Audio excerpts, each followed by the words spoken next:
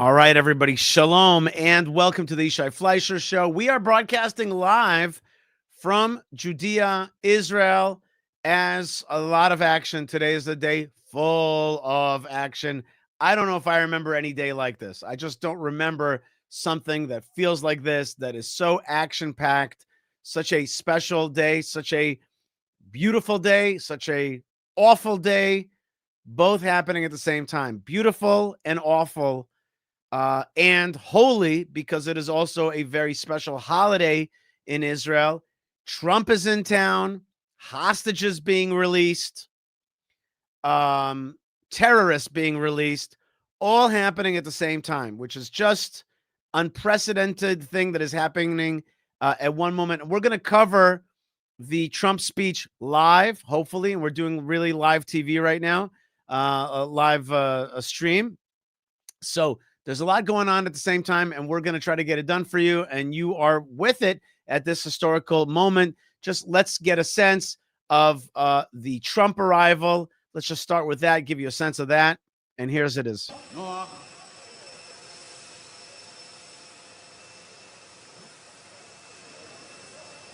right, Air Force One landed in Israel, and here came Donald Trump walked out of the airplane.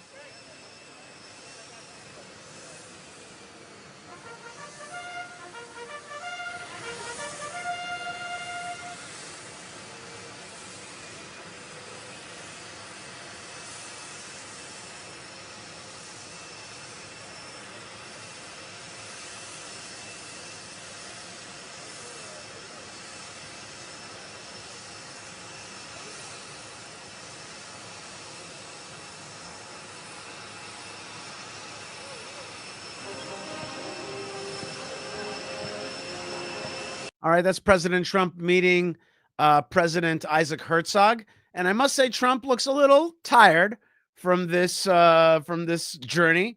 Yeah, he doesn't look to me at his total best. He looks a little haggard, a little pushed around here with this flight and all that. But the president of Israel, very happy to see him.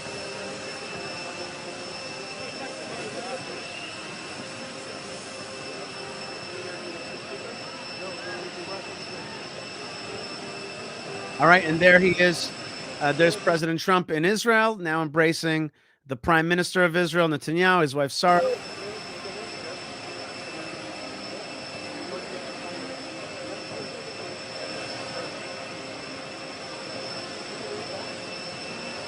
Okay, so there he just met Netanyahu on the tarmac in Ben Gurion Airport. But right now, as I switch to the live images, and let me share the screen right now, and you could see that the honor guard is waiting for President Trump at the Knesset. This is at the Knesset. So right now, as we're talking, the Knesset is about to host President Trump, and that's really what this show is about, what our live stream is about right now. It's really about hearing the Trump speech. So this is a live stream from the Knesset, and that is going to be something that we're going to be covering live in just a few minutes, the Trump speech. And I know that outside of the land of Israel, different time zones, this is a very late night right now for a lot of people. But, okay, this is a momentous moment. And again, it is a moment filled with different energies. There's different energies here. There's like 3 different energies that we're going to be discussing at the same time. One energy is the energy of the Trump speech. Another energy is the release of the hostages. And another energy is the energy of the release of the terrorists. And another energy is the holy holiday that we have happening right now. And I have a mosquito in my room, which is going to make me crazy. Okay, so there's Prime Minister Netanyahu. There's the Speaker of the House, Ohana. There they are. They are waiting right now to greet the President of the United States as he's coming into Knesset. We don't have the volume on right now because nothing is yet happening. So these 4 issues, four trajectories happening at the very same moment. Okay, once again, let's kind of go through it because I want to be able to cover all these at the same time. One is and we have all kinds of people coming in, and thank you so much. For example, Tamara writes, "Love for Israel from Croatia." Thank you very much, and blessings to you, Tamara, and blessings to all of you who are joining us right now live from around the world. Thank you so much. And if you want to be part of the live broadcast, you are more than welcome to write your comments and your super chats, more likely to be read, and also a great way to support the show. Also, as we say here, we don't allow proselytizing on our channel, so please keep your comments respectful. And here's somebody writing to me right now. It's 3:05 a.m. here in Dallas. Okay, so I appreciate that you're up, PC. God bless you, and I totally understand that it's late night. And here's another person writing, "Hi from UK. Sorry about my government." Yes, I'm sorry about your government also, but I am not sorry about you. God bless you, Luna. God bless you from the UK to the UK. And we have also people from New Guinea. So many people are watching from all over the world, and we're getting so many blessings, and I really, really appreciate it. That I know that entrance very well. That's the entrance from the parking lot into the Knesset, and they're waiting right now to have there's the Secret Service. There is Amir Ohana speaking with Sar Netanyahu, and so everybody's waiting for Trump to come in. I got the volumes off. Secret Service people seem to be moving, and let's again get these 4 trajectories, because I want to get 4 trajectories right. Here's another person from Dallas, another 3 a.m. from Dallas. Thanks, Rafi. God bless you. It's so fun to be watching this with you and with Karen from New Zealand. As people, what an amazing technology we have. What an amazing way to connect together. And also that I'm able to broadcast this to you. It's a great blessing. In any case, let me remind you again of the 4 various trajectories, 4 different trajectories that are coming together right now. One trajectory is the Trump arrival and speech. Another trajectory, release of the hostages. And I can already report to you that all the living hostages have been transferred to IDF hands, which is amazing. So that's trajectory number 2. Trajectory number 3 is the release of almost 2,000 god-awful terrorists, the worst people, murderers. Okay, there's one of my friends. He works for the Speaker of the House. There's a lot of people that I know here, and I'm with you live. So the 3rd trajectory is the release of the terrorists, and yet the 4th trajectory is the meaning of the special holiday called Hoshana Rabbah, which is a big mystical holiday. There he is. There's the president of the United States visiting us. Let's see if we can hear any volume. Mr. President, Amir Ohana, Speaker of the Knesset. Yes. My partner alone. Speaker of the House, Speaker of the Knesset. Welcome to Jerusalem. Welcome to the Knesset. We've been longing for this day. It's a great honor. Thank you. It's our honor and pleasure. Okay, here they are. You guys know each other. We know each other.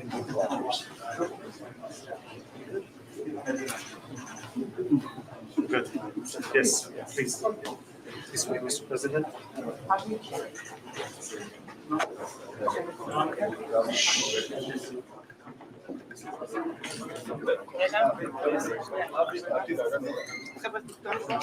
Okay, so President Trump being ushered in to sign a guest book of some kind, and I know exactly where that desk is right now. It's in this room where you could take pictures. Let's start with one here. Let's go here first. No, this one. Then here. This one, Avi? My opinion, President Trump looks a little tired. Let's see him write his little message in the guest book. And everybody's taking photos. There's Amir Ohana. What is he writing? He's got the most unusual handwriting, that man. But I do feel like he looks a little bit tired. It's not so nice to talk about how people look tired, but maybe he's getting into it. He's getting some of that famous orange-red color back to his cheeks. There he is in the Knesset. Now, remember, at this very moment where he's writing the stuff, hostages are being released and coming into Israel, and terrorists are heading towards Gaza towards Judea and Samaria and towards Jerusalem. Okay, that's happening at the same time. And we just had the super prayerful holiday where we praying for God's mercy, praying for God's redemption, praying for the water for this winter. So there's definitely a lot of energy. There's that famous Donald Trump signature. There it is right there. This is my great honor, a great and beautiful day, and a new beginning, Donald Trump. Amen to God, Mr. President.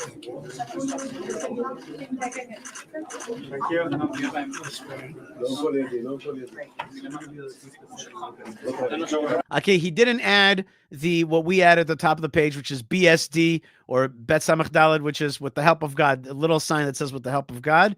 You know, this is a godly day, and this is maybe a godly moment. I think it is a godly moment. But in any case, let's ourselves add that in as we watch this. President Trump being ushered in to another part of the Knesset as we're watching live here from Judea.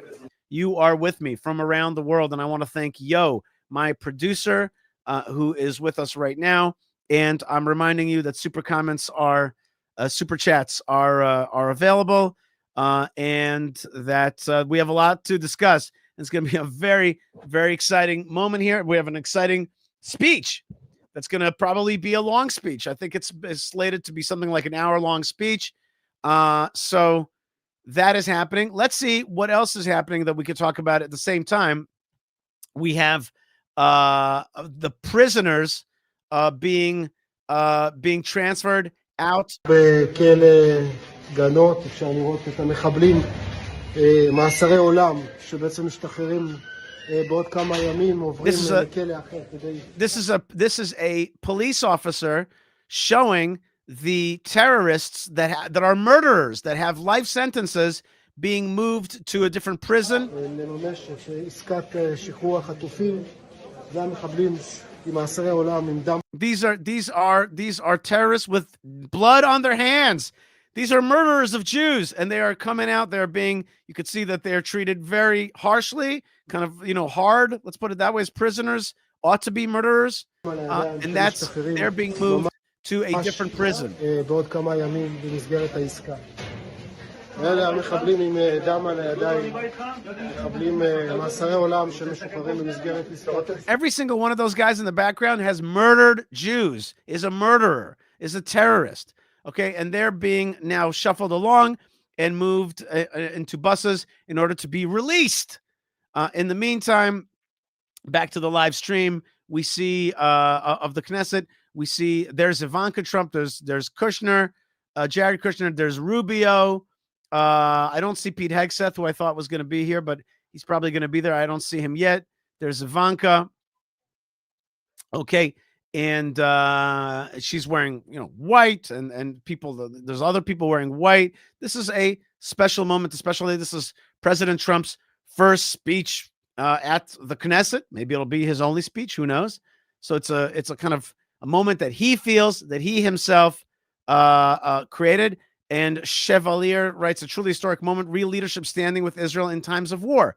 Okay, so there's definitely, and here on the show, we're going to speak out the various streams of understanding of this moment. On the one hand, seemingly an end to the battle, or at least a ceasefire. And as the person just wrote right now, it's, seen as a great day on the one hand.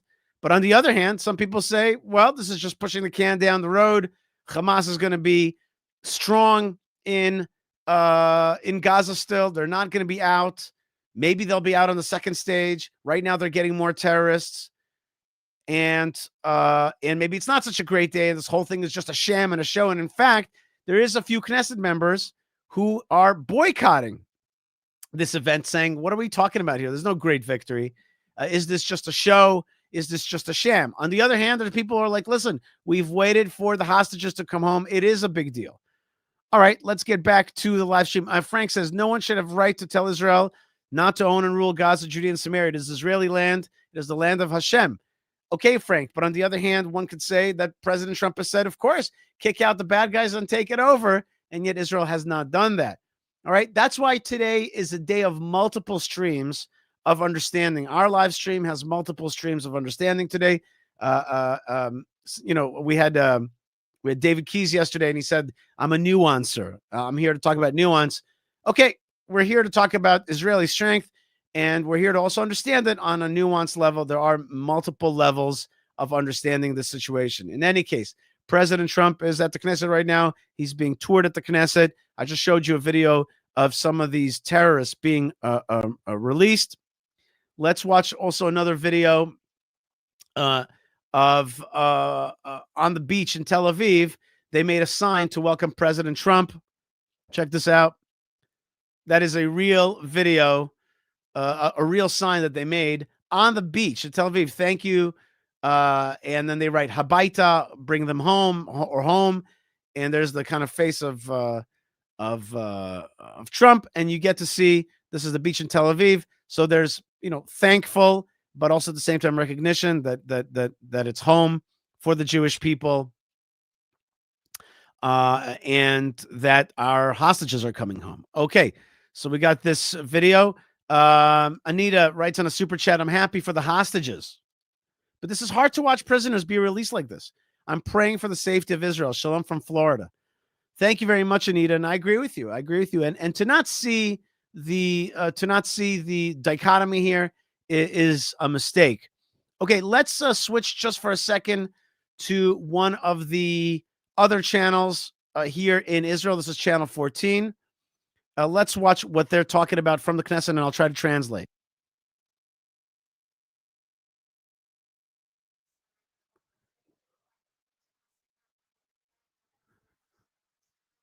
They say that both the prime minister and of Israel and the president of the United States are supposed to speak, and they're right now in the Knesset. They're watching kind of from a different angle. אוקיי, אנחנו נמשיך להישאר כאן ולהעביר את הקולות בחזרה אליכם שם.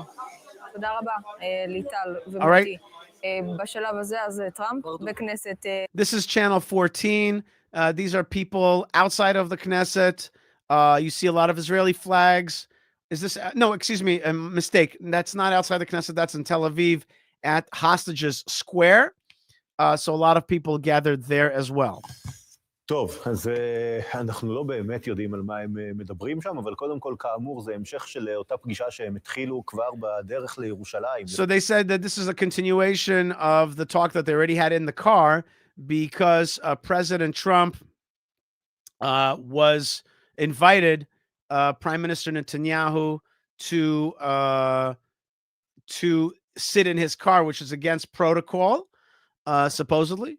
In any case, they're having a chat right now, maybe finalizing some or getting agreement on final issues. In any case, the red banner there says the President Trump has already arrived at the Knesset. He was supposed to start speaking at 11. Right now, it's already 11:19. So he has not started speaking yet. Yoav writes to us. He says, Hashem yishmor v'yivarech hanasi. May God protect and bless the President Donald Trump, his sons, his daughters, and he blesses them. He says Israel's love Trump and the American people. Okay, so there is definitely a lot of love. That's one thing. There's this kind of atmosphere of love on the one hand. On the other hand, let's also be real. Let's also be real and understand what's happening here. Hamas is not really done yet. Gaza is going to be under control of at least Hamas for now. And here's images from the Knesset. They're all waiting for Donald Trump to come in. Also, terrorists with blood on their hands are being released. I'm not saying this because I believe in one side or the other. I myself really feel a duality, a dichotomy of feelings right now. I feel I can the streams run through me. I feel them both right now. Rafi writes from Dallas. He writes, allowing Qatar, Egypt, or Turkey to put boots in the ground would be a monumental mistake, and that's what they're talking about how to control Gaza. So that's pretty wild. That's a crazy reality. Let's watch channel 14 as they're talking about already the first hostages that have been released, and they're talking with their parents, communicating with them. ובסופו של דבר, ההסכם הזה שורד כמעט ללא זעזועים, הרי שמול הסעודים יהיה הרבה יותר מורכב לצאת למערכה נוספת ברצועה ולצפות שההסכם הזה יחזיק מעמד, לכן יש לנו כאן לוח זמנים לא פשוט, שיכול להיות שסותר את עצמו בין המטרות של ישראל ברצועת עזה למטרות של הנשיא טראמפ במזרח התיכון. Okay, so he's saying something very interesting. The analyst is saying that there's a dichotomy between what President Trump wants and the reality that this war may very well go on. President Trump seems to want to say that the war is over, but it's hard to really accept that because Hamas is kind of swearing that they're going to continue to fight. And basically, though right now everything the hostages are being released, and there's a way to think about it as though the war is over. Says the analyst, well, the war is far from over. Let's hear this former Knesset member speaking on the Knesset channel. One second, let me make sure that share this tab instead. Look at the bottom. It says, it says in the blue banner, it says, after 2 years, there are no more living hostages in the hands of the Hamas. That is indeed a big change. Okay, we're going to be jumping between these three live streams. This live stream is the Knesset channel. And I think that I need to change the way that I did this. Let me change it to here. Is that right? Okay. So this is the Knesset channel. This is channel 14. This is channel 14. And this is some kind of NBC channel that is hosting this live. So we've really got three angles, and what we want to see is the speech itself.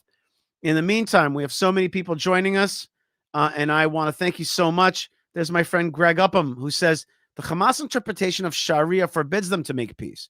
They can agree to ceasefire for a time. They can never make peace. This is the reality the West doesn't get.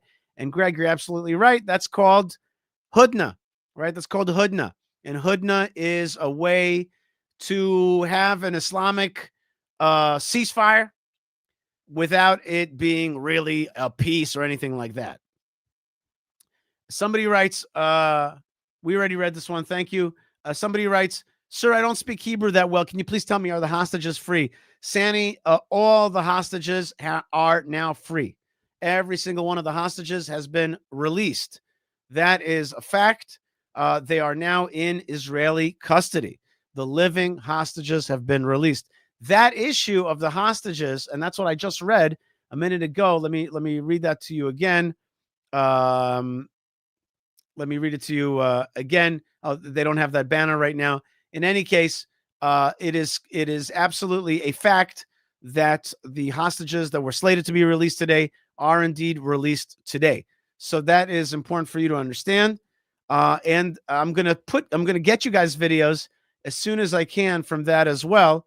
In fact, if you get any videos, I'm talking to my producer. If there are any videos of the hostages being released, just let me know, and you can put them on the screen, and that will be very helpful indeed. We have, is there any update there? I'm gonna check for you. Thank you very much.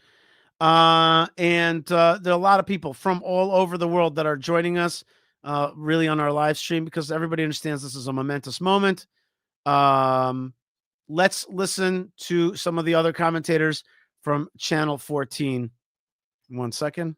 הסוגיה הזו באוויר, במיוחד כשראש הממשלה נתניהו ינם וידבר על הסוגיה הזו. נתניהו מבחינתו יאמר, אנחנו מחויבים גם לחלק ב' ולחלק ג' של המערכה, לפרק ולפרס את הרצועה ואת חמאס. So he's saying something very important, that for Netanyahu, Netanyahu is definitely going to make sure to mention that he wants that the second and third stages of this deal are fulfilled, in the sense that Hamas has got to become disarmed and no longer be a viable fighting force.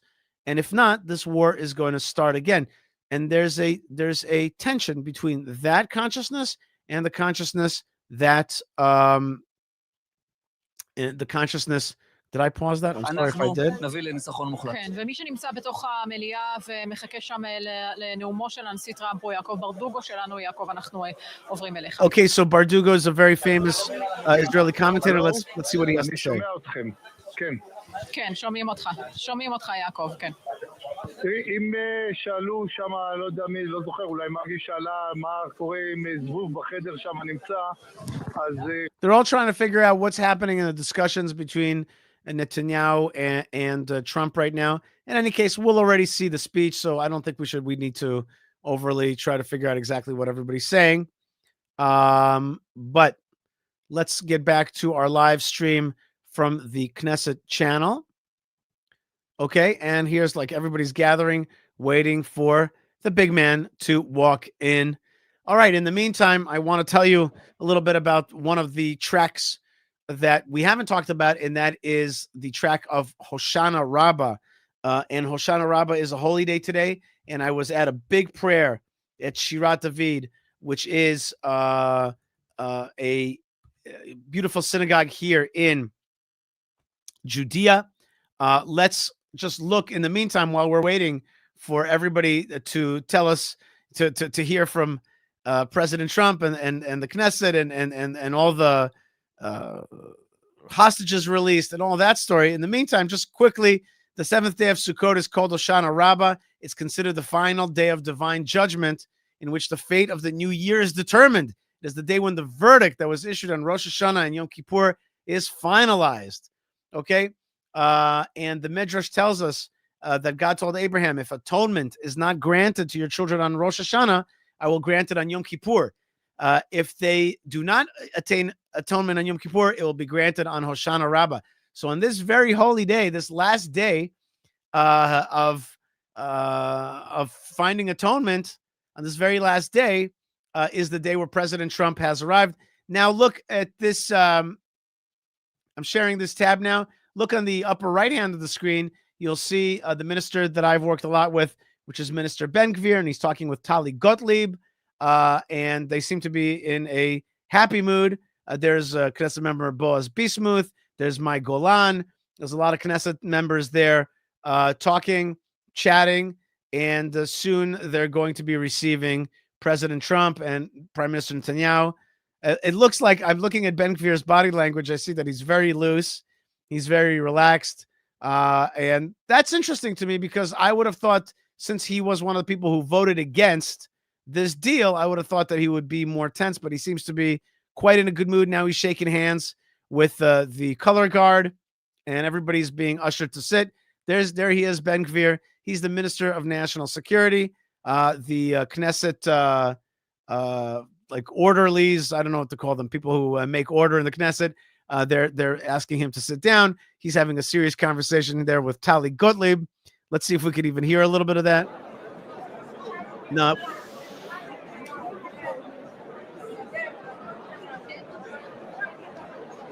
In any case, a holy day, an important day.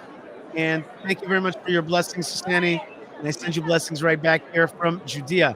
And I want to thank you so much, everybody, for joining me right now.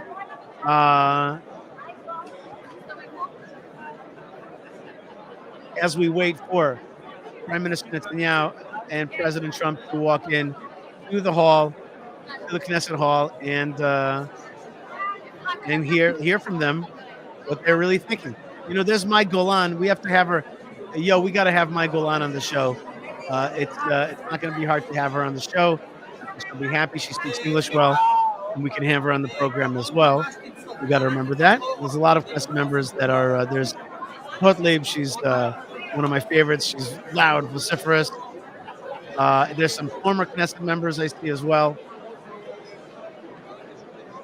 There's Mai Golan. She's on the phone right now. And there's a lot of emotionalism as well as hostages are being released. If there's any videos of the hostages, then I would love to see them. Did you see the video of all of the vehicles with the hostages? I just put the link for you in your WhatsApp. You know what? I can share it through this tab right here, and you could see right now the vehicles of the hostages. ממש מאחורינו שוב נגיד נמשכת הפגישה This is של a ראש live. הממשלה והנשיא. This is a live feed from Gaza right now.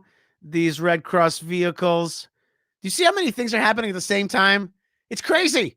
It's like a super intense religious day, maybe one of the most intense religious days. President Trump is here. Hostages coming out. Terrorists released. It's like some kind of like giant shakeup in the Middle East. And all we want to know is Israel going to be stronger? Certainly, we are so excited to see our hostages coming home right now. There they are on these 13 hostages. This is from South Gaza, southern part of Gaza, are coming right now out on these Red Cross vehicles. Okay, you see those video? You see that video right now? Do I have it on properly for you? Yes. Good.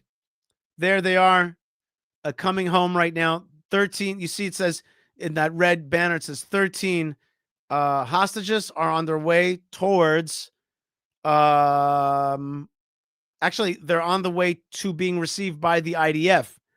Okay, so people are watching that on the left side of the screen at the hostages square, and on the right side of the screen you see the hostages being led out from Gaza, and you see Gazans kind of gathered around there in an interesting display. ודאי שהמלחמה לא הסתיימה, אנחנו עוד נידרש להכריע ולנצח את ארגון הטרור חמאס, כן. שעשה לנו את הדבר הזה. ועוד משהו מעניין מתוך הדברים של טראמפ, אם רגע ננסה לחבר בין הדברים, נועם, כשהוא אומר... Lots of people in Hostage Square, and the look at the sign on top. Oh, I was the wrong button. Look at the sign right above Hostage Square at the top of the screen. It says Shalom al Israel, peace upon Israel. And really this holiday is about that. And at the same time, is this real peace or not? Is this a fake peace? Is this real peace? I mean, there's a part of me that says, what are we talking about here? What are we talking about here? Some guy named Unapologetic Muslim just wrote on our chat. He writes, he has flags of Israel and little piggies. I'm not sure what you mean by that.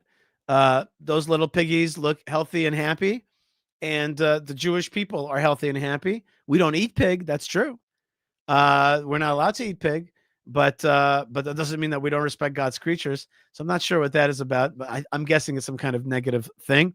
In any case, Channel 14 is telling us that the hostage, kidnapped civilians are on their way to meet with the IDF. In the meantime, back to the Knesset. Everybody's still waiting around, and we seem to have only one Knesset shot from the live stream that's showing us that President Trump has not arrived. I see that the lady who's in charge of everybody sitting down is still yelling at everybody. That's because we're a fractious Jewish country. All right. Let's hear from you a little bit. Oh, there's on the bottom right corner is Minister of Finance, Bezalel Smotrich, and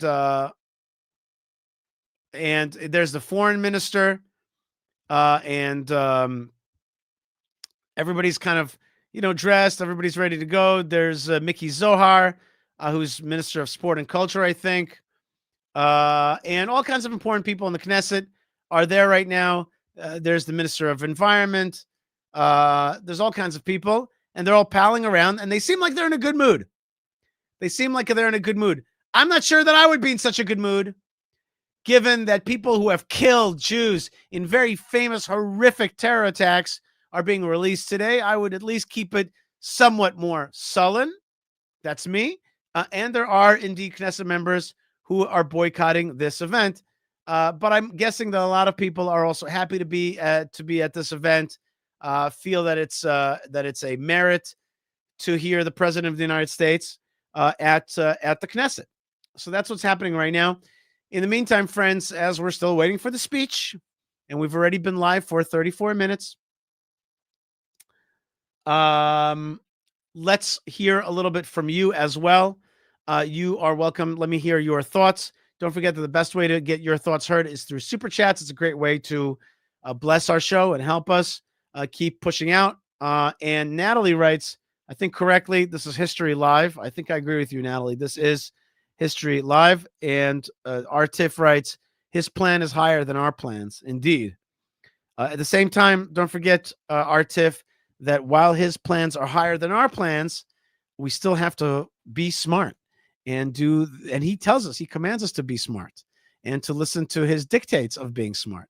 Let's listen to Channel 14 as they're talking about the hostages. קח אותנו לתוך מה שקורה בתוך הרצועה. טוב, יש כמה עדכונים, גם מהצד השני. A few updates, they say. מהצד השני, הכוונה של יהודה ושומרון. In Judea and Samaria, there are updates as well. אומר טראמפ בנוגע לחמאס, חמאס יציית, חמאס מצהיר שהוא לא יציית. So Hamas is saying, we will not completely fulfill this Trump plan, we will stay in power. מושכות השלטון, אבל אנחנו עדיין נשארים בשטח, זה די מה שקורה כבר עכשיו. We see that they're actually staying in the field, in the theater of operations. They are in charge of Gaza, even though Trump promised that they wouldn't be in charge of Gaza. שליטי הסדר בעזה, אבל זה לחלוטין חמאס, ועוד אומר אחד מבחירי חמאס בימים האחרונים. And I mean, for me, guys, it's like a dumb moment. If they're not dead, they're going to try to stay in control. And of course, as I told my friends, the first thing they're going to do is kill off anybody who stood against them. And there's a big killing spree of anti-Hamas folks in Gaza right now. הצלב האדום ברצועת עזה, אני מודה שאני מתקשה לראות מהמרחק הזה, איפה זה... אנחנו מבינים שזה אותם כלי רכב שעושים את דרכם לכוחות צה"ל באותה נקודת חבירה. החוצה מהרצועה זה למעשה סיום ההליך שיביא לכך שבעזרת השם גם 13 החטופים האלה שלנו יחזרו לתוך ישראל. שמענו את אליה... Okay, we're watching the process of our 13 hostages, the second grouping of hostages being released right now. ומכינים את בני המשפחות ואת בני האזור שגרים באזור כלא עופר ביהודה ושומרון, וגם באזור מזרח ירושלים, לבל יחשבו ואו יטעו לפעול בדרך שהיא לא טובה ולא נכונה, כמו הבאות שמחה כאלה ואחרות, מוודאים שזה לא יקרה גם במזרח ירושלים וגם באמצעות למשל פיזור כרוזים, ממש... He says that the government and the police are trying very hard to make sure that there's not going to be joyous celebrations in East Jerusalem and in Judea and Samaria as the terrorists come out. I don't know exactly how you stop that. יהיה לראות איך השחרורים האלה יתבצעו, איזה סמלים נראה בשחרורים האלה, מהרגע שהם ביהודה ושומרון. He says, we will see what kind of signs and what kind of outward appearance will the release of the terrorists look like in Judea and Samaria? Will the Arabs accept them with glee and joy, or will that joy be muted? Are they going to try to mute it so that it doesn't look bad in the eyes of President Trump and in the world, so that we can put on the kind of facade of peace? And really, that's one of the tensions today. Is this whole thing a big fat facade and a joke? Is this whole thing like a joke? Right? That's part of the reality of today. Like, there's a part of it which is like, this whole thing is a joke. Right? That is a legitimate way to understand it. And by the way, we have somebody right now, Jasper says India stands with Israel and Israel stands with India. Jasper, thank you so much and blessings to you. So there is definitely an element which can be said that this is a joke, right? The joke is like, Hamas is in power. They haven't left anything. They're going to continue to be in power. Now Qatar, Turkey, Egypt is going to help them get arms, and they're going to solidify their power. And this whole Trump thing is nothing but a veil, or not at all. President Trump is here to make sure that his vision is going to be fulfilled, and that in the second part of the second part of the deal is that if Hamas is not cleared out from power, then Israel will be allowed to strike again, and that's what's going to happen. So that is the tension of today. The tension of today is the amazing release of prisoners. The amazing release of hostages and the awful release of prisoners. Even Prime Minister Netanyahu, in yesterday's live stream, we covered it, how he talked about that this day has this duality. All right. My producer says, Trump said in the Gaggle and Plain that leaders around the world want to participate in the board of peace, not the reps by themselves. Fine. We'll see what a board of peace is. Pieces on the board, or a board of peace? Or are we bored of these pieces? I'm not sure.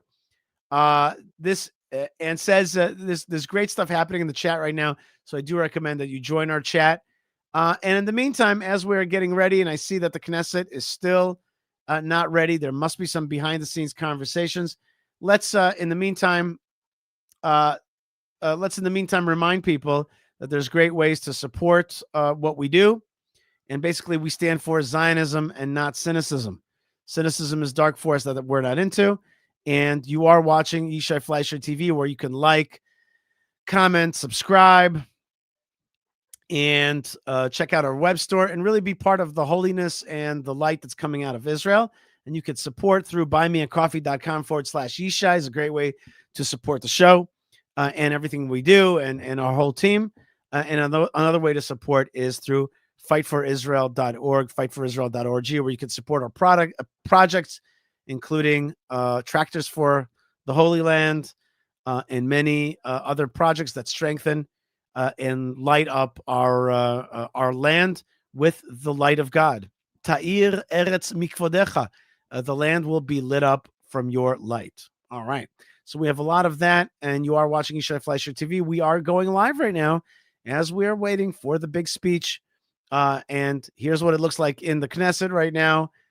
There's Knesset member Simcha Rothman on the bottom right of the screen, who we had on yesterday with an excellent segment indeed, an important segment. In the meantime, Yo, by any chance, maybe do you have a video that we can play, maybe of Gilad Ach and how he talked about that we really have to help the refugees from Gaza leave? That would be an important video to play now, if possible, just to give people a sense. Let's take a look at what Gaza looks like right now. All right. In the meantime, let's take a look right now at the Knesset. They are still very much preparing and not there yet. And I know a lot of these folks that are in the screen right now are Israeli representatives. Let's listen to channel 14 as they're telling us what's happening on the ground. לפני שהם יגיעו לכאן עם המסוק ממחנה רעים, הם יעברו מעל אצטדיון בלומפילד, שם אוהדי מכבי תל אביב, כמובן קבוצתם האהודה של גדי וזיו ברמן, חיכו ופשוט... So 2 of the hostages are going to get a flight over their favorite stadium where their team and fans are going to be waiting by and sending them blessings. So there's a lot of this like emotionalism stuff that's happening. פרסו שם איזושהי מחווה לאותם שבים שמגיעים לכאן, אז כאמור הם הראשונים שצפויים להגיע לכאן למנחת המסוקים. אנחנו עוד לא יודעים בדיוק מתי זה יקרה, אבל כולם כבר בכוננות, גם כוחות מאוד גדולים של משטרה. אנחנו אפילו יכולים... All right, they're waiting for the 13 to come out, the hostages. It's all happening at the same time. Hostages coming out. See, bring Zivi and Gali home. They are big fans of Maccabi team, the Maccabi team.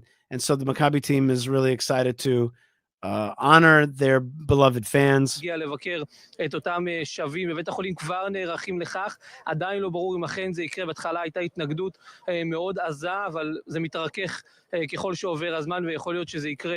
Look at some of the helicopters making those heart signs, and that's how people are waiting and are excited to see the return of these hostages. חזרה אליכם את השידור מוטי וליטל לקראת נאומו של טראמפ במליאה. אנחנו עם שניכם. כן, מגי כאן במשכן... כן, מגי כאן במשכן הכנסת, מחכים לקראת נאומו של טראמפ, ראש הממשלה... They're still waiting also for the... Excuse me, I pressed the wrong button. והנשיא טראמפ. They're waiting for the speech to start, and we just switch over to the Knesset. Let's switch over here. I see that there's a wide shot of the Knesset right now, finally. We didn't get beforehand. There's the Knesset. You can see the people, the guests on the top level, press and guests. And you see on the bottom level, Knesset members and former Knesset members, interesting. Right there, the red-headed guy in the middle of the screen, bottom middle of the screen, that's Rabbi Yehuda Glick. Maybe we could actually call him and see if he'd be interested in going live from there. Let me reach out to him and see if we could do something there.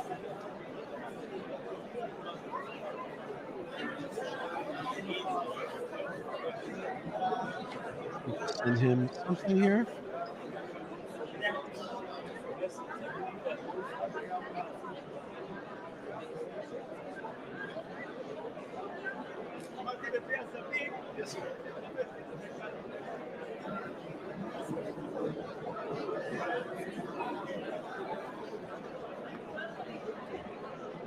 All right, you are watching the Knesset as they're waiting to see President Trump join.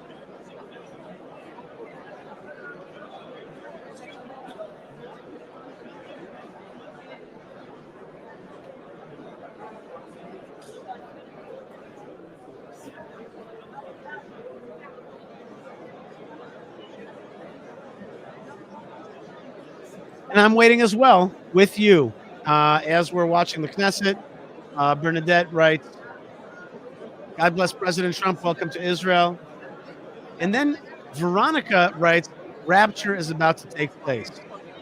And that is a Christian term. But I understand the sentiment, which is like, big stuff is taking place right now. And yet the story of the Jewish people keeps going. The story of the Jewish people keeps going. And we are waiting right now live for this big speech. And M. Shalom writes, blessings, Yishai, Toda Rabah. There's definitely an energy at the Knesset. Let's see what's happening on the other channels right now. Everybody's just waiting around and broadcasting stuff at the same time. Really, a lot is happening in the field in Gaza as well and around Judea and Samaria.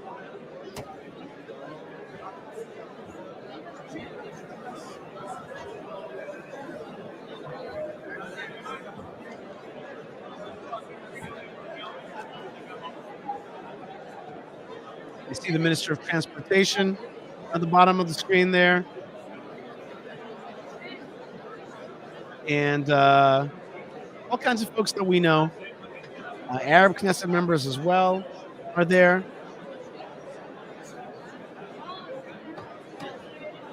And I'm just trying to actually get, let's see if we can get, I have another idea in the meantime. And this is very live TV, folks. So we're doing it live. You're joining me live, and it's fun to the way we do it is we break down the fourth wall. Do you want to show Trump coming from the United States on the tarmac, speaking to the press? Hold on just one second. Let me try first Amit HaLevy and see if we can get him to come on. We can show. Go ahead. You can play that if you want. Wait, you know what? Let's look at this screen right now because I want to see who's at the Knesset today. I want to see who's actually there. Who are the dignitaries? I don't recognize anybody right now. There are all kinds of dignitaries at the Knesset, all kinds of important folks. They got a ticket. This is a hot ticket in Jerusalem today. But I instead chose to go pray because I had a bigger meeting and a meeting with the Lord. And that was very, very special. In fact, I want to ask my kids if one of them can bring one of my etrog. Oh, I see right there. There's somebody I recognize. There's the former mayor of Surfside. Yeah, there's some folks there that I definitely know. But not everybody. I'm surprised at how many people I don't recognize right now out there who got the special seats. What was the process of getting those special seats? That's stuff that is interesting. I'm getting messages that Arutz Sheva, one of Israel's important nationalist outlets, is saying that Prime Minister Netanyahu is actually considering coming to the Sharm el-Sheikh conference. So that is a piece of information that I didn't know.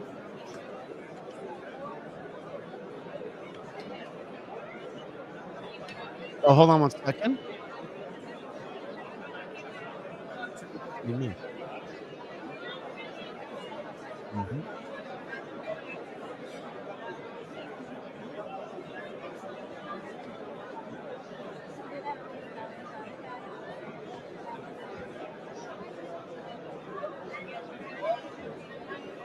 Okay, I see that we have Knesset member Amit HaLevy with us right now, and he is one of the few Knesset members who decided not to join the party. So hold on just one second. Let me mute the audio here and bring Knesset member Amit HaLevy, who could have been right now at the Knesset, but he's a Knesset member, decided from the Likud, decided not to be there. Knesset member Amit HaLevy. Yes, Ishai, hi. Thank you so much for joining me. I see that you are not at the Knesset right now. Yes, indeed. And I don't think this is the right time for celebrations.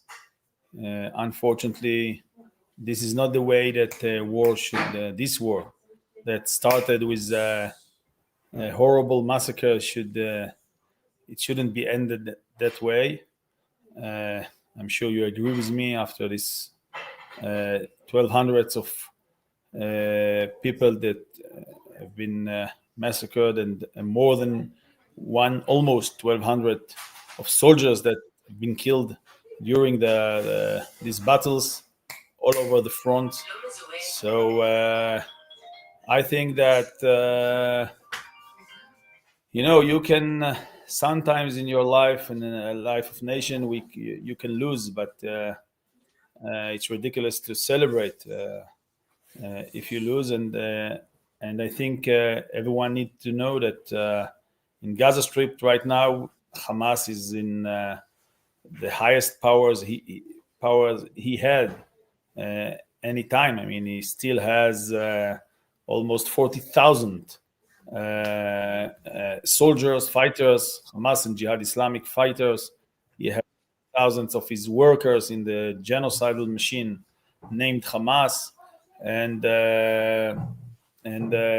munition, weaponry. I mean, all those things are in his hands, and he is the ruler in Gaza. This is not the way we wanted to end this war. So again, I'm very, very, very excited for everyone that for every hostages that released today and come back to his home. It's unbelievable, of course, and it's very, very excited, and a big hug for each one of them.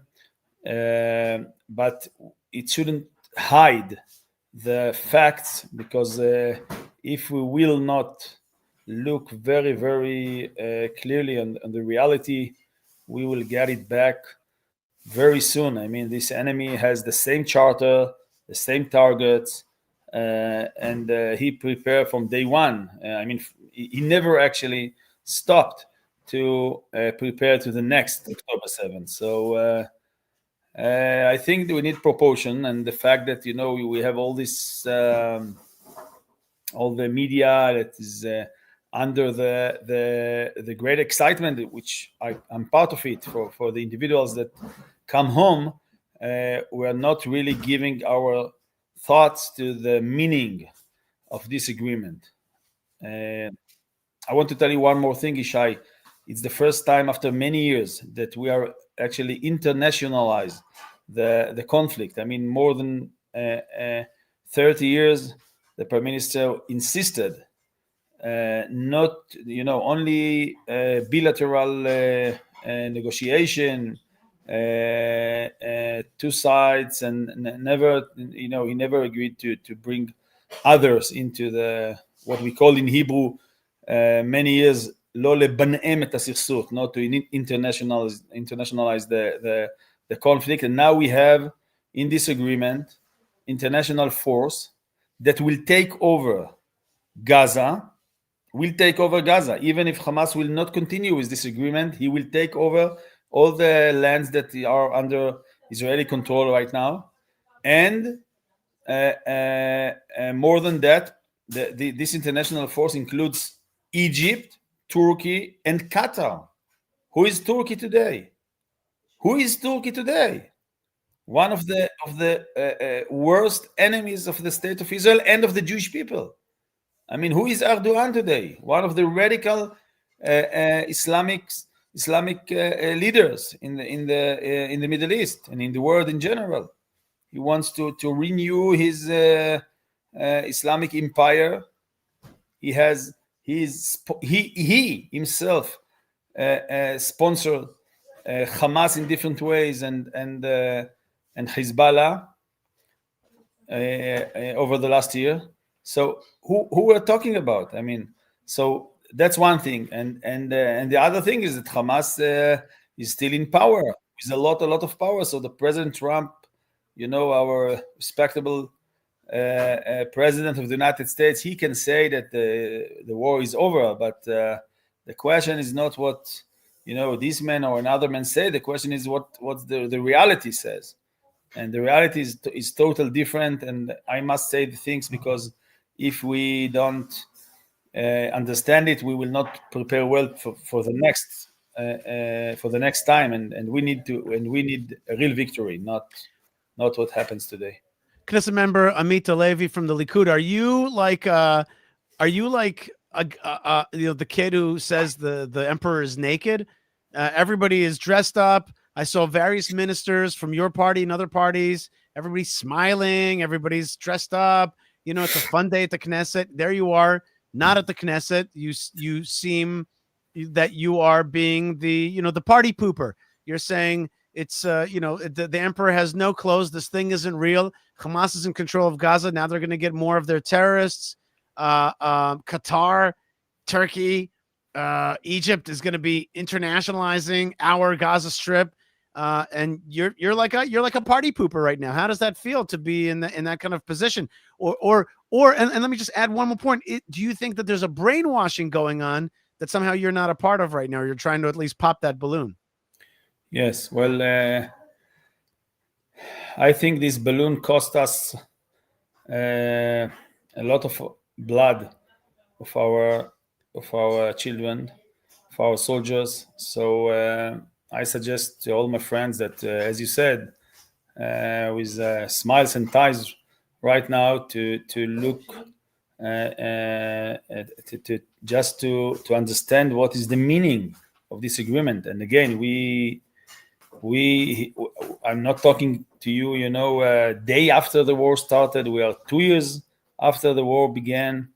We are with, as I said, almost 2,400 people that were killed and raped and beheaded during this war since October 7th, the worst massacre in our history in the history of our state. So I don't think that's a time for celebration, and so I don't care to be the party pooper, whatever you define it. What's important for me are the soldiers, not only the soldiers that were killed during the war, but also the future. I mean, what is the future with this agreement? What is the future with this part? Do you think that there can be a return to war in stage 2 if indeed Hamas does not disarm like they're supposed to? And that's what Channel 14 is talking about all the time now. They're like, there's a disconnect between Trump's vision of this is the end of the war and the reality that Hamas is actually digging in, arming itself, and getting ready for this is just a hudna. And this whole Trump thing is as a kind of at least it's a question mark. At least it's a question mark, if not a veil, for just the next war. Well, I don't think there is a question mark about the fact that Hamas will not disarm himself. It's if you would ask any kid in Gaza Strip, he said it's a ridiculous question. No doubt about it. Hamas is not going to disarm. There's no question about it. That's one thing, period. And the other thing, it's what we are going to do with this fact. And the answer to this, unfortunately, will be not much, because there are too many interests and too many international bodies in this agreement that will not allow to Israel to be the party pooper, as you said. Maybe Amit HaLevy can be, but the state of Israel and the government of Israel, I think, will have a lot of difficulties to do it. You know, the gun that didn't shot in the first time it's very hard to do it in the third time. And unfortunately, you know, I'm not Am Israel Chai. We will get over sooner or later. We will come back to Gaza. We will control Gaza, and we will have a total victory. I have no doubt about it. But for the time being, I think it will be very, very hard, very, very hard to do things like we should do in this in the circumstances that this agreement actually creates. So that's why I'm very, very. I have a serious fear from the future, and I think it's not time for party. I see my friends in the Knesset. I think it's a horrible day. By the way, also I'm as I said, I have full excitement about every hostages that is coming home. No doubt about it. Every one of us, the heart is fulfilled with excitement and love, and to each one of them. But you must understand, even the hostages, even the releasing of the hostages is part of what? Is part of what? From Hamas' view, it's part of their victory. They kidnapped 250 hostages. Now they are giving them to the state of Israel, and they get for that Israel, the IDF go back, retreat from the lands of Gaza, and all the other things. I mean, it's part of their. That's what they wanted from the first place. So they succeeded to take the hostages, and the lesson will be learned not only in the Middle East. By the way, the fact that this radical Islamic group actually did what she did, and she's still on its legs. I mean, after 2 years, $300 billion, as I said, much more important, of course, from the money, 24 hundreds of people that were killed and been died, were murdered and killed during the war, and they are alive. We didn't take control on Gaza. We didn't do what every nation do in a war. So that's conclusion. It's this is the first of all. I mean, the fact that we do not have this day a victory, and the hostages are coming on part of what they are considered and defined as their victory. Please, I'm freezing. This is the bad thing here, and I hope that the next generation, the people that hear us, our children, because if we don't finish it in our generation, the next generation. That's right. That we are definitely leaving it for the next generation. I mean, what you're saying is, and I don't think anybody in Israel argues that. It's just a question of how much are you looking at it. That's the only question. The only question is how much, because everybody knows. Ask any normal person, they'll say to you, "Look, the next war is 10 years off now. We just pushed it off. We kicked the can down the road." But Knesset member Amit HaLevy, let's remember that that's part of like the Israeli thinking, which is every 10 years we have a war. We have to, what do you call it? We have to mow the lawn. And Prime Minister Netanyahu says, listen, I mowed the lawn. I bopped them on the head, and I got them. I hit them all over the head. They're a little bit reduced. I never wanted to control Gaza, so I did what I'm supposed to do. And yeah, like I kicked it down the road. That's the ghetto is safer for the next 10 years, right? And that's good enough for me, says Prime Minister Netanyahu in that sense. Other people would say, no, be a little bit more optimistic. Knesset member Amit HaLevy, be a little bit more optimistic. There's going to be a second stage when it's obvious that Hamas is not fulfilling its part of the deal. They're going to be struck. The war is basically taking a hudna for both sides. Both sides are taking a hudna right now. We're also taking a hudna. You can't buy into that. You don't buy the idea that our forces are taking a break, getting back our hostages, and we're going to strike back in the next round. First of all, your first statement that Israel just postponed it for 10 years, I think it's a horrible horrible thought. I mean, if our nation, by the way, I think you're right. That's exactly what's been done. Just I'm saying this is a horrible and shamed definition of our national status, because if after this massacre, this is the outcome, our nation that it took for us 1 day to take over Gaza in the 6-day war. And if in our times that's the conclusion, what you have said, we can only postpone it. And after this type of massacre, that those neo-Nazi groups are still 1 minute from Sderot and 2 minutes from Ashkelon, I think that says something, and we need a big cheshbon nefesh, to do a very, very serious tikkun, very serious change. And it says a lot what you have said. And regarding the Hudna, again, the agreement doesn't reflect that's the way that you presented it, because the dynamic of the war, the political life has its own dynamic and dynamic way, and we have experience of 2 years, and this type of agreements actually reflects the willing of many people to go back to to the regular life. And as you said in the beginning, I think it's not about 2 months we will see that Hamas is not disarming and we will get it back. That's not the situation. And I think in this agreement there are many interests, like as you mentioned, Turkey and Qatar, and most of all Donald J. Trump, that he's coming to the Knesset now to make his speech.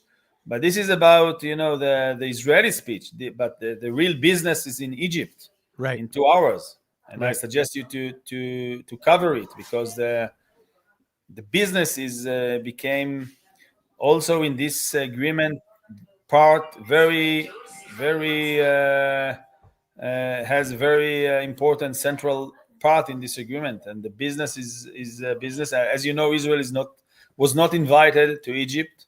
Although there is reports right now coming in that in this period that Trump and Netanyahu are talking, it looks like there's information now that Netanyahu will be going. I don't know if it's true or not, but that's what's being reported, that he's going to be going to Sharm el-Sheikh.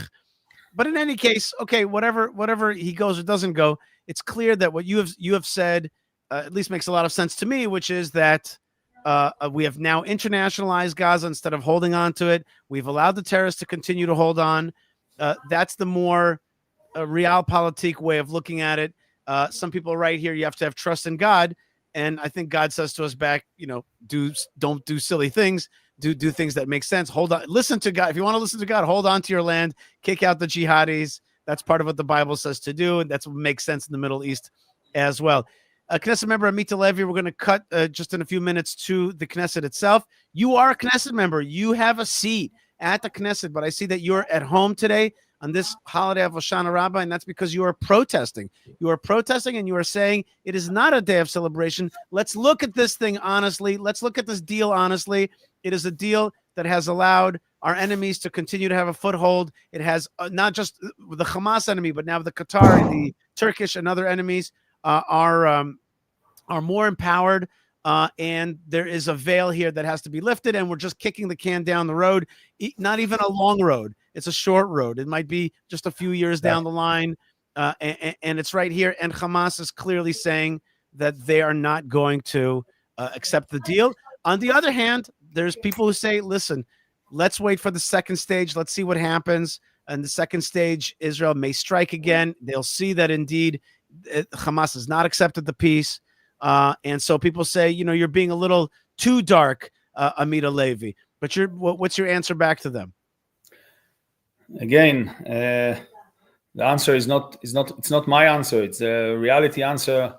Hamas has not changed, not its charter, its horrible, distorted belief.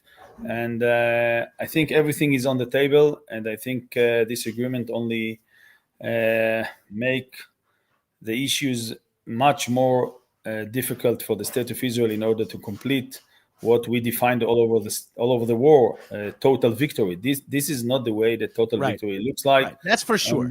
And I think we were promised total victory. We were promised to get rid of Hamas. That has not happened yet. Ishai, this is illusion to think that Hamas will disarm.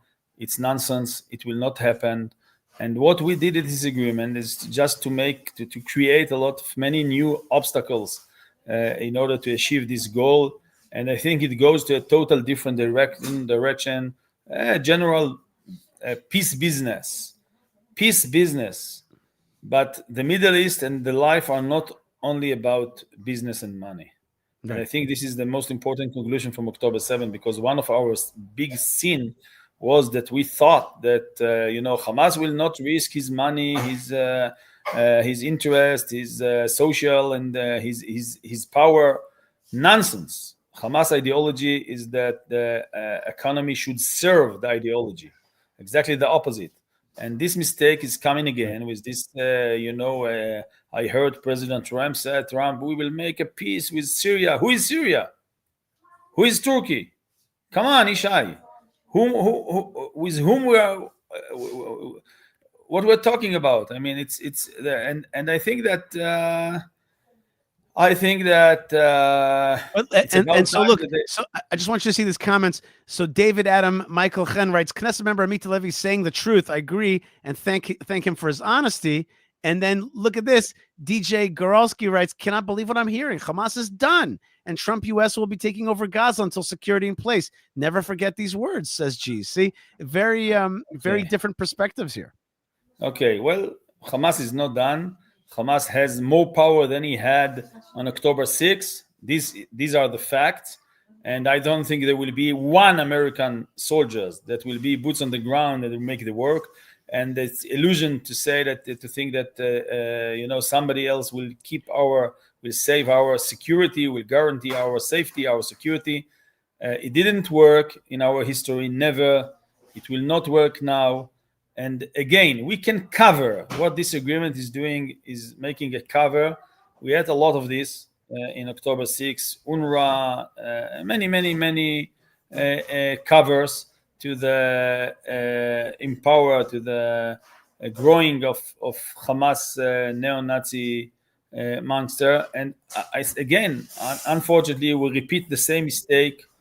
I have no, that's what I see as a Knesset member in the Foreign Affairs and Defense Committee. I think this is the reality. And again, you can win and you can lose. Sometimes you lose, Ishai. Right. But you should not celebrate if you lose. And the most most important reason for this, because not only it's hard because of the so many soldiers and people that were killed, it's also very, very dangerous, because if you celebrate your failure as a victory, you do not prepare yourself to the next challenge, to the next war. And that's a very important point. It's a very important point. So what you're saying is, this is not just a protest. You're not just trying to be a party pooper. You're saying, listen, if we celebrate this, we may take our eyes off the ball and not understand the threat that is in front of us. And I agree with that very much. I very much agree with this, and I really like that what you're saying. It's not just like about like Amit HaLevy, look at me, I'm against it, and you guys suck. We have to keep our eyes on the real situation and not take our eyes off of it. And I wanted to say this earlier, and I forgot, it came back to me finally, which is, listen to Hamas and Hamas people, what they're saying.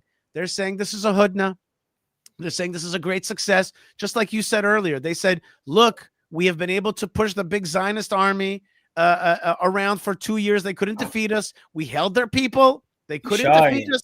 Shai, unfortunately, and I'm ashamed to say it, but unfortunately, they are right.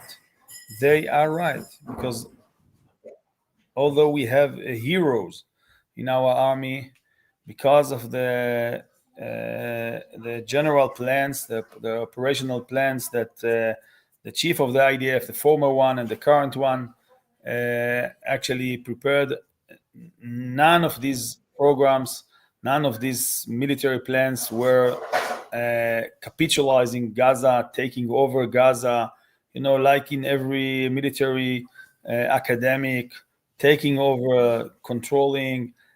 Nothing was in this direction. That's why even when we hurt Hamas very hard, they rebuild their forces because they control the resources, they control the population, and you can't defeat guerrilla fighters in this urbanic area with this population if you do not control the sources, the roots of their power.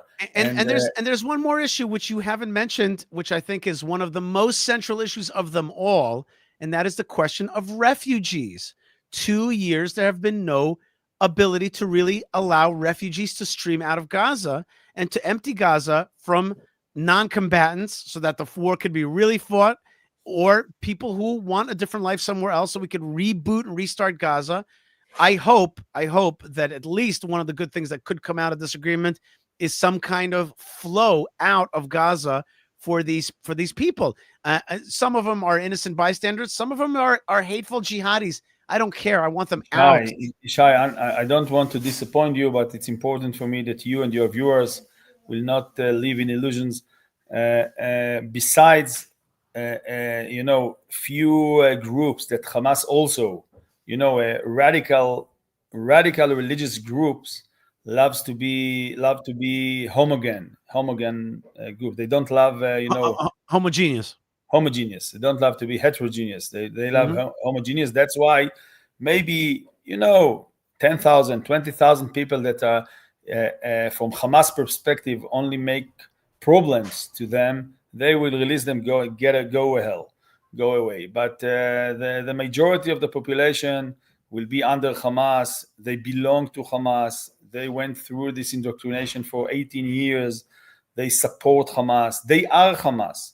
There are in Gaza more than 100,000 people that are working in Hamas, that over these 2 years, monthly basis, got a salary from Hamas, got the salary 150 to 200 million shekel a month, even through the war. So that's the what we have in Gaza. Unfortunately, it's not has been changed, and this is their time to stay. One of the benefits that they get from this agreement is hundreds of billions that will flow to Hamas pockets. Nobody should be naive. Every dollar will, they will, like they did all over the years. 20 cents will be for the needs, and 80 cents will be for their needs. I mean, for the military equipment, for the tunnels, for the terror tunnels, and other things. So, and of course, the ammunition and the salary for Hamas organization and Hamas. They have a small state. Everything in the state, everything in this Hamas state, in this Gaza state, was served actually the jihad. So the same thing will be now with billions, hundreds of billions of dollars. What people think will happen? What happened to us? What is this celebration that we see now? What this celebration is all about? What we are celebrating now? What? The fact that after 2 years Hamas was not capitalized? What are we celebrating now?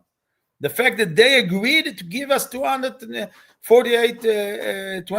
hostages? For what? For what? It's a humiliate agreement. And Fleischer here at the Rayburn. It's just, we have on our back, Ishai, hundreds of years of exile. We are still not behaving like a free nation. But let's hope to better days. And I'm sure there will be, by the way. I have no doubt that we will have better days, and we will have a total victory. We have great heroes, our soldiers. The problem is not in the soldiers. And you will admit, Knesset member Amit HaLevy, who is protesting today's Trump speech at the Knesset, you do admit, I ask, that Israel is stronger today. The military is more ready. The military is a fighting force. our nation is more observant today, has returned more to the Bible and to Jewish practices. There's more of an interest in Yiddishkeit and Judaism. There are ways in which Israel has become stronger through this war. Maybe some of the eyes have opened. Maybe some of them have closed with what we're seeing today. But do you see that these 2 years have yielded anything kind of positive in the Israeli psyche and the Israeli readiness and the Israeli observance, in something that we could point to and say, yes, Israel is stronger today after the October 7th massacre? I'll tell you what. First of all, I just want to redefine. I'm not protesting. I just cannot participate in a celebration in this circumstance. It's not a protest. I mean, it's impossible to participate. I think in this type of celebration and all the red carpets and that's one thing. I'll tell you what. We learned from the history that events do not change the history. I mean, they're not changing the human being. They are making a big excitement. Maybe they are making a short-term influence. Yes, you know that we got the Torah in the Sinai mountain. It was more than excitement. Yes, it was everybody became prophets and all the people of Israel, and then 40 days later we danced around the Golden Cup, and I mean, a big event like October 7 can make excitement, can make short-term changes, but if we do not change the concept, if we do not change our worldview, and that's not that will not be because of events. That will be only after learning. If we do learn new philosophy, new way of thinking. The problem of the IDF was not, operational problem in the border, or some. It was concept, misconception, misunderstanding of who is the enemy, what is Islam all about, what is radical Islam all about, and what is war, and how we defeat him. Right, who the bad guys are, but also our rights and the way that... Exactly. Knesset member Amit HaLevy, I have traced the Israeli, our beloved country's mental issues to this. I've come to the conclusion that we Israelis have a hard time being big. We want to be small. We constantly want to be small. We don't want to lishlot be'am acher. We don't want to rule other people. Why not? All big countries, all strong countries rule other people. And I find that in our Israeli psyche, we oftentimes say we don't want to be too big. And Gaza, it's like, what else does God and history and providence have to do but to throw this thing back in our face for us to say, okay, we've got to take control of this thing? And we're not taking control. We're like, who can please take control of this thing? Trump, Qatar, Egypt, who can please take this, our land, and control it for us? That is a sickness that we have. I want to give a chance to other people. Knesset member Amit HaLevy, you're not protesting, but you are staying at home because you could not stomach this thing that you see as a false and non-victory celebration of veil. And I very much want to thank you for your words. And there's a lot of people in the comments that see how true and how strong and how problematic this moment is. There are, of course, also other opinions, but I want to thank you so much for your strength and your calling out what you see as the emperor having no clothing on this day today. Thank you, Ishai. Thank you, and keep doing what you're doing for Israel, and keep our interests, and especially our big thoughts and the large view. That's what's important now. Thank you very much. And as we say today, Pit Katava, good kvittel, have a good note, have a good Gemar Chatima Tova. God bless you. Amen. Bye-bye. All right, that was Knesset member Amit HaLevy, and we have a former Knesset member and one of the great activists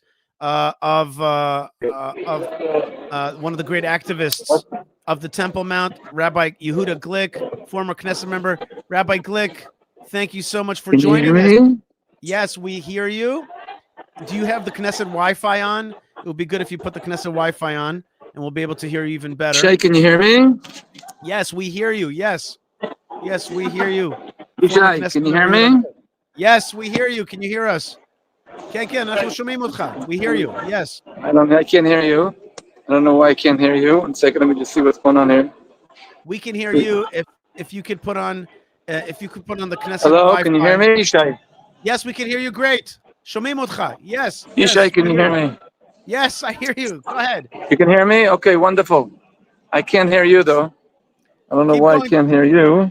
Tell us what you're seeing right now. Okay. Go ahead, Knesset member, former Knesset member, Yehuda Glick. I can't hear you at all, Shay. But anyway, I can just tell you that very special moment. Tears of joy are mixing with tears of worries. And I think that special thing that only the Jewish people can really experience, where the joy is so powerful to see every one of the hostages kissing and hugging with their parents. Personally, I have Avi Natan's father was a classmate of mine in high school, and I'm very excited to see how he's meeting his mother and his father. But every one of them is such a level of joy. Exactly 2 years after how Hashem orchestrates this whole event, and at the same time worries. The meetings that are going to be taking place down in Sinai, where every one of the countries are going to announce how much money they're giving for Gaza, and we really, I think that people are not understanding that the strength and the energy of the worries that we are worrying. But we can definitely thank Hashem, and we know how to thank Hashem with a bracha. And we're thanking, of course, Prime Minister of Israel and the President of the United States, Donald Trump and Netanyahu. We're working together. We, of course, thank Minister Ron Dermer. I think that everybody here in the hall here is united, and I hope this feeling of unity will continue in Israel. We need it. We need it so badly. We need to work together. We need to know how to work together. We need to understand the importance of this unity. And I think the moment before Simchat Torah, we can dance tomorrow. Dancing, and when we dance, we always say, Ana Hashem Hoshiana as well. We pray that Hashem should save us. But not only that, we say, Ana Hashem Hatzlichana. Please, Hashem, succeed. And we hope that the plan of Hashem for the future of Israel, we need several years of quiet that we can just develop this wonderful country. So, big hug to all the hostages and the families and the whole people of Israel, and this especially special day of unity. Let's preserve this unity. Let's bring it back and use the power of unity of Am Yisrael. It can be so powerful. And on a personal level, I can just say we're waiting here for a president, a gingy, a redhead who survived an assassination attempt, and I feel I can identify with that. So here we are with Israel's best friend in the world, President Donald Trump. Shalom Yishai, and shalom to all those who are watching this wonderful broadcast. Thank you very much, Rabbi Yehuda Glick, and thank you very much for all that you do. Toda rabah. Thank you. Thank you very much. We appreciate you very much. I can't hear you, Yishai, so you're talking and I really don't hear a word you're saying. It's okay. Thank you. Shalom and Chag Sameach. Shalom. Thank you. God bless you. Okay. That was awesome. Thank you very much, Rabbi Yehuda Glick. That was awesome to get him right from the Knesset floor. Very special. Awesome. I have Gilad Ach for you. Do you want me to put it on? Not yet. Let's hold on for just a second. Let's see. Thank you very much, Yo. Appreciate that. And we are going live. Yo, we've been at it already for an hour and a half. And still, when I go to the Knesset channel feed, it's not happening yet. So I am still here. Is Bibi going to go to Egypt or not? What is the current? That is the, you know, I'm receiving messages from all over that that's part of the discussion that's being had right now between him and President Trump, and that he is going to go to Sharm el Sheikh. We'll see. You know, we'll see. We'll see what it all means. Right now, let me try to get another Knesset member who's on the floor right now to our show, and see if we can get him to come on right now. And I'm ringing him right now, and you know it's going to be kind of surprising. אוהד, יש מצב שאתה עולה לשידור?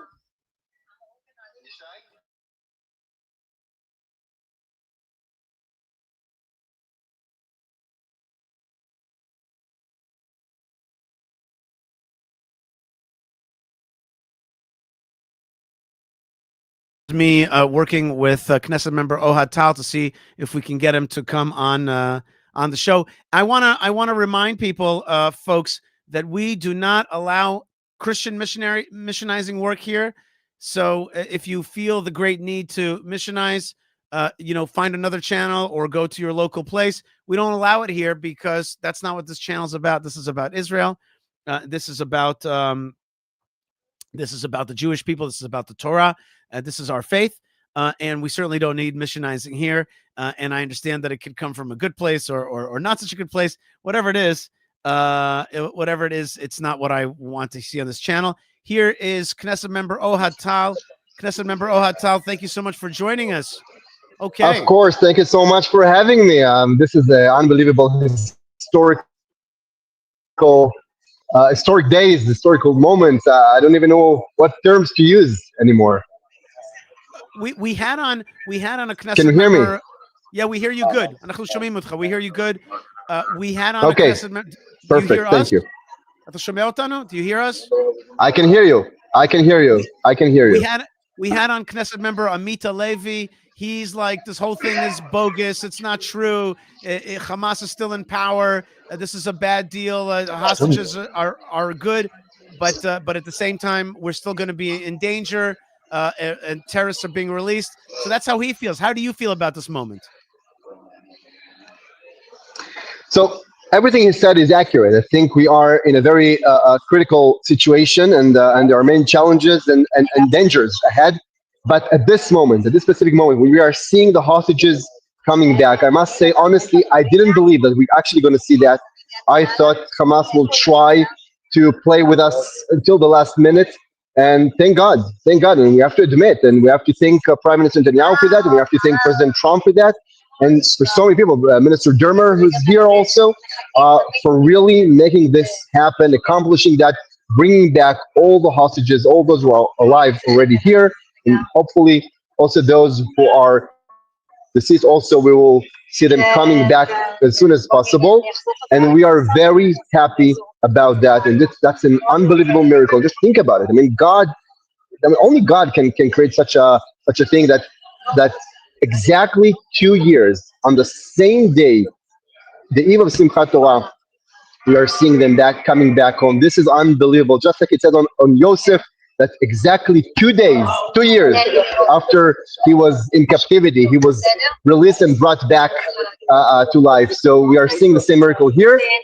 And still, we are facing a very, very dangerous situation. We have to make sure that Hamas will be eliminated. We're already hearing them bragging, saying that they don't have any intention of surrendering their weapons, and I didn't expect anything else. I think for sure Hamas will never abandon his desire, his wish to destroy Israel, to kill Jews. This is what they want, and we have to make sure that we are not fooling ourselves, and we are not creating a situation that our kids, our children, would have to face the same threat, the same reality, the same problems that we've seen on October 7th.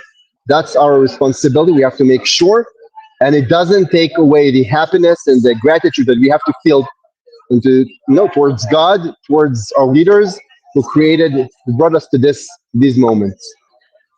Wow. So really, it's a day with a lot of there's like 4 different energies going on today, right? There's the Trump speech, there's the release of the hostages, there's the release of the prisoners, and there's also Hoshana Rabbah, this day of the last day of judgment. It's like all together in one day. Like, so what's in your heart today? How do you like, what's your bottom line? Like, what's your, I already see it, but like, what's your final analysis on today? I think, you know, we just need to recognize how great God is. Really, I mean, we are, you know, we were just discussing, as you can see, I'm here in the Knesset, okay, with all the leadership of this country, as you can see here, okay? All the leadership of this country is sitting here. And we were just discussing before about the incredible miracles that happened to us in the past 2 years, in the past couple of months, in the past days. Really unbelievable miracles beyond understanding. We don't understand yet, realize it, the intensity, the unbelievable miracle that happened to us. And here we are living in biblical times, and we have to, again, thank God for these incredible miracles, and we also have to work hard to be concerned, not to stop worrying and not to stop working to make sure that we will also promise our future, that we will eliminate the threats, and of course, and again, and I haven't even spoken about the problems within this deal, about the fact that we are releasing so many terrorists and the message that sends to the world, and the fact that in this deal, a Palestinian state is mentioned, which is, to me, that's a horrible thing, because we do realize that the Palestinian state is an existential threat for Israel, and yet, with all the problems and with all the obstacles and all the challenges, it's still an unbelievable miracle, and we have to work hard to make sure that more miracles will happen. And thank you very much for that. And you're giving us like a great perspective, and also remembering the miracles that have happened. No question about it. Israel's been defended in these 2 years. You're absolutely right. And also the miracle of the next generation being so strong, which is a miracle in itself. Knesset member Amit HaLevy said something, and we're speaking with Knesset member Ohad Tal from the Religious Zionist Party. Knesset member Amit HaLevy said, if we're celebrating today, then we're going to take our eyes off the ball. We're not going to be serious about realizing the many problems that the readiness that we need to have to fight Hamas in the next stage. And if we're like, look, this is a great day, we may miss the consciousness that we have to fight tomorrow. Yishai, I must tell you, I have a lot of respect for Amit HaLevy. We are working together in the Security and Foreign Affairs Committee. We are together on the same battlefield against these perceptions of who brought us to October 7th. I mean, we all thought, many of us in Israel wanted to believe that if we will build high walls and we will hide the beast behind the wall, so the beast will disappear, and if we will pay the bully, maybe he would leave us alone. And we do understand that this bully is not going to leave us alone, and the only way to deal with the bully is to fight back and to take away his ability to threaten you. I personally believe that a real victory over Hamas means to promote the immigration plan, to send the Gazans out of Gaza, to apply sovereignty in Judea and Samaria, in Gaza, to have Jewish settlements in Gaza. That's, for me, that's a victory. And you know what, Yishai, I must tell you, it will happen. It will happen this way or another. It will happen tomorrow, or in 2 years, or in 5 years. It will happen anyway. I am sure of it. I mean, the Jewish people, we have returned after 2,000 years of exile back to our home, not just for Tel Aviv. We came back home mostly for Judea and Samaria to apply full sovereignty over all our land. It will happen. It's up to us if it will be fast or it will be slow. It will be in a good way or it will be in a bad way. It's up to us. And again, it doesn't, all these concerns, which I share with Amit HaLevy, cannot take, and I think we should not be, I think we should, I would say that in a positive way. We should be grateful for Hashem, for all the goodness and all the miracles that He has given to us. Because if we cannot accept the goodness that He's giving to us, it will be very, very hard to come and ask for more. You have to first say thank you for all the incredible incredible things that have happened to us. And again, I must tell you, I haven't felt this way all the few days. For me, the past few days were very difficult because of all the prices, because of all the challenges, because of all the problems that we are having in this deal. But I think this day, seeing our hostages back home, I think it's historic, and we should be grateful to Hashem for that. And your party voted against. Your party voted against Right, this deal. right, because we believe that we cannot normalize releasing terrorists in exchange of our civilians. That cannot be normal. That cannot be a normal thing.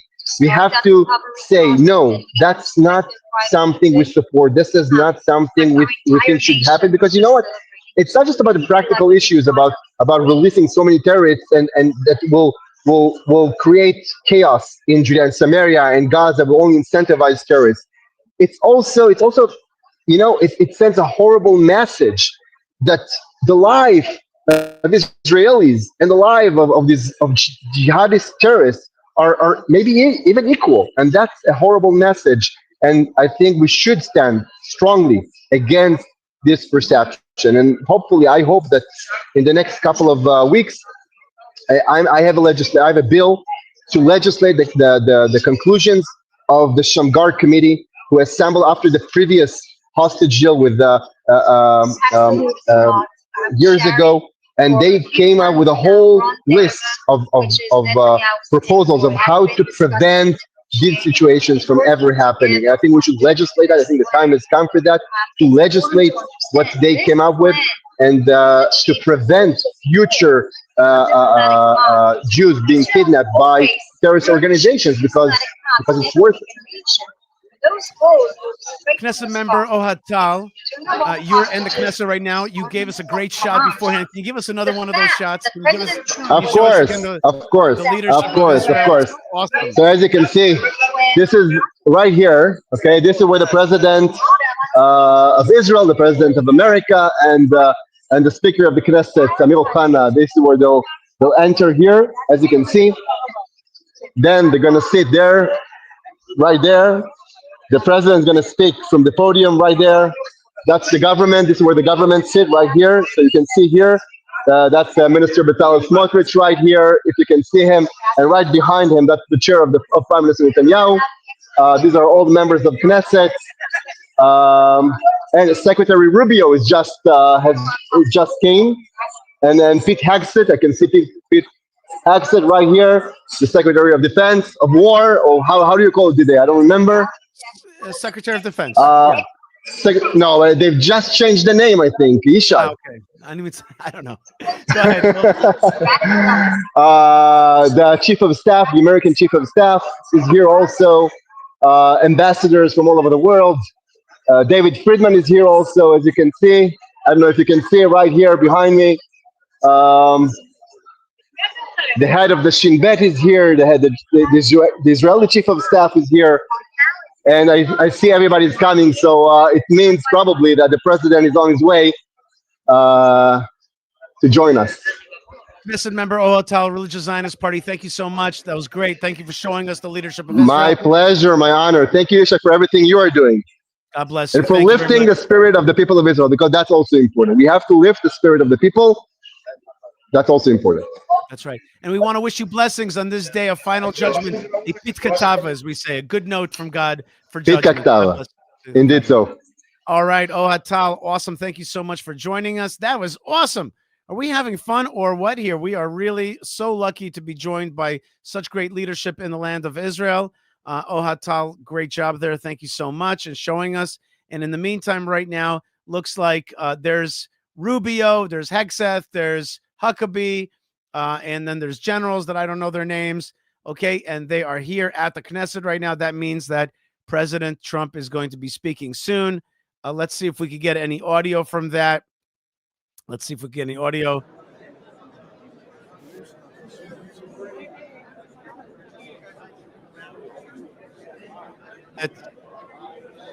Hegseth, always looking dapper. And you are with me, Yishai Fleischer, as we are broadcasting live from Judea and from Israel, waiting. And we've been live now for an hour and 44 minutes, which is quite a long time.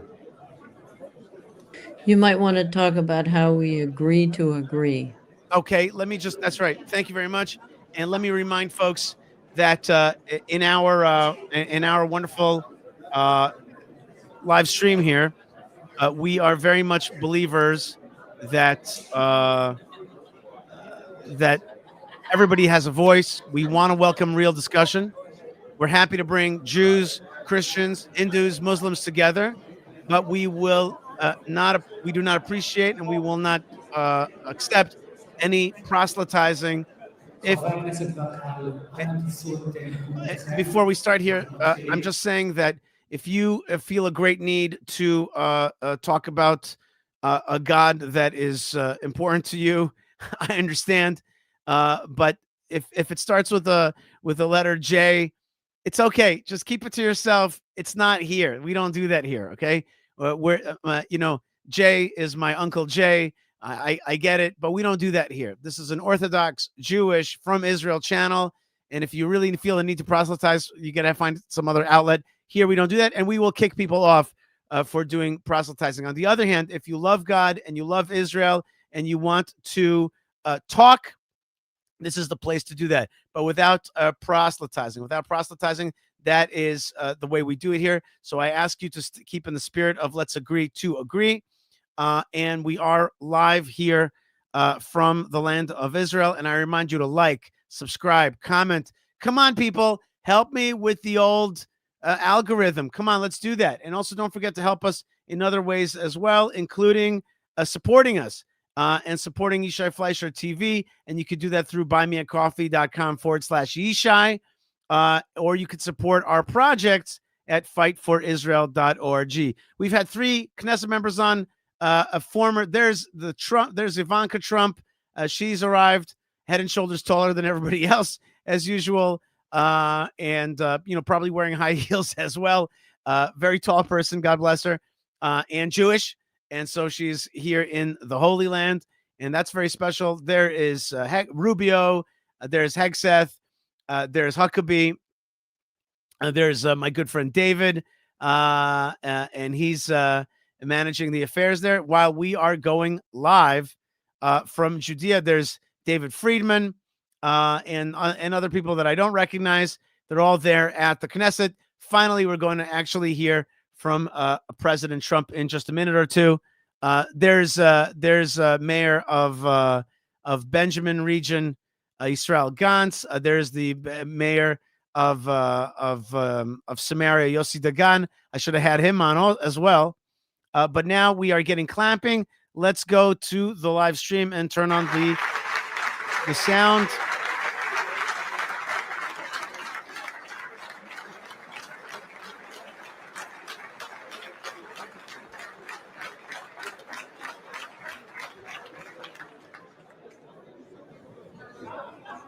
Okay, this is a room full of important folks, and it's a momentous moment, one way or the other. Whatever you understand this deal, if you understand it, we have to thank God, or if you understand it that this is a bad deal and this is just a show. One way or the other, it's Hoshana Rabbah in Israel. President of the United States is here. There's something biblical in the air. There's something I think that this can be biblical for sure. And I remind you that there's Australia is blessing us. Congratulations from Sweden. Shalom from England, Australia. Okay, let's slow that down just a little bit. And thank you for all the countries that are watching with us right now. And we're getting very close to, after almost 2 hours of live stream, we are finally getting to the speeches, the much awaited speeches. Okay, thank you very much. Love you from New Zealand. We send you blessings right back. Thank you. Shalom to Indianapolis, Indiana. That's here. All right. And the Knesset is being on Namibia. Shalom. And we are getting Switzerland. Shalom. We're getting a quietness in the Knesset. Shalom to the Netherlands. Shalom to Raleigh, North Carolina, and blessings. Shalom to Liberia. Shalom to Britain. Shalom to Norway.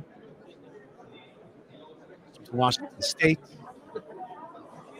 Los Gatos, California, London, and Italian and Germany. Shalom to you, sir. And shalom to Rehovot, Israel, of course. And Kansas City, USA. And LA, California. And Arkansas. Yes, there are people from all over the world here. Texas, God bless you. London, formerly Ireland. And Alaska. And South Africa. And Holland. And Stockholm. All right, no, you're not the only pro-Israel Irishman. There are many pro-Israel Irishmen. They always write to me. There are Irish who love Israel. I know it. Roy Mulcahy and Michael from Columbus, Ohio, shalom. And Space Coast, Florida, I was there. It was great. And Singapore, shalom. And Finland, shalom. And the Philippines, and West Wales, UK, and Samoa. And we are all waiting for the New London, Connecticut, shalom. We're waiting for the big speech.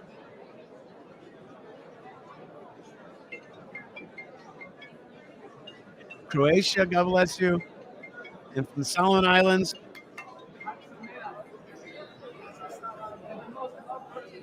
Should we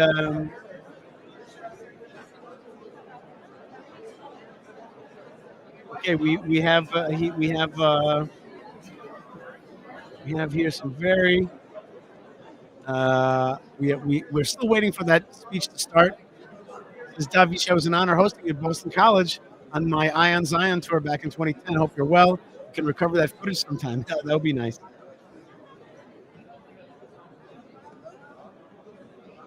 Let me send a.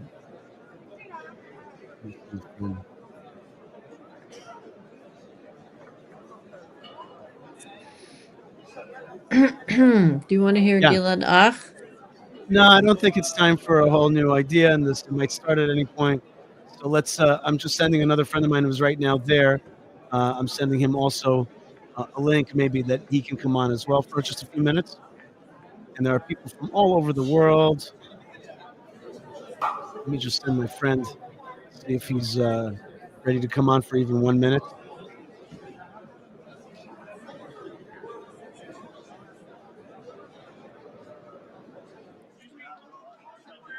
And what do we? Oh, I think we look like. I think it looks like. Oh, there they are.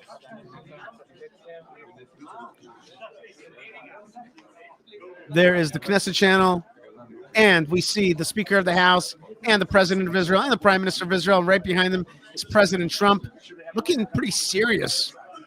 Got a pretty serious face on. A thumbs up to the camera. And finally, after 2 hours of going live, I thought this thing was supposed to start at 11. After 2 hours of going live, here comes the President of the United States.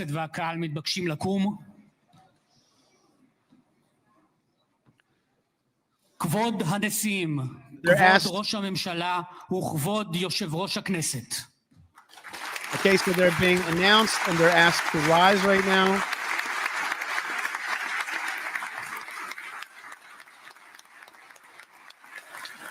I'm shrinking myself down to the bottom left corner of your screen. Here comes President Trump. President Trump at the Knesset. It's really happening right now. Okay. I hope that seat is comfortable. Here is Yariv Levine, Minister of Justice. Israel Katz, Minister of Defense. There's the podium. Real trumpets.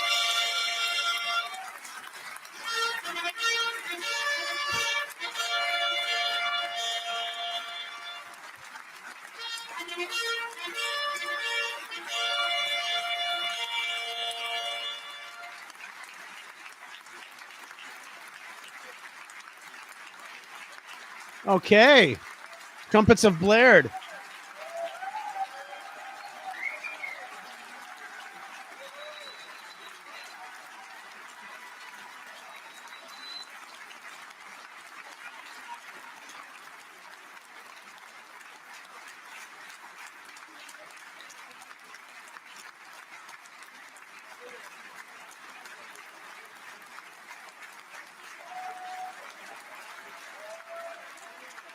Okay, very special moment. He always looks tired, but he always keeps going. There's the prime minister. He's taking his seat. Under him, it says Benjamin Netanyahu in Hebrew. And the Knesset is on its feet. I'm like a sportscaster here, right? And the Knesset is on its feet. Speaker of the House, Ivanka Trump, Star Netanyahu. Little Soviet-style clapping.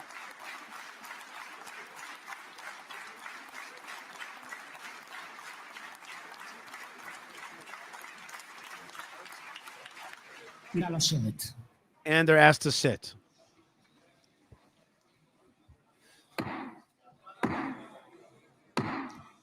חברות וחברי הכנסת, היום יום שני, כ"א בתשרי התשפ"ו, 13 באוקטובר 2025, ואני מתכבד לפתוח את הישיבה המיוחדת של הכנסת לכבוד נשיא ארצות הברית של אמריקה, מר דונלד ג'יי טראמפ. I'm happy to open up this special session.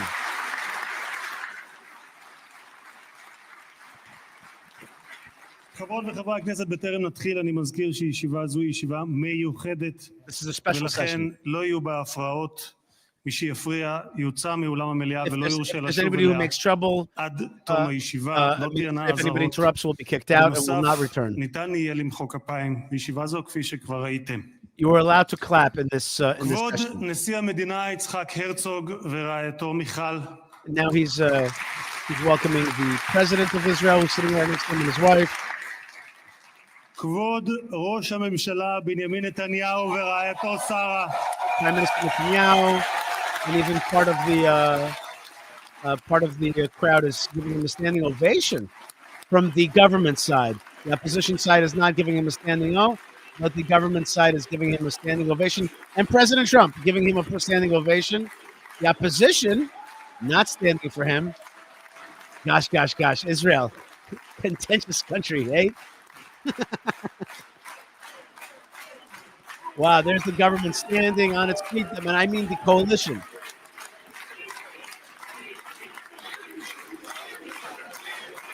Okay, and they're saying Bibi, Prime Minister. There's Minister Ben Gvir.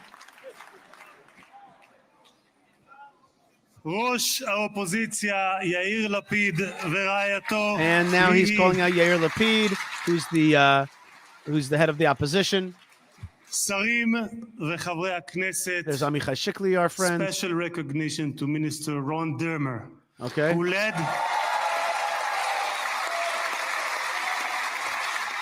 There's Ron Dermer, getting a standing ovation from the government as well, who led the negotiations, and he feels he's kind of he's well known as he's a behind the scenes guy. He's getting an unusual kind of respect. Special recognition to Minister Ron Dermer, who led the negotiation team on behalf of Israel. Thank you, Ron. Elazar says, I love the excitement in the speaker's voice. Absolutely. Secretary of State Marco Rubio.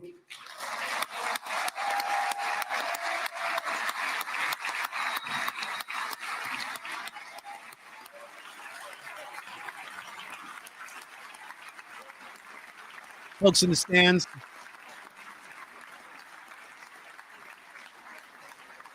There they are, Marco Rubio. Secretary of War Pete Hegseth. Oh, Secretary of War, they called now, not Secretary of Defense. Okay. I missed that memo on that one.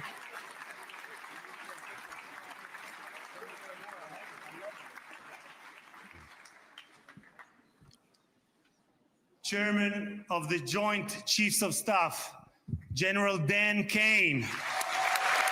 All right, very high-ranking military officials.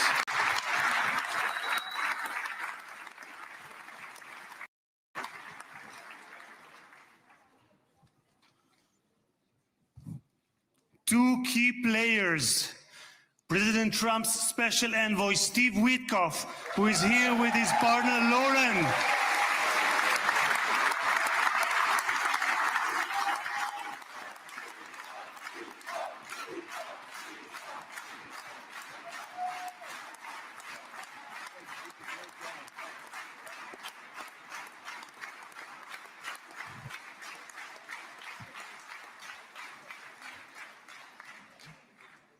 and Jared Kushner, who is here with his wife Ivanka. And let's not forget that Ivanka and Jared are Jewish. Ivanka, daughter of Donald Trump. It's important to understand that these people had a great impact, certainly in Trump 1, and to probably have a big impact here in Trump 2. Donald Trump loves his daughter. You can see that he's very proud of her. Thank you guys for everything that you have done to bring about this day.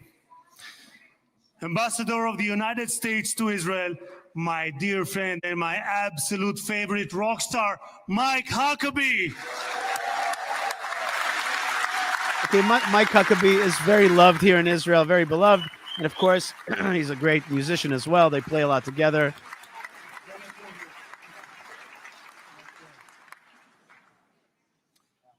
שגריר ישראל בארצות הברית, יחיאל לייטר. Okay, Israel's ambassador to the U.S., Yechiel Leiter, who is a man I know personally and a very talented speaker who lost a son in this war. ראש עיריית ירושלים, משה ליאון ורעייתו סתווית. סגל א' של המדינה. They just introduced the mayor of Jerusalem. הרמטכ"ל רב אלוף אייל זמיר. Now they're introducing the heads of the army.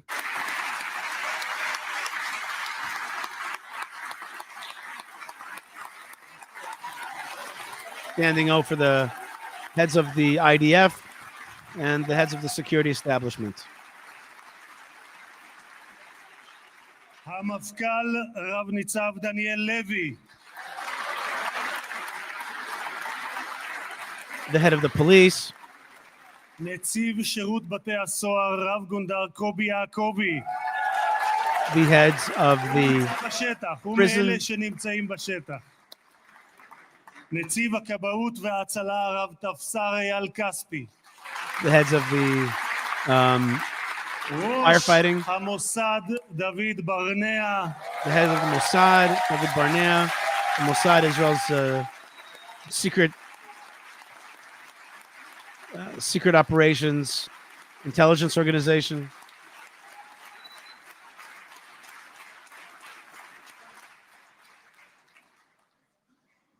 ראש שירות הביטחון הכללי, האלוף במילואים דוד זיני. בהצלחה. The new head of the Shabak, the GSS, Israel's FBI, David Zini. Congratulations to him. He said good luck to you because he's just starting his position after a long battle to get it. ראש מנהלת החטופים גל הירש. Gal Hirsch, former general, is the head of the effort to coordinate for the hostages. ראשי ערים וראשי רשויות מקומיות. מנכ"ל Mayors. הכנסת שהרים בשלושה ימים ביקור שדרושים לו 3 חודשים לפחות. משה צ'יקו אדרי. Moshe Edrei, he organized this visit. Says the speaker it should have taken 3 months. It took 3 days. עורך הדין דן מרזוק. היועצת המשפטית לכנסת עורכת הדין שגית אפיק. Okay, he's introducing קצין הכנסת ניצב various יובל members of חן. the, not members of the Knesset, but part of חברי the הנהלת הכנסת. Knesset management team. משפחות חטופים. Families. משפחות שכולות. Families of the hostages and families of the fallen soldiers. I think that he should have timed that just a tad better. Like that should have been its own thing. But of course, everybody honors very much their sacrifice.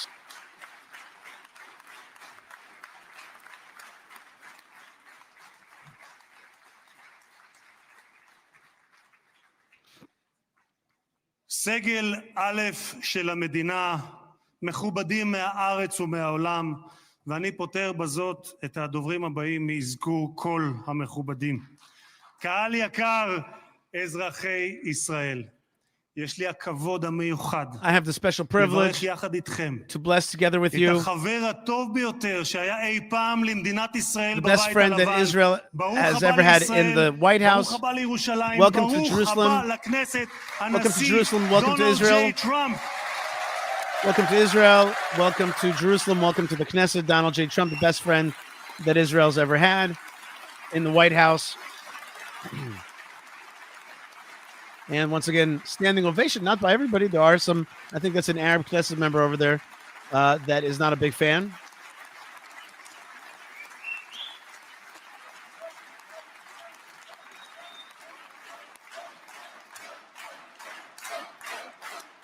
And Amir Ohana is the Speaker of the House, is really loving this. And I just want to say we've been broadcasting now for 2 hours and 6 minutes. Still haven't gotten to the Trump speech. אני מבקש להודות לך על שהענקת לכנסת את הזכות והכבוד להיות הפרלמנט הראשון מחוץ לארצות הברית שאתה מבקר בו בכהונתך הנוכחית. You are the first parliament that you נהוג לברך ברגעים ייחודיים שכאלה. ברוך שנתן מכבודו לבשר ודם. תודה לך, הנשיא טראמפ. He just blessed in the name of God. He said, blessed is God who gave honor from himself to flesh and blood. אבל בכל התפוצות בהן חיינו, מעולם לא שכחנו את ירושלים. We were in the diaspora for 2,000 years, but we never forgot Jerusalem. צדק כבירתו לפני 3,000 שנה, ואליה This is where King David made his capital 3,000 years ago. שנה אחר שנה. ולפני 7 שנים היית אתה, הנשיא טראמפ, שבשם ארצות הברית של אמריקה הכרת בריבונות. 7 years ago, you in the name of the United States of America, recognized Jerusalem as the capital of Israel and our sovereign capital. אתה מימשת הבטחה שנשיאים רבים לפניך. You fulfilled the promise that many presidents before you made. You made that promise come true. האמריקאית לירושלים השלמה והמאוחדת. תודה לך, הנשיא טראמפ. Thank you very much, President Trump, for recognizing Jerusalem. It's united and standing ovation on this issue. You see that there's a few Knesset members on the bottom left who don't feel the same way. In any case, the recognition of Jerusalem as united, as one, is being marked right now. משחר הקמתה נאלצה מדינת ישראל להילחם, אך תמיד הושיטה את ידה לשלום. Israel has always fought but was willing to have peace at all times. יחד עם ראש הממשלה נתניהו את הסכמי אברהם. You pushed forward with Netanyahu the Abraham Accords. זכיתי לכהן בממשלה שחתמה עליהם, ולימים הם היו בעלי משמעות רבה עבורי גם ברמה האישית, משום שלפני 2.5 זכיתי להיות יושב ראש הכנסת הראשון המקבל הזמנה רשמית לבקר בפרלמנט של מדינה ערבית, וזו הייתה המדינה שבה שני הוריי שנמצאים כאן איתנו נולדו וגדלו, מרוקו. I was the first Israeli parliamentarian that was invited to speak at a different Arab parliament in Morocco where my parents were born. 4 מדינות ערביות בהסכם שבבסיסו שלום תמורת שלום. תודה לך. At the basis of this of the Abraham Accords is peace for peace, not land for peace, and you made that happen, President Trump, the Abraham Accords. הרבה לפני כהונתך הראשונה, כבר ב-2011, זיהית את הסכנה שבאיראן גרעינית, וכתבת You identified the Iranian nuclear threat. את המקור ברשותכם. Iran's quest of nuclear weapons is a major threat to our nation's national security interests. We can't allow Iran to go nuclear. איום על ארצות הברית משמעו איום על העולם החופשי כולו. את עמדתך העקבית ששמה את אמריקה ראשונה, America first, אך לא לבדה, but not America alone, הבאת עמך לבית הלבן בשתי כהונותיך. לפני 4 חודשים, לאחר שראש הממשלה נתניהו פתח במבצע MK Ohad Tal, הורית על המבצע פטיש חצות, Midnight Hammer, פעולה אמיצה שלא הייתה כמותה עד שאתה הגעת. Okay, so they're talking about the strike on nuclear Iran, and you gave the order, the command to strike against Iran. Until you came, this was never done. שואה גרעינית. It stopped a nuclear holocaust. ועל העולם, מדינה שבפרלמנט שלה, נבחרי הציבור זועקים מוות לאמריקה. This is a parliament, Iran's parliament. There they call for the death of America, death of Israel. למשטר האייתולות באיראן, לא יהיה נשק גרעיני. תודה לך, You said that the Ayatollah regime will not have nuclear weapons. Thank you, President Trump. Again, a standing ovation.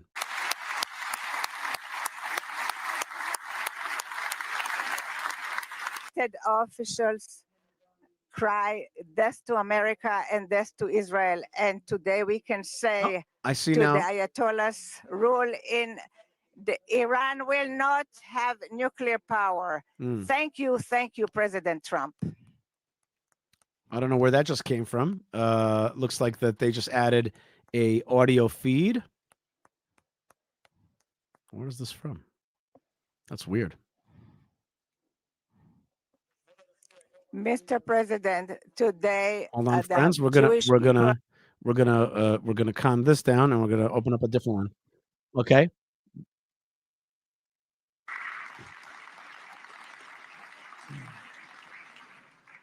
כבוד הנשיא, היום העם היהודי מציין את סיום חג הסוכות, ומחר נציין את שמחת תורה. בשמחת תורה לפני שנתיים לא שמחנו. היה זה היום הקשה ביותר שחוותה מדינת ישראל. 2 years ago, Simchat Torah was not a happy day. It was indeed one of the hardest days that Israel ever faced. עשרות פעמים הגעתי יחד עם מנהיגים זרים למקום הטבח. I've come many times with foreign leaders to the place of the massacre. של הזוועות שאני יודע שגם אתה ראית. שבועות ספורים לאחר ה-7 באוקטובר, ליוויתי את ג'רד ואיוונקה שהגיעו לכאן לאזורים הקשים ביותר. Only a few weeks after the attack, I took Jared and Ivanka to show them some of the hardest images, hardest things that we saw down in the Gaza periphery, and we hope that never comes again, never happens again. קשישים, גברים, חיים שלווים שהיו ואינם עוד. The terrorists struck at young and old, and they had the rapes and murders, and also kidnapped them.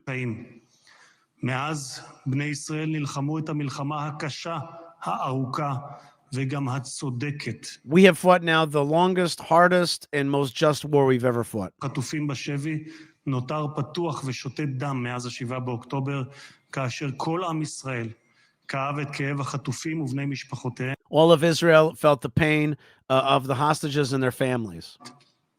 עד הבוקר הזה. Until this very morning. במקום בו יושבים האורחים ביציע שמולנו, כבוד הנשיא, השקיפו מעלינו תמונות החטופים. הבוקר, לקראת האירוע ההיסטורי הזה, זכינו להוריד את התמונות עם חזרתם של החטופים למשפחותיהם. אני אעשה משהו ספונטני, אדוני הנשיא. את סיכת החטופים הזאת, בצבעי כחול לבן, קיבלתי מצביקה מור, אבא של איתן מור. אני מתכבד להוריד אותה, כי לפני רגע דיברתי עם צביקה, איתן כבר בידיהם, והם חוגגים את האיחוד הזה. תודה לך, הנשיא טראמפ.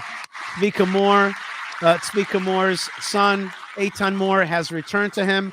That pin was given to me by Tzvika Moore. I'm giving it to you.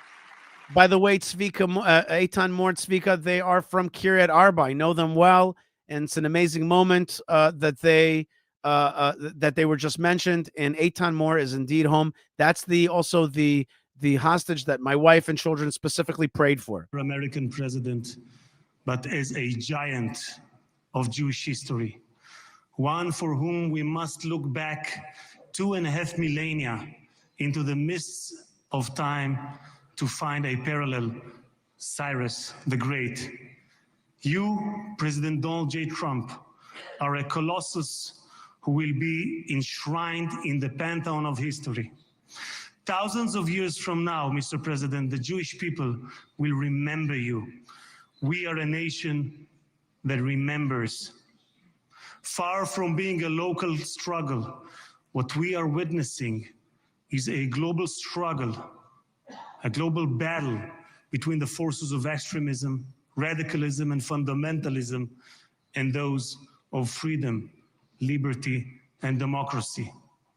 What the world needs now is not appeasers who feed the crocodile in the hope that they will be eaten last, like the kind we have seen recently at the UN General Assembly. And by the way, President Trump, your team has checked the teleprompters. It is working beautifully. What the world needs now are more leaders who are brave, resolute, strong, and bold. The world needs more Trumps.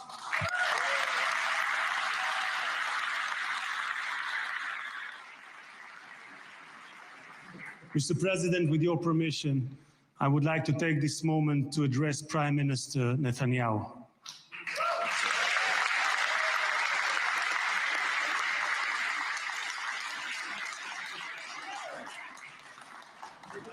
ראש הממשלה, תודה. ראש הממשלה, עמדת בכל שנות כהונתך, אבל בפרט בשנתיים האחרונות, מול לחצים אדירים. Prime Minister, you stood up against huge challenges. שלחם יחד איתך בשוחות על החזרת החטופים. You fought for the return of the hostages. העבודה הקשה באמת הייתה של ראש הממשלה. The real hard work was the prime minister's. לקבל החלטות קשות. To take hard decisions. ומתי לגלות גמישות. When to be strong and when to be flexible. אומר וויטקוף שעליכם להתגמש יותר, אבל האמת היא שכעת, במבט לאחור, אני חושב שלא היינו מגיעים לנקודה הזו אם ראש הממשלה נתניהו לא היה פועל כפי שפעל. We would have not gone to this point if the prime minister had not acted the way he had acted.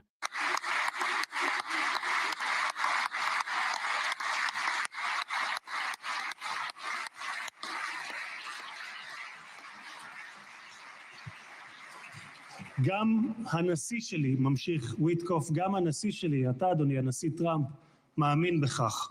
הוא מאמין שראש הממשלה נתניהו קיבל החלטות קשות מאוד, והיו אנשים... The president also believes that Prime Minister Netanyahu took hard decisions and brought to this moment.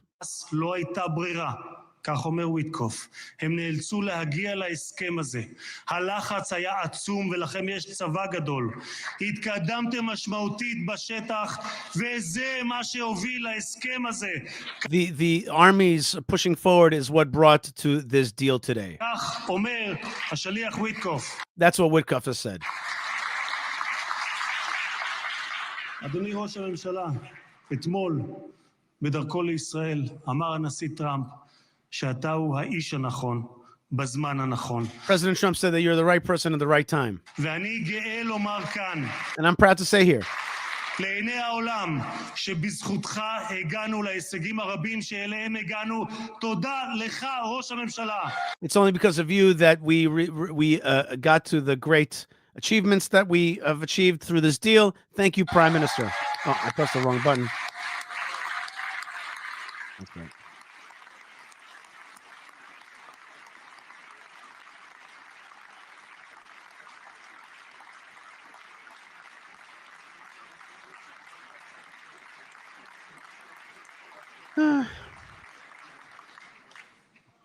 ביום הזה נודה מלב האומה וממעמקי הנפש הלאומית לחיילי צה"ל האמיצים.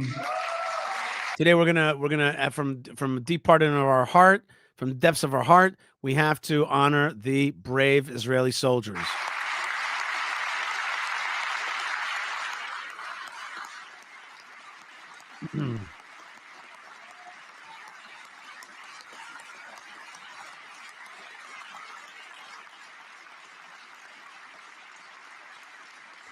As you can see, President Trump himself is standing right now and honoring the self-sacrifice. Like lions, you ran forward. At lions, you ran forward to protect the state of Israel. We lower our heads before you for those who sacrificed their life for the Jewish state and the families that have lost their loved ones. Your blood did not spill for nothing, but rather brought to this great moment.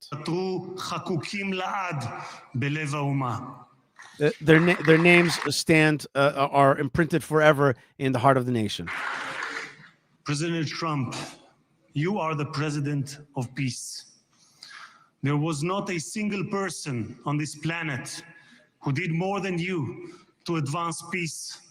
No one even came close. Your election to the presidency marked a turning point, not only for the United States, but for the entire world. Through your strength of character and unwavering resolve, you brought an end to bloody conflicts in no fewer than 8 regions across the globe. In less than 9 months, you became one of the most consequential presidents in history. You saved countless lives that would have been lost without your leadership. And as our sages teach, whoever saves one life, it is as though he has saved an entire world. You have proven that true peace is achieved through strength, and that only those who are prepared to use force in the present can prevent the need to use it in the future. Mr.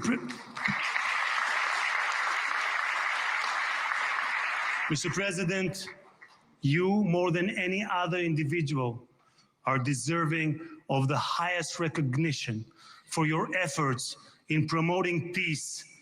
Therefore, I hereby announce that together with our good friend, Speaker of the House, Mike Johnson, we will rally speakers and presidents of parliaments from around the world to submit your candidacy for the Nobel Prize, Peace Prize next year. There is no one more deserving than you, President Trump. No one.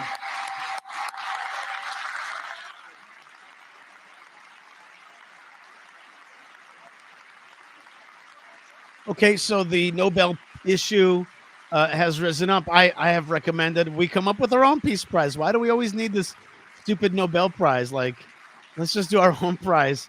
Why is their prize so coveted? אדוני הנשיא, אנחנו ניצבים בפני ההיסטוריה ברגע נשגב שיחקק לדורות. This is a historic moment that's going to be written down for generations. ישראל, יום שכולנו ייחלנו לו. This is a day that we all waited for. בספר ירמיהו משיב השם לרחל המבכה את בניה. In the book of Jeremiah, and the book of look, he puts on a kippah. The book of Jeremiah says, God to Rachel, you can stop crying. You could stop your tears, because there is finally going to be a recompense for all of your tears, and your sons will come from the lands of the enemies, and the children will come back from into the borders. How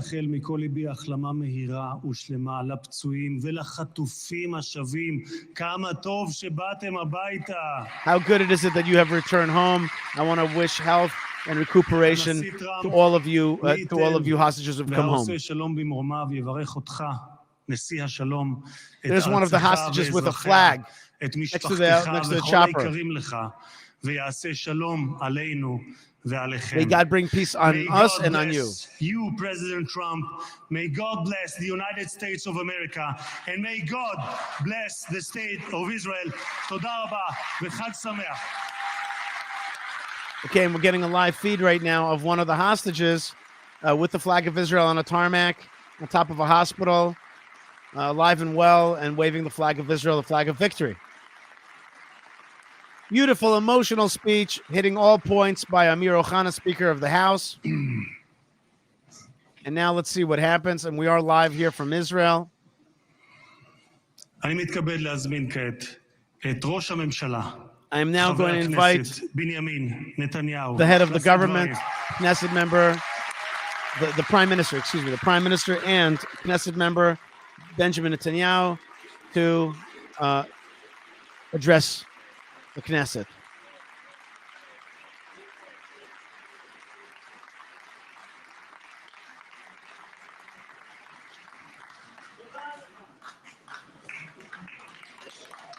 All right, big, beautiful handshake between these two world leaders, President of the United States and Prime Minister of Israel.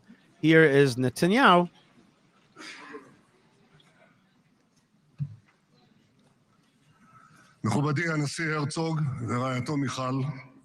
Okay, he's now talking about the honorifics.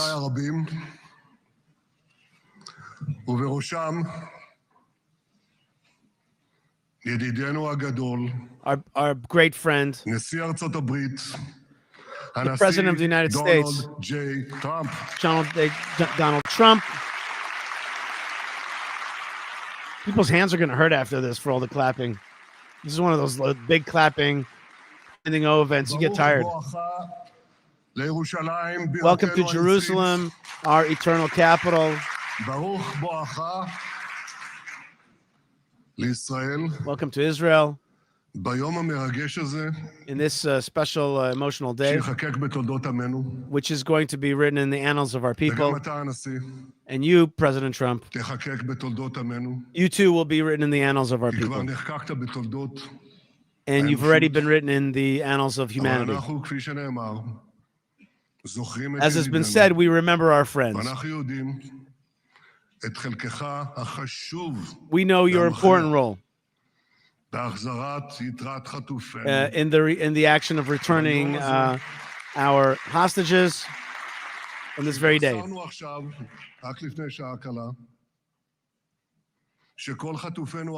All of our hostages, our living hostages, have returned to us. What an emotional day.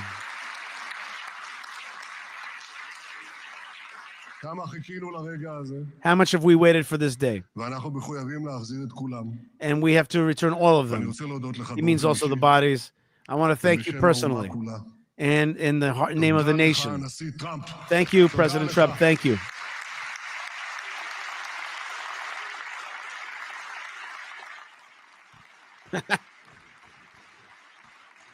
Thank God I don't have to stand up every time. I was doing a live show here, you know. But if I did. No. But you know what? It's a special day. The teleprompters are working well, though I'm not using them. But I'm not sure about the translation. So I'll say words in English. President Trump, the Knesset welcomes you and your distinguished delegation to Jerusalem, our eternal capital. This is your first visit to Israel since you recognize Jerusalem as our capital and moved the embassy here. Thank you, President Trump, for that.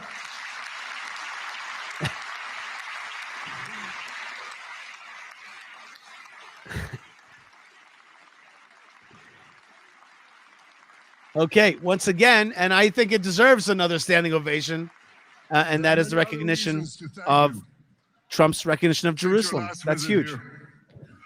Thank you for recognizing Israeli sovereignty over the Golan Heights. Israel recognized sovereignty of the Golan Heights in 1982. President Trump recognized it in his first term.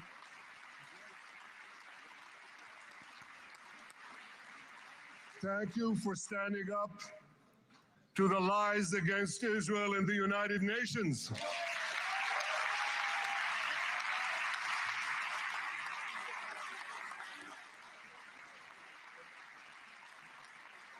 Thank you for recognizing in your 2020 peace plan our rights in Judea and Samaria, the ancestral homeland of the Jewish people.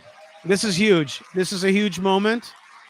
This is Netanyahu. I was wondering if he would mention it or not, but he mentioned the Trumpian recognition of the Pompeo doctrine of the rights of the Jewish people in Judea and Samaria, the so-called West Bank, and now he's talking about the Abraham Accords.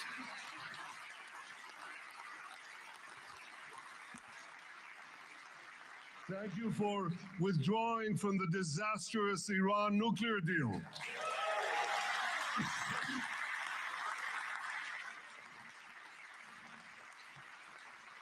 Thank you for supporting Operation Rising Lion and for your bold decision to launch Operation Midnight Hammer. Boy, is that, you got to hear this.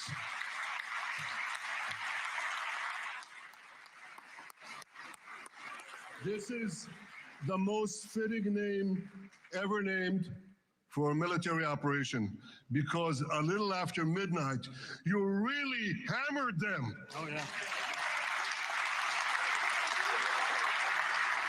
My friends, this is only a partial list, but it's enough to affirm what I've said time and again. Donald Trump is the greatest friend that the state of Israel has ever had in the White House.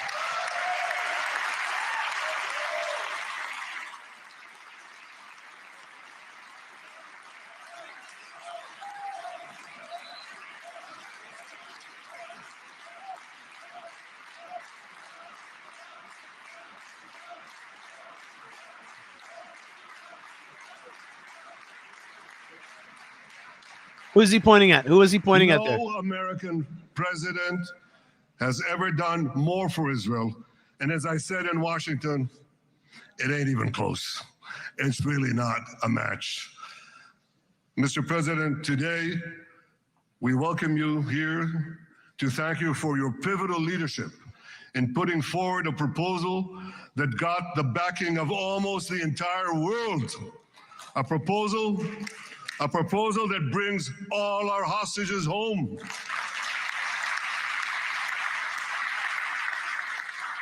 A proposal that ends the war by achieving all our objectives. A proposal that opens the door to an historic expansion of peace in our region and beyond our region. Mr. President, you are committed to this peace. I am committed to this peace. And together, Mr. President, we will achieve this peace. We've done it before. We've done it before in the Abraham Accords, and we'll do it again. Mr. President, today the Jewish calendar marks the end of 2 years of war. That war began on October 7th on the Jewish festival of Simchat Torah. You always tell me, and you tell the world, remember October 7th. Mr. President, we remember. We remember the thousands of Hamas terrorists who stormed into our towns and kibbutzim. We remember the 1,200 people Hamas savagely slaughtered in cold blood, including dozens and dozens of Americans. We remember entire families burnt alive as they embraced each other. We remember the beautiful young Israelis brutally gunned down at the Nova Music Festival. We remember the hundreds of our citizens who were dragged into the dungeons of Gaza, including 12 Americans, men and women, young and old, babies and elderly Holocaust survivors. My friends, Mr. President Donald, these monsters take babies as hostages. In response to this barbaric attack on October 7th, Israel did what it had to do. With indomitable courage, we set out to defend our people, to defeat our enemies, and to release our hostages. Our heroic soldiers fought like lions. They fought on the front lines of civilization and barbarism. Israel achieved amazing victories over Hamas and the entire Iran terror axis. Sinwar, Dev, Khania, Nasrallah, Assad, they're all gone.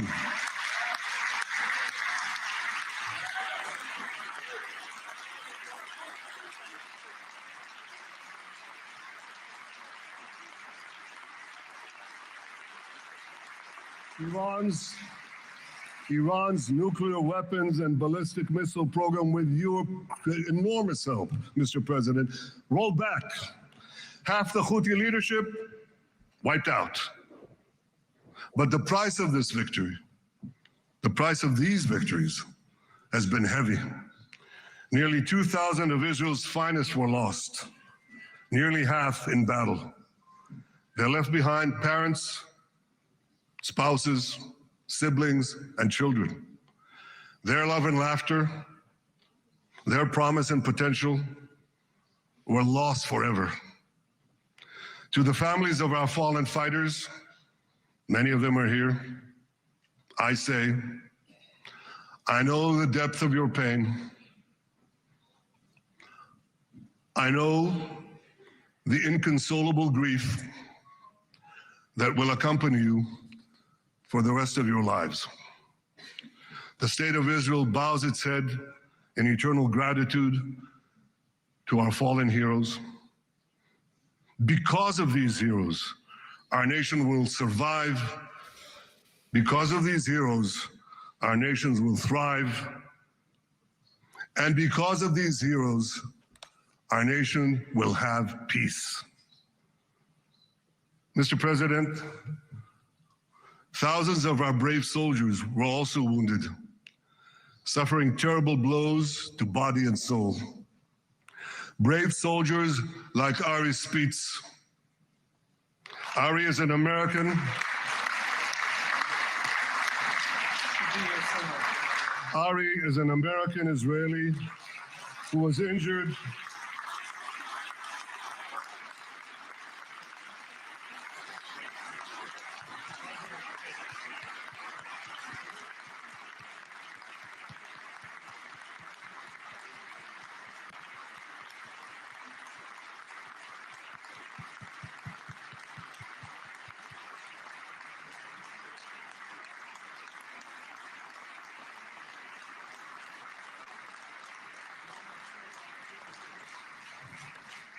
Ari is an American Israeli who was injured in Gaza while searching for Hamas terrorists and weapons.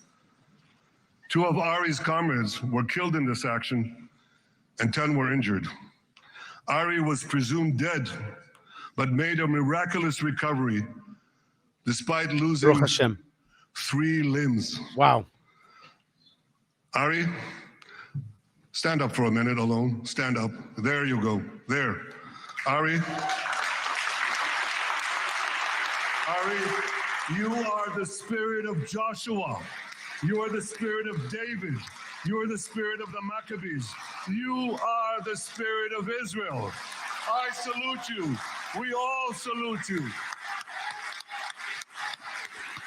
Amazing. Really amazing. Really amazing. Really amazing scene. Just that was worth it for me. Just to honor that hero. Tassa of Kibbutz Netiv HaAsara is watching us today from the Israeli consulate in Los Angeles. Sabine lost her husband and her oldest son on October 7th. She is the mother of 3 other boys. 2 of them, Kohen and Shai, witnessed their father jump on a Hamas grenade to save his 2 sons. Wow. We all saw the film of those 2 boys crying out in pain. Father is dead. Why? Why did God save me? Mr. President, my friend Donald, I've seen some very tough things in my life, but I couldn't bring myself to watch those boys suffering again.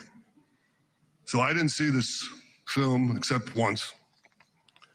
Yet Sabine, their mother, has had the strength and fortitude to show this film across the world. And my wife Sarah and I asked her, Sabina, how do you do it? Why do you do it? And she answered, I do it to show the entire world the monsters Israel is fighting and the justice of our cause. This is what she's doing once again in Los Angeles. Sabine, you can hear me now. So I want to tell you on behalf of all of us, you embody the spirit of our biblical heroines, Deborah, Ruth, and Esther. You too are the spirit of Israel, and we all salute you.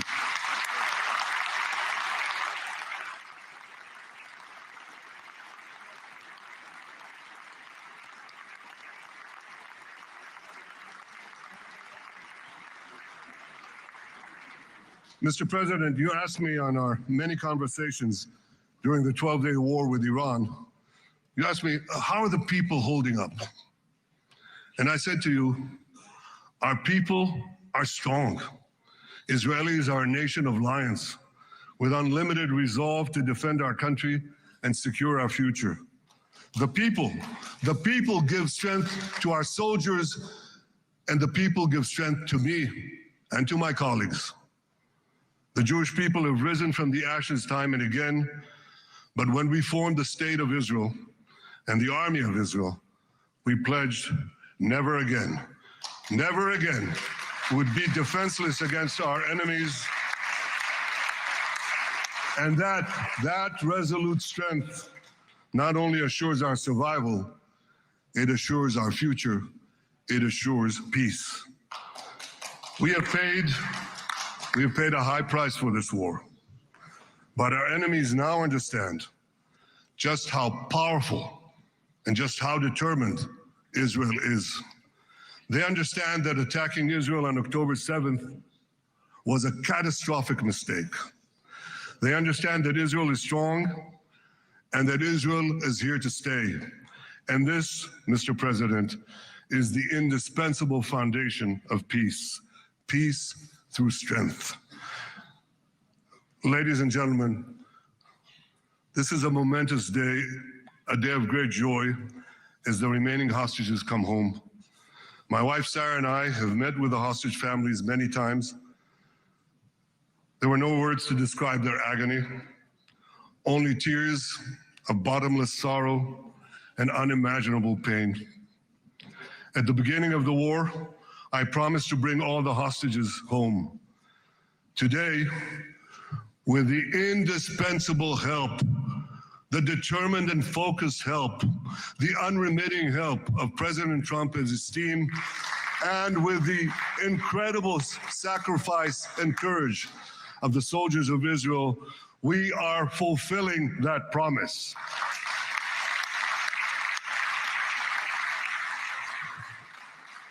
It has been a long journey to get here. In the first week of the war, our brave soldiers put military pressure on Hamas, and the international community put diplomatic pressure on them. This enabled us to secure the release of over 100 hostages. In heroic rescue attempts behind enemy lines, Israel's special forces rescued 8 live hostages and brought back the remains of dozens more. But as time went on, we all know what happened. The diplomatic pressure was turned on its head. More and more governments bought into Hamas's false propaganda.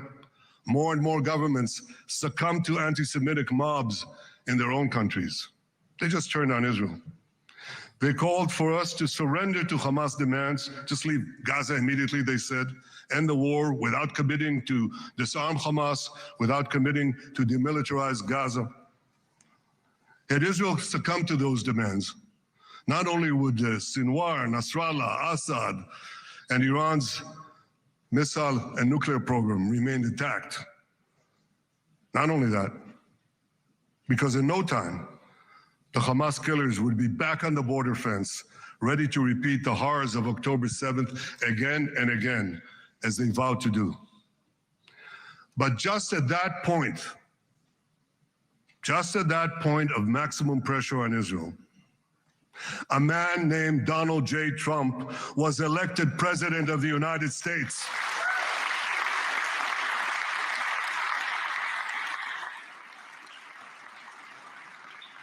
And ladies and gentlemen, overnight,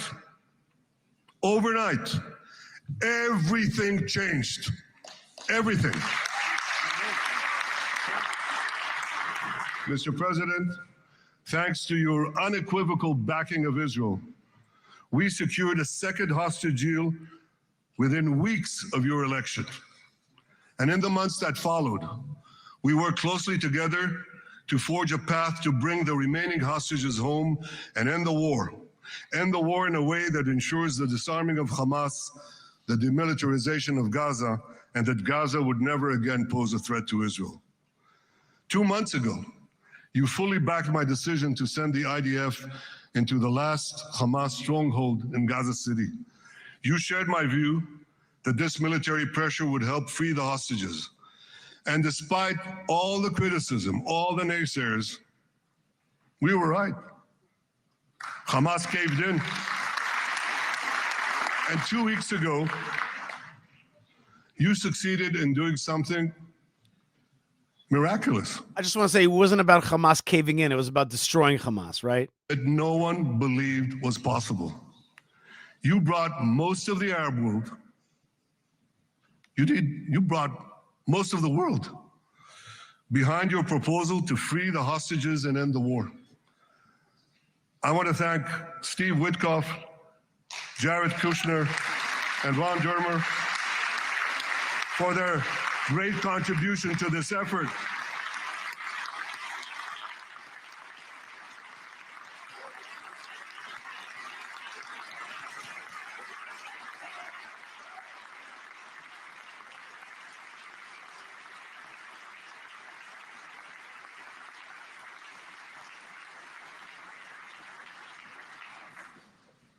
And I want to thank our negotiating team.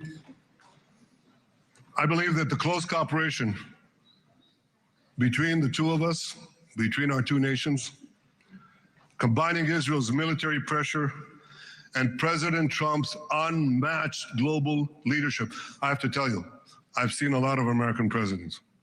I've seen them all in the time that I've been here, and I've been here quite a lot of time. I've never seen anyone move the world so quickly, so decisively, so resolutely as our friend President Donald J. Trump. You have to admit that he's right about the ability to move the world. President Trump is, I agree, it's unequaled. You can like it or not like it, but the man knows how to get stuff moving. That's for sure. To land a plane exactly the day that Hamas releases everybody, you can like it or not like it, but I mean, the guy gets the stuff that he wants done. And President Trump's global leadership, we achieved this historic moment. It's a moment of indescribable joy as our nation embraces our sons who are coming home. Mr. President, there's a ton more. Week, Jews around the world. There's a ton more. Jews around the world are going to read the book of Ecclesiastes, Kohelet, in the Bible. The Bible has many miraculous moments. One of them was your decision to bomb Fordo. I think it was a pivot of history because it wasn't meant only to bomb Fordo. That action and your previous action of taking out Qasem Soleimani, the architect of death, I think that changed the balance of power in the world. You brought America back again to the driver's seat.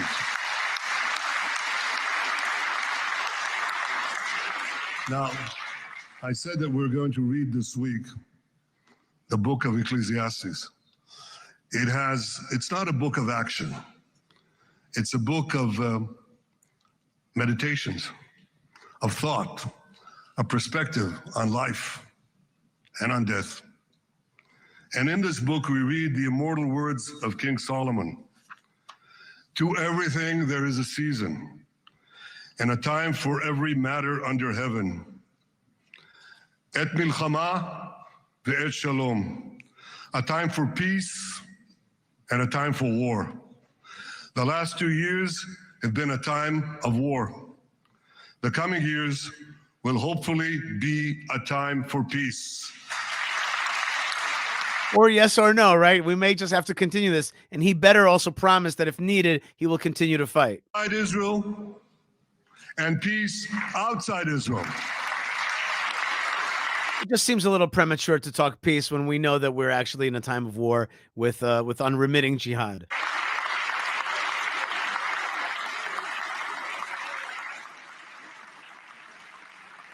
I look forward to continuing marching with you on the path we paved together with the Abraham Accords. Under your leadership, we can forge new peace treaties with Arab countries in the region and Muslim countries beyond the region. Abraham's children will work together to build a better future, a future that will unite civilization against barbarism, light against darkness, and hope against despair. And those Arab countries have to choose that. They have to choose light over jihadism. That with President Trump's leadership, this will happen a lot faster than people think.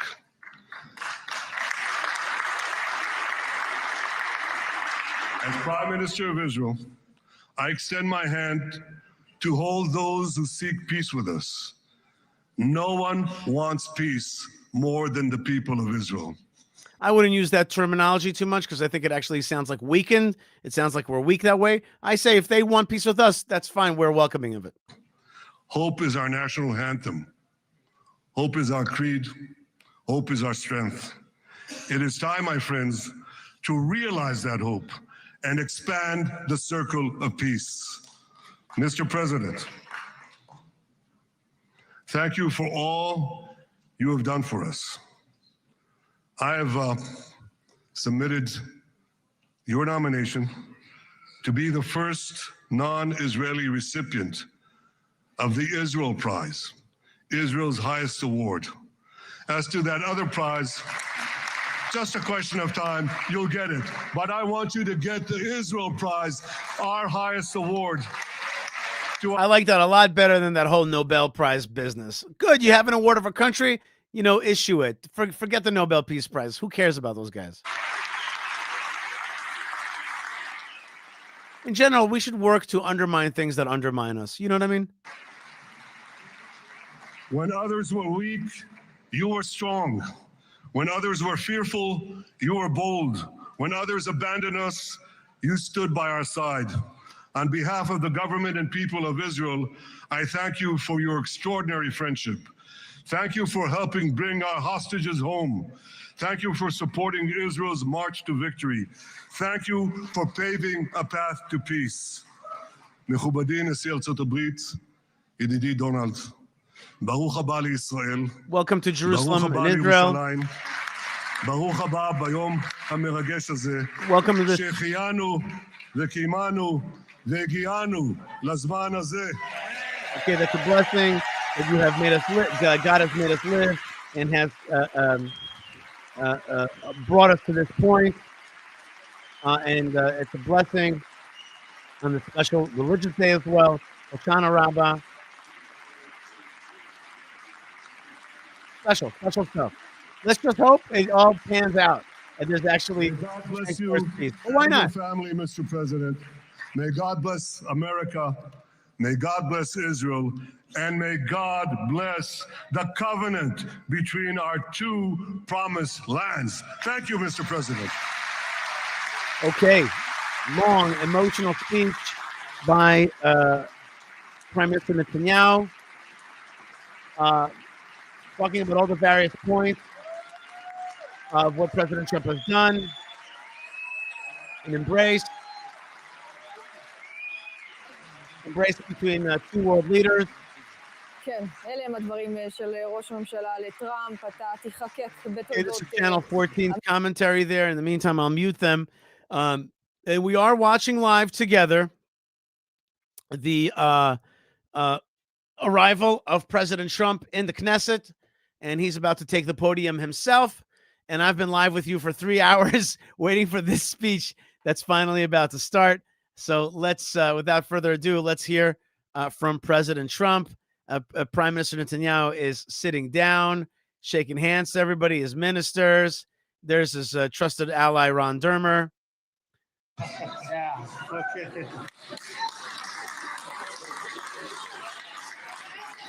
Who's that?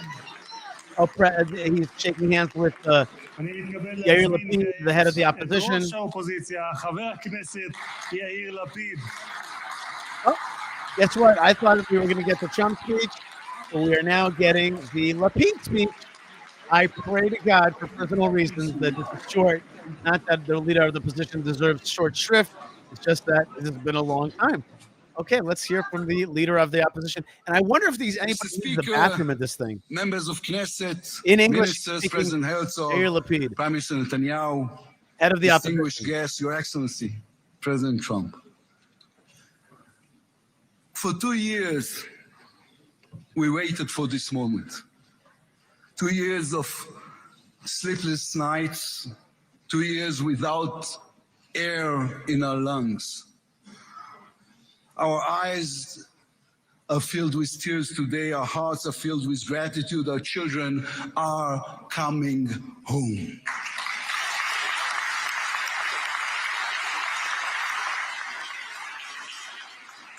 In the Babylonian Talmud, a sacred book of the Jewish people, it is written, whoever destroys one life, it is as though he destroyed an entire world, and whoever saves one life, it is though as he has saved an entire world. Mr. President, you have saved the lives of our hostages.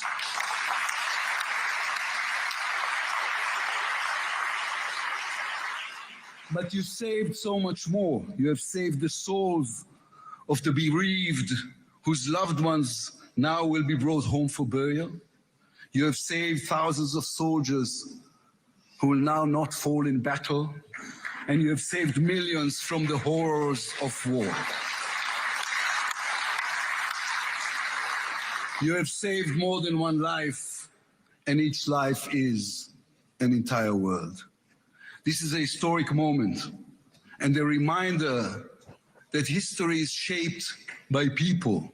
It is shaped by those who know the past, but have the vision to change the future. When you were elected, you declared that you would be the president of peace. You have kept your word.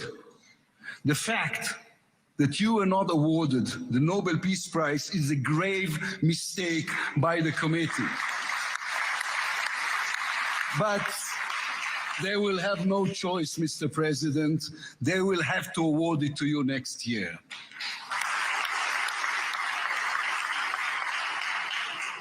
Peace will not come by waiting.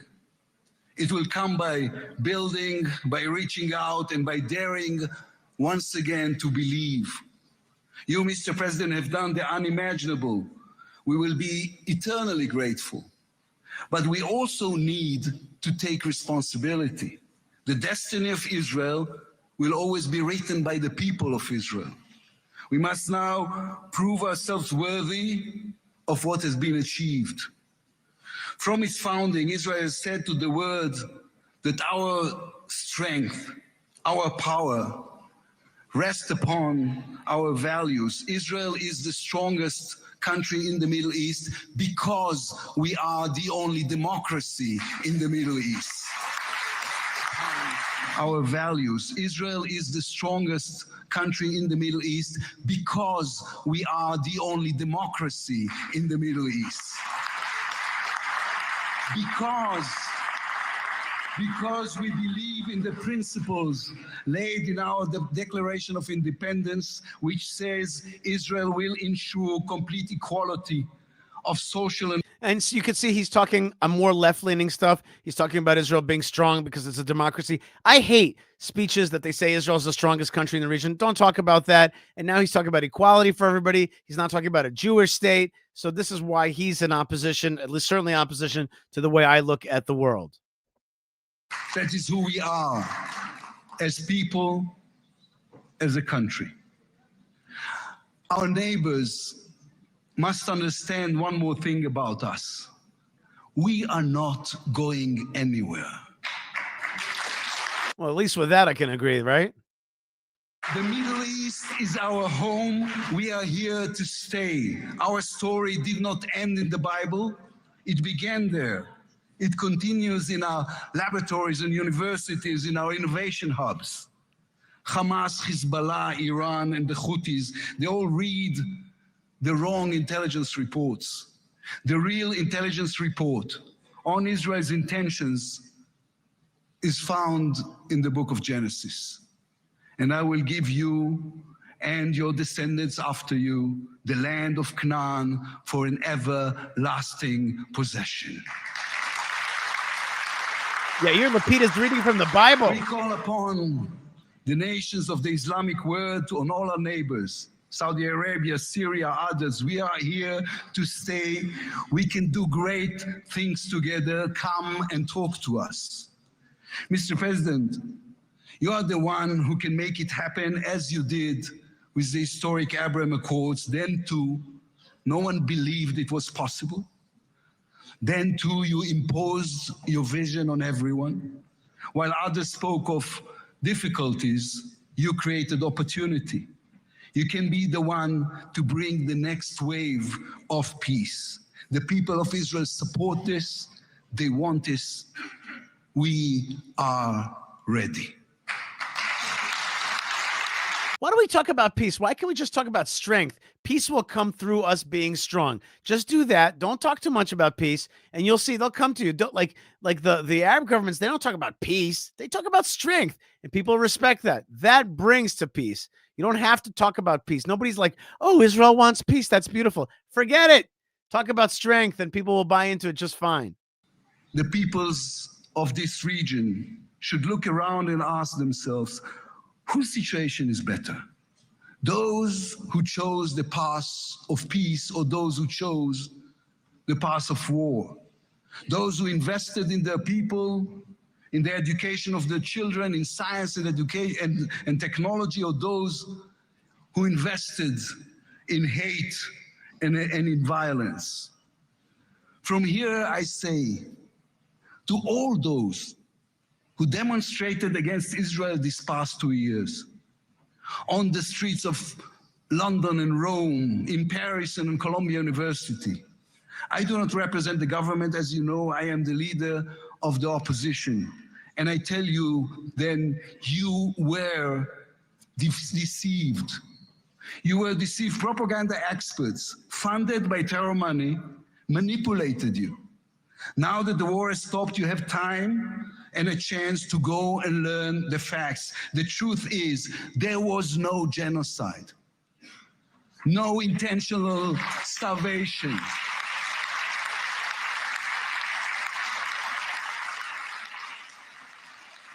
The truth is, there was an army and a country fighting in the most complicated conditions imaginable against terrorists who send their own children to die for a follow-up, who use their own children as human shields.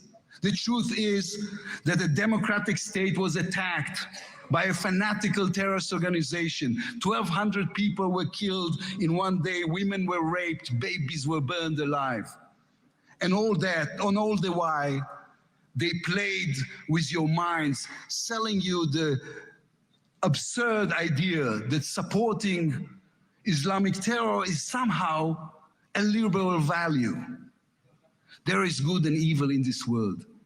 When you stand with Hamas, you stand with evil. When you stand with Hezbollah, you stand with evil. When you stand with the Iranian regime, you stand with evil. When you stand with Israel, you stand on the side of justice. I'm liking these words from the opposition leader.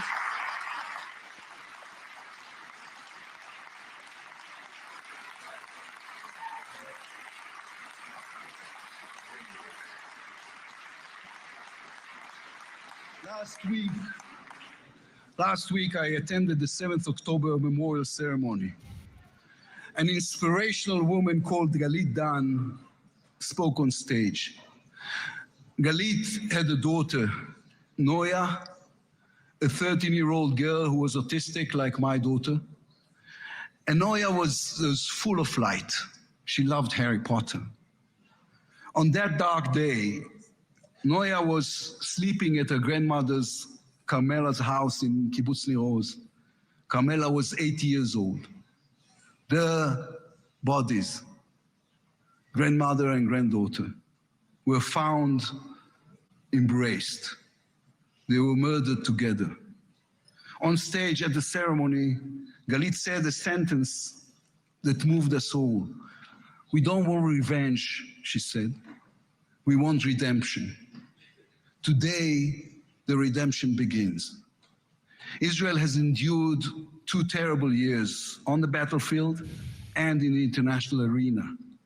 But in those 2 years, we also rediscovered our own greatness. We remember how good we can be. Our pilots who took control of the skies over Iran. Our industries leading the world in technology.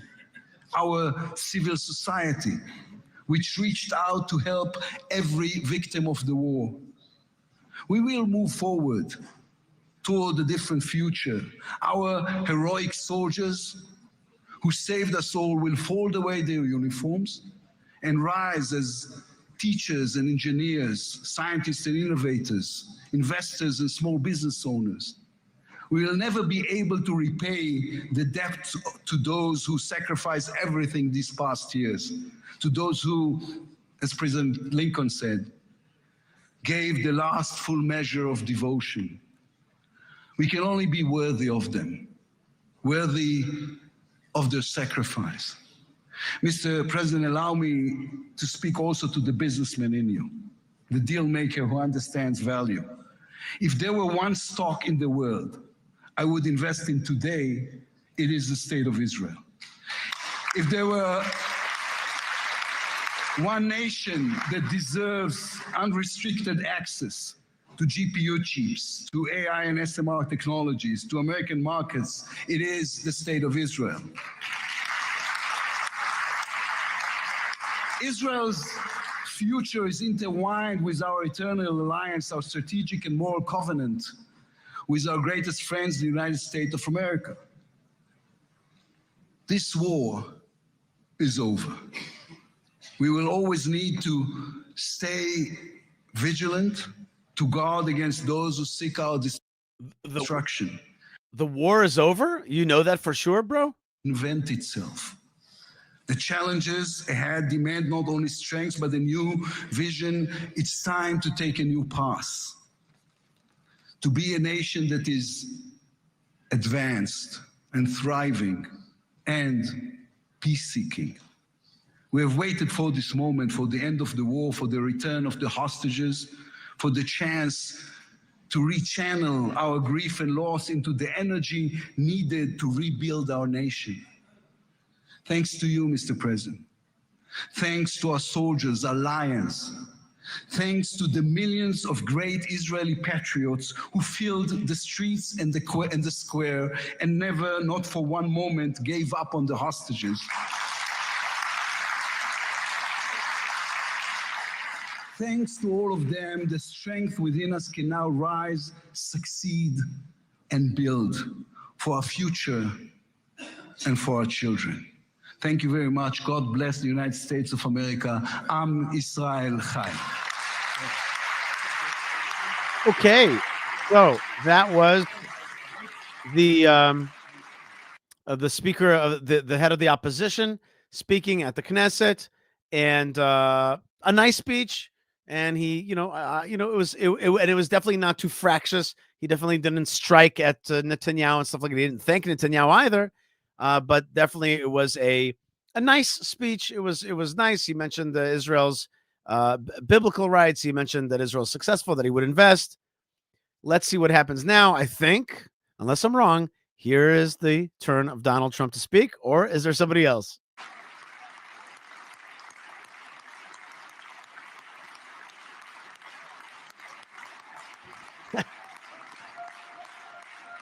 Okay, the moment we've all been waiting for, what this live was really meant to be about. And that is United States President Donald J. Trump addressing the Knesset in Jerusalem. Thank you very much, everybody. It's a great honor. Nice place. Very nice place. Mr. President, Mr. Prime Minister, Mr. Speaker, esteemed members of the Knesset, and cherished citizens of Israel, we gather on a day of profound joy, of soaring hope, of renewed faith, and above all, a day to give our deepest thanks to the Almighty God of Abraham, Isaac, and Jacob. Beautiful. Beautiful words that touch our heart and touch the heart of his son-in-law and daughter who are Jewish. Thank you very much.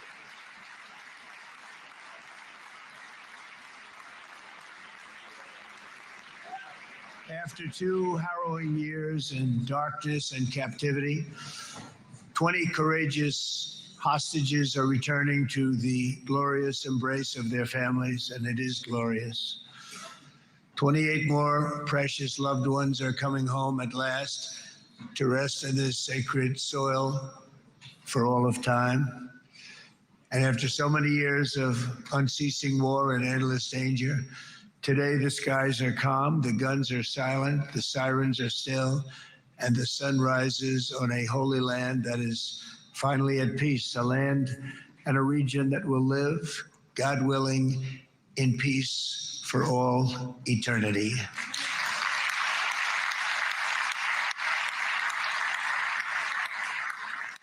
Might be a bit of an exaggeration. Only the end of a war. This is the end of an age of terror and death and the beginning of the age of faith and hope and of God. It's the start of a grand concord and lasting harmony for Israel and all the nations of what will soon be a truly magnificent region. I believe that so strongly. This is the historic dawn of a new Middle East.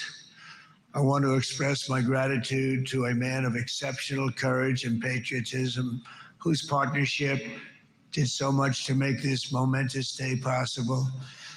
You know who I'm talking about. There's only one, Prime Minister Benjamin Netanyahu. Bibi, please stand up.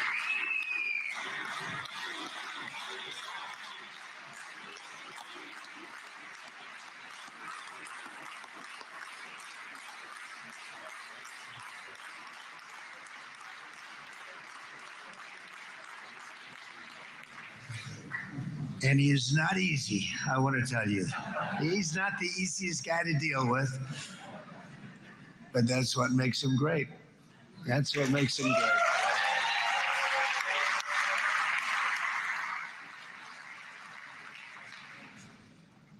Thank you very much, baby. Great job.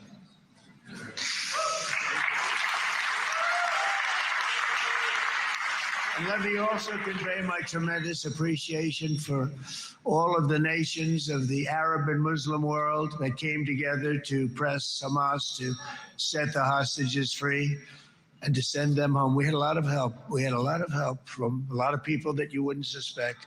And I want to thank them very much for that. It's an incredible triumph for Israel and the world to have all of these nations working together as partners in peace. And it's pretty unusual for you to see that, but it happened in this case. This was a very unusual point in time, a brilliant point in time. Generations from now, this will be remembered as the moment that everything began to change and change very much for the better. Like the USA right now, it will be the golden age of Israel and the golden age of the Middle East. It's going to work together. I'd like to thank several great American patriots for their invaluable help in getting something done that almost everyone thought was absolutely impossible. We were wasting our time. So many people said, you're just wasting your time. But we weren't, because we had talented people working with us, and we had people that love your country, and frankly, people that love the region. They love the Middle East. I want to thank my friend Steve Witkoff. From golf partners to peacemakers.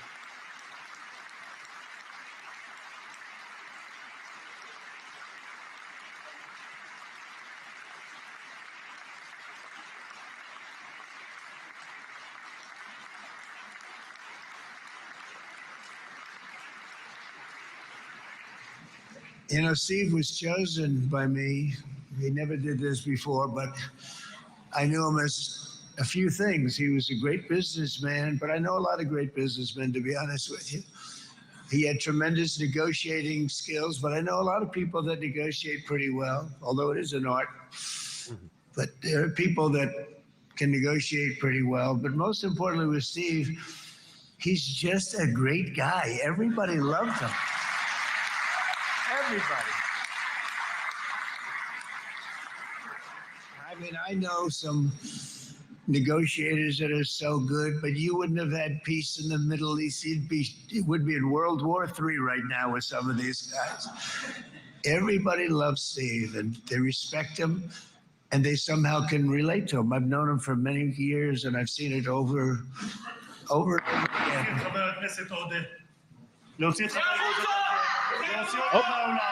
Knesset member Ayman Uda. Knesset member Ayman Uda is one of the troublemakers, and he's out. להוציא גם את חבר הכנסת כסיף מהאולם. להוציא אותו מיד.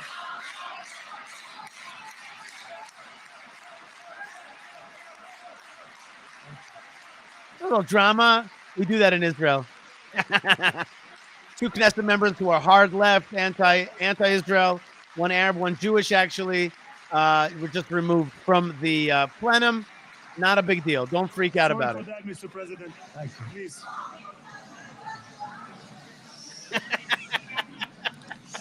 Welcome to Israel. That's where we do it. Very efficient.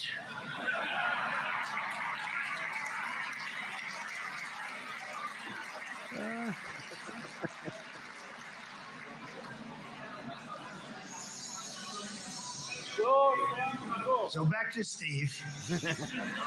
Please.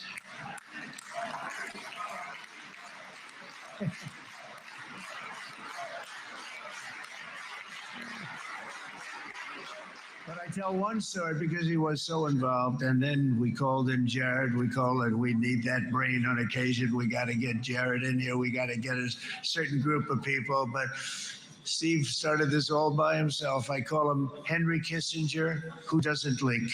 Okay? Henry is a big leaker. He leaked. Steve doesn't leak. Steve just wants to get the job done. He wants to do what's right. But I'll give you just a quick story because, as you know, he's working on the war with Russia and Ukraine, a war that would have never happened if I were president. A shame. 7,000 young soldiers a week are being killed. More than that this last week. It's a shame. Should have never happened. But it did happen, and we won the race, and I took over this horrible war that's been raging, and I thought it would be easily settled. I thought it was a hell of a lot easier than doing what we just did very successfully with Israel and a lot of other people. But this came first, and we'll get that one. But I set up a meeting for him to meet with President Putin, thinking it would be a 15 or a 20-minute meeting. Steve had no idea about Russia, had no idea about Putin too much, didn't know too much about politics, wasn't that interested. He was really good at real estate, but he had that quality that I was looking for, and I didn't see it around in too many ways. And I set up the meeting with Putin, and I called. I said, is Steve finished yet? That was about a half an hour into the meeting. No, sir, he's not. He's still inside. This is in Moscow. I said, well, how's he doing? I don't know, sir. He's still inside. I called up an hour later.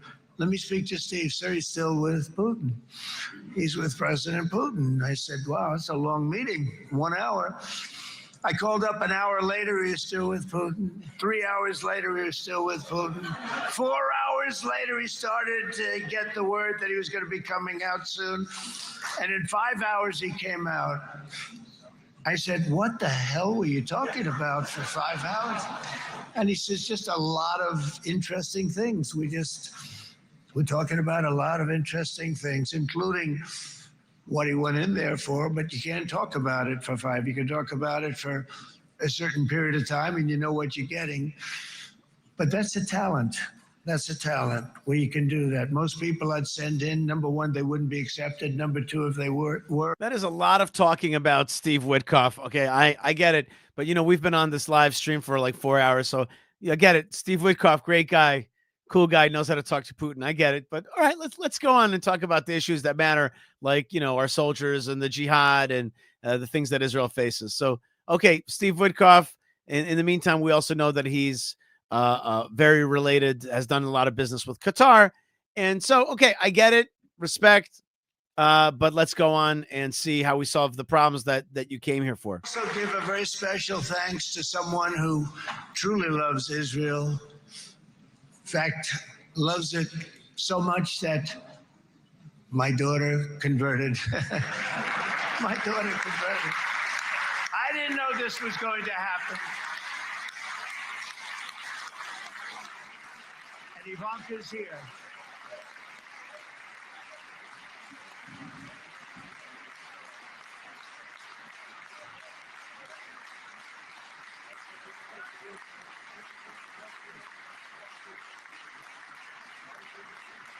And Bibi, you do know this was not in the cards for me. You understand that.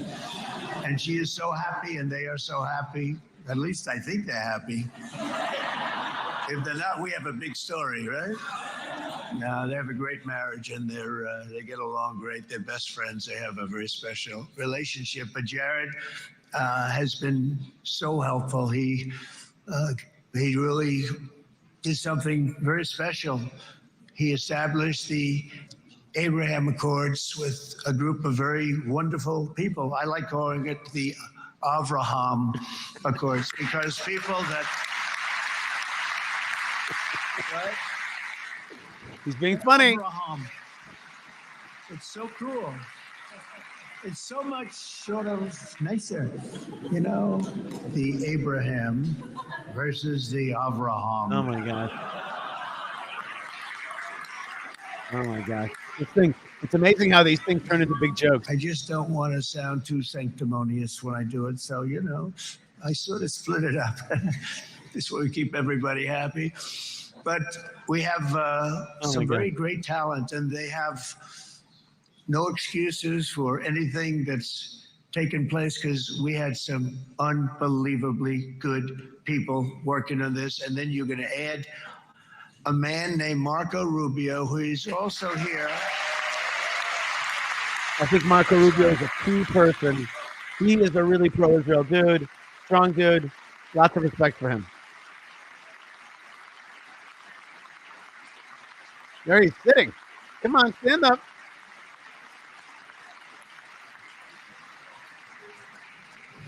And I have a prediction that Marco will go down, I mean this, as the greatest Secretary of State in the history of the United States. I believe that. I believe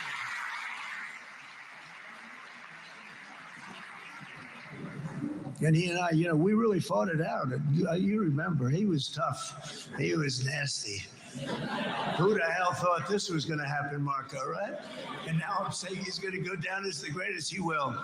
He was always smart and sharp, and people respect him.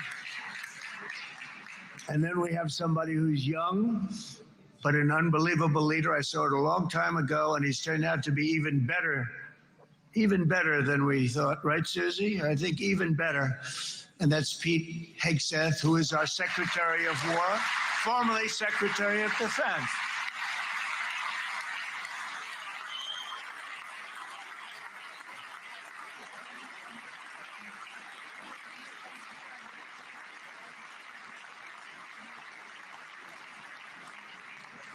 And as you know, we decisively won World War I.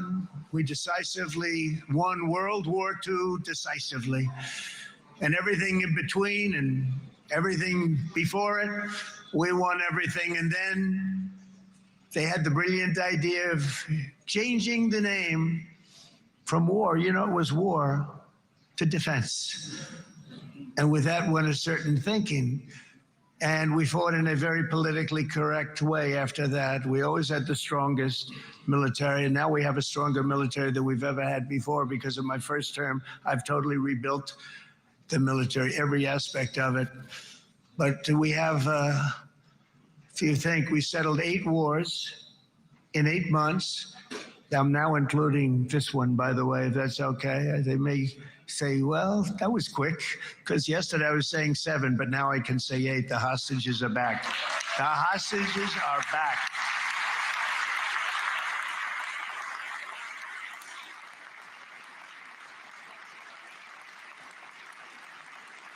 Big moment for Israel, no doubt. This has been one of the focal points, the hostages. And now that they're out, that really is a big deal for this nation. And this nation breathes a sigh of relief and maybe get some strength back as well. It is a good feeling. Isn't that nice to say? You know, I just said the hostage, first time I said the hostages are back. It feels so good to say it. But when you settle 8 wars in 8 months, that means you don't like war. Everyone thought I was going to be brutal. In fact, I remember Hillary Clinton during a debate, she said, look at him, he's going to go into war with everybody. And actually, she said, he's got a personality that's all about war. No, and my personality actually is all about stopping wars. And it seems to work. It seems to work. But it also means this name change and our attitude that we're not going to go into a war, but if we do, we're going to win that war like nobody has ever won a war before. We will not be politically correct, but we're not going to be there. And I think, as you mentioned, Bibi, before, peace through strength. And that's what it's all about. The United States has the greatest and most powerful military in the, right now, history of the world. I can tell you we have weapons that nobody's ever dreamt of. I only hope we never have to use them. I rebuilt the military. I was proud to do it, but some of the things I hated to do. I hated certain of the weapons because the level of power is so enormous. It's so dangerous, so bad. But we have to do what we have to do. We make the best weapons in the world, and we've got a lot of them. And we've given a lot to Israel, frankly. And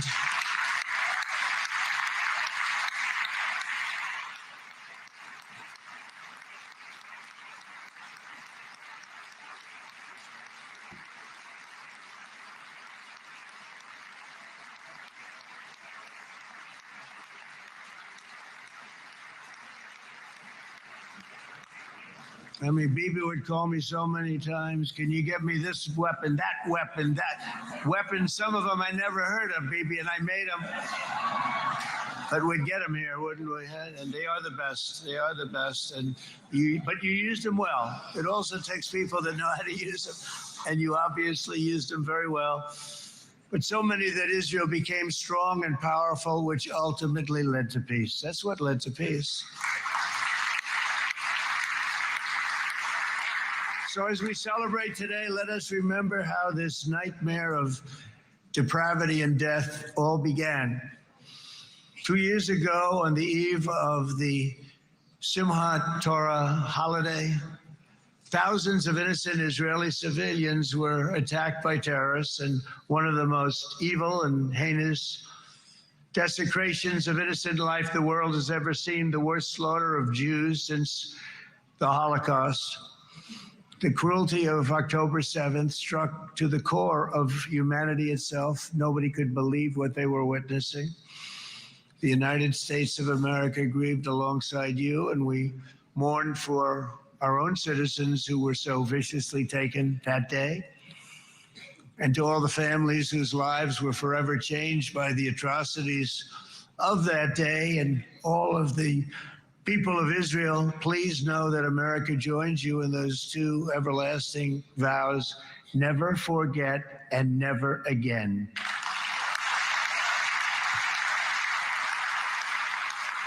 I wouldn't call releasing murderers never forget and never again.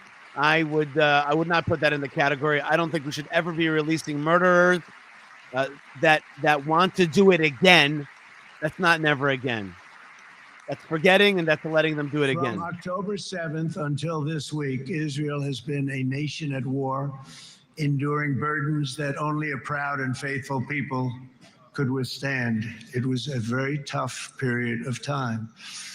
For so many families across this land, it has been years since you've known a single day of true peace. But now at last, not only for Israelis, but also for Palestinians and for many others, the long and painful nightmare is finally over. And as the dust settles, the smoke fades, the debris is removed, and the ashes clean from the air, the day that breaks on a region transformed, and a beautiful and much brighter future appears suddenly within your reach. This is now a very exciting time for Israel and for the entire Middle East, because all across the Middle East, the forces of chaos, terror, and ruin that have plagued the region for decades now stand weakened, isolated, and totally defeated. A new coalition of proud and responsible nations is emerging, and because of us, the enemies of all civilization are in retreat. Thanks to the bravery and incredible skill of the Israeli Defense Forces and Operation Rising Lion,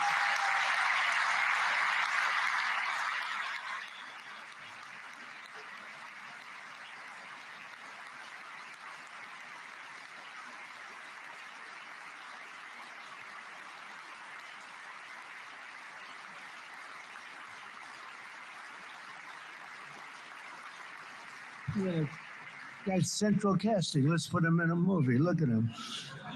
Great job. And my people loved working with you. Loved it. They worked so well together.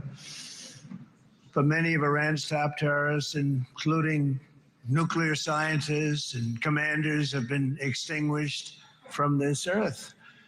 And with Operation Midnight Hammer, boy, that's a great name for that, what we did last June. The United States military flew 7 of those beautiful B-2 bombers. They look so beautiful all of a sudden. They were always, I thought they were pretty planes. I had no idea they could do what they did. In fact, we just ordered 28 more of them. A little updated version. We ordered a whole pile of them. And almost 100 other planes went with them, including fighter jets. And we had 52 tankers, big, beautiful, brand new tankers that were loading them up 4 or 5 times. They've traveled 37 hours back and forth. Think of that. But we had tankers all over the sky for all the other planes. We had the F-22s, the F-35s, F-16s. We had a hell of a lot of planes.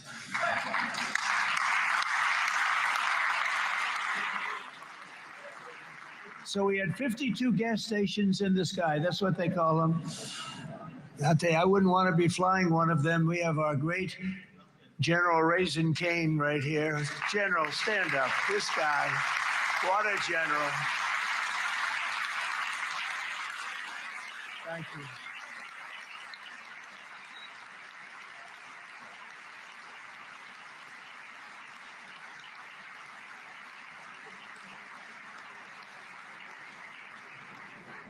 I asked General Cain, I said, we're having problems with ISIS, and I was in Washington, and I asked, how long would it take to defeat ISIS? And my Washington generals told me, 3, 4, maybe 5 years, sir.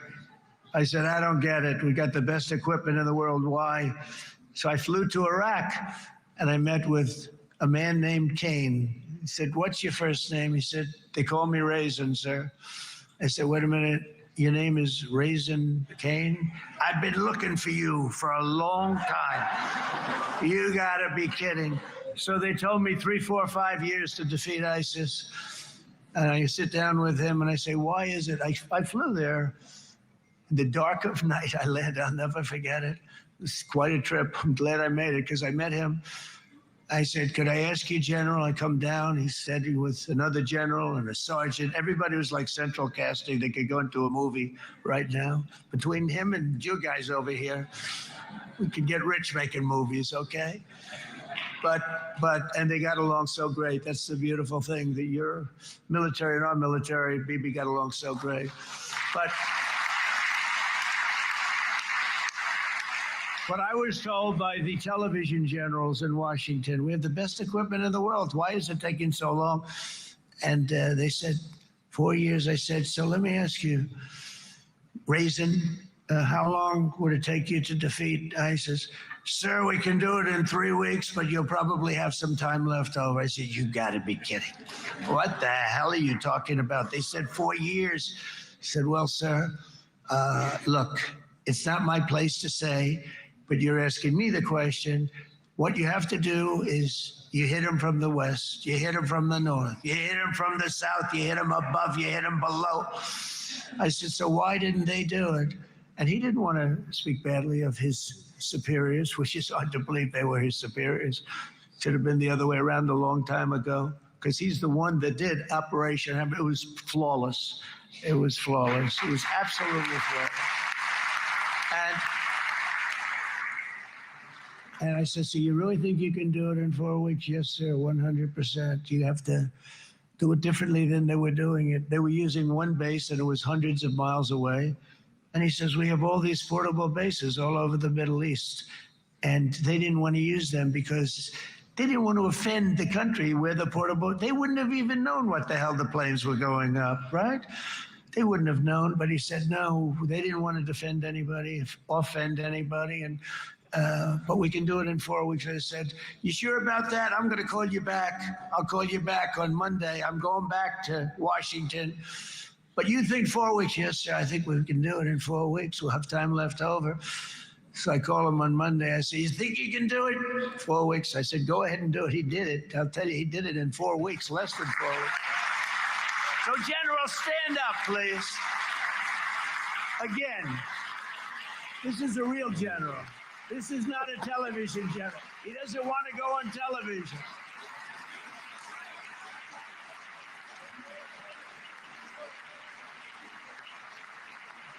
He doesn't want to go on television. I said the other guys love being on television.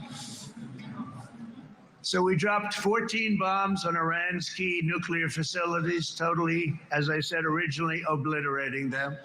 And that's been confirmed, and everybody understands it. Together we stopped the #1 state sponsor of terror from obtaining the world's most dangerous weapons. And if you think about it, if we didn't do that, and assuming we made the same deal that we have today, there'd be a dark cloud over this deal. And #1, it wouldn't happen because the other Arab and Muslim nations really wouldn't feel comfortable making the deal that we have now, right? If Iran had that nuclear weapon that they were about 2 months away from having. They would have had it in 2 months or maybe less than that. They were right at, this was our last shot. They looked at it for 22 years. This was our last shot. The pilots told me that. They said, 22 years, sir. They looked at it. Our predecessors looked, they studied it. 3 times a year would do drills on that exact attack. And boy, did they get it right. But let's assume they didn't. And let's assume there was large-scale nuclear weapons in the hands of Iran. We couldn't be here today, even if we signed the deal, which we couldn't do because a lot of people would not want to have anything to do with it. We took a big cloud off of the Middle East and off of Israel.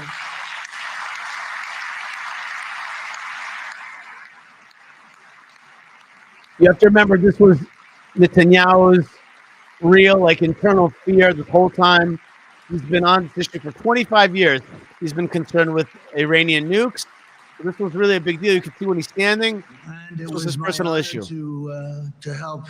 But isn't it true, though, that can you imagine the same, let's assume, maybe the same documents, we had everything the same, but you had somebody out there that was, in the opinion of everybody, all powerful in the Middle East. They took a big hit, didn't they? Didn't they take a big hit? Boy, oh boy. They got it from one side, from the other. And it would be great if we could make a peace deal with them. And I think that's big. Would you be happy with that? Wouldn't it be nice, I think? Because I think they want to. I think they're tired. Somebody said, sir, they're starting their nuclear program again. I said, let me tell you something. They're not starting anything. They want to survive. The last thing they want to do is start digging holes again in mountains that just got blown up and start. They're not doing this. They want to survive, okay? But I think we have a chance. Steve, you, and I think Jared, come on, I'll call you back for another one. We always bring Jared when we want to get that deal closed. We bring Jared, but Steve, you and Jared and the General and Pete and Marco, you'll get that deal done easy. I think that'll be easy. But first we have to get Russia done. We got to get that one done. If you don't mind, Steve, let's focus on Russia first, all right? We'll get it done. In Lebanon, the dagger of Hezbollah, long aimed at Israel's throat, has been totally shattered. My administration is actively supporting the new president of Lebanon in his mission to permanently disarm Hezbollah's terror brigades. He's doing very well. And build a thriving state at peace with its neighbors. And you're very much in favor of that, I know. And it's good things are happening there, really good things. And with this week's ceasefire, we've achieved the most challenging breakthrough of them all. The most challenging breakthrough maybe ever. I mean, I've never seen anything like it. I've been involved in a lot of success. I have never seen anything like what's going on today all over the world. People are dancing in the streets, not just in Israel. They're dancing in the streets of countries that would have never danced in the street about what's happening today. They're dancing in those streets. There's also jihadis that are dancing as well. difficult war has now ended. You know, some people say 3,000 years, some people say 500 years, whatever it is. It's the granddaddy of them all. And in an unprecedented achievement, virtually the entire region has endorsed the plan that Gaza will be immediately demilitarized, that Hamas will be disarmed, and Israel's security will no longer be threatened. Perform. Let's see that really happening, okay? You know what? Those are beautiful words. Love it. And everybody deserves to stand up and applaud this. Let's see if that's indeed. Israel, with our help, has won all that they can by force of arms. You've won. I mean, you've won. Now it's time to translate these victories against terrorists on the battlefield into the ultimate prize of peace and prosperity for the entire Middle East. It's about time you were able to enjoy the fruits of your labor. Mr. Opposition Leader. I said he's a very nice opposition leader. I think, no, he's a nice man. Bibi, he's a nice man.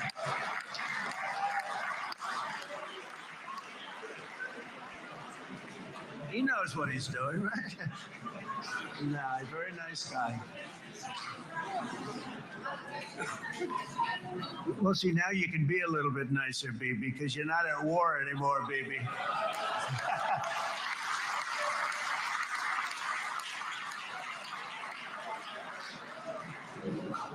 But only by embracing the opportunities of this moment can we achieve our goal of ensuring that the horrors of recent years will never happen again. You don't want to have to go through this again. 8 years ago, I came to this region on a very special first trip abroad as the President of the United States. I came here very early at your request. I addressed the leaders of the Arab and Muslim world gathered in Saudi Arabia and said that it was time to build a future free of the grip of extremism and terror. And interestingly, right now, as soon as I'm finished, I'm quite late. You've kept me quite late between opposition leaders and Bibi's brilliant but very long speech. I thought I was going to run up here, make a speech, and then head to Egypt. It didn't work out though. And you made a pretty long one too, Sarah.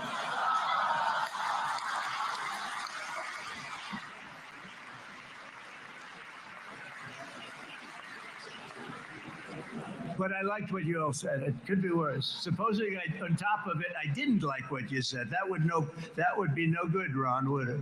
Ron, you did a great job, by the way, Ron.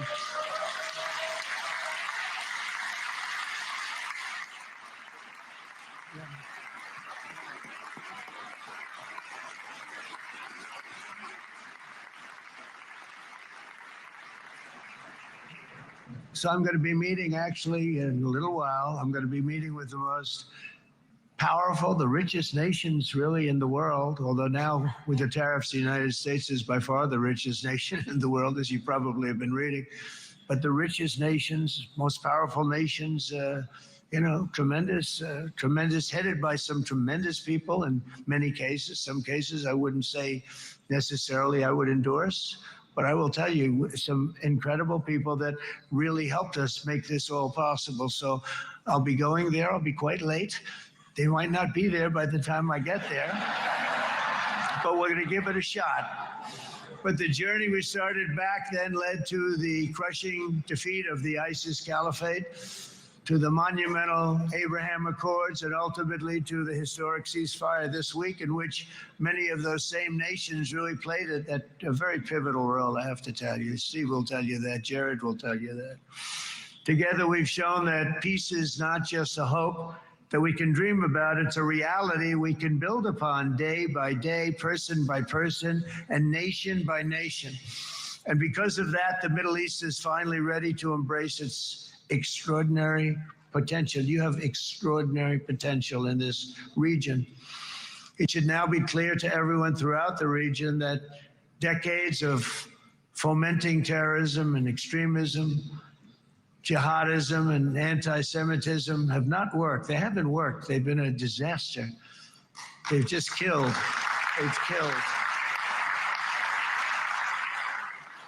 They've backfired completely and totally. They've just totally backfired. Everything that you thought, take it worst case, it's turned out to be worse than that. They have not worked. From Gaza to Iran, those bitter hatreds have delivered nothing but misery, suffering, failure, and death. They've served not to weaken Israel, but to annihilate the very forces that did the most to foment this hatred. And it's really, I mean, everybody that's tried it has become irrelevant. Meanwhile, we've seen those nations that set aside their differences, reached across ancient divides, and pursued engagement are now among the most successful in the region. They're getting along with Israel, and they're doing great. And I can tell you the 4 nations that joined the Abraham Accords early on, and you'd all be doing me a favor, and I'm going to be saying this in a little while to some other friends, would love you all to, is this right, Jared? Join up in the Abraham Accords. We have to join up and get together. You can have that whole thing filled out. We had a very weak administration, worst president in the history of our country by far. And Barack Obama was not far behind, by the way.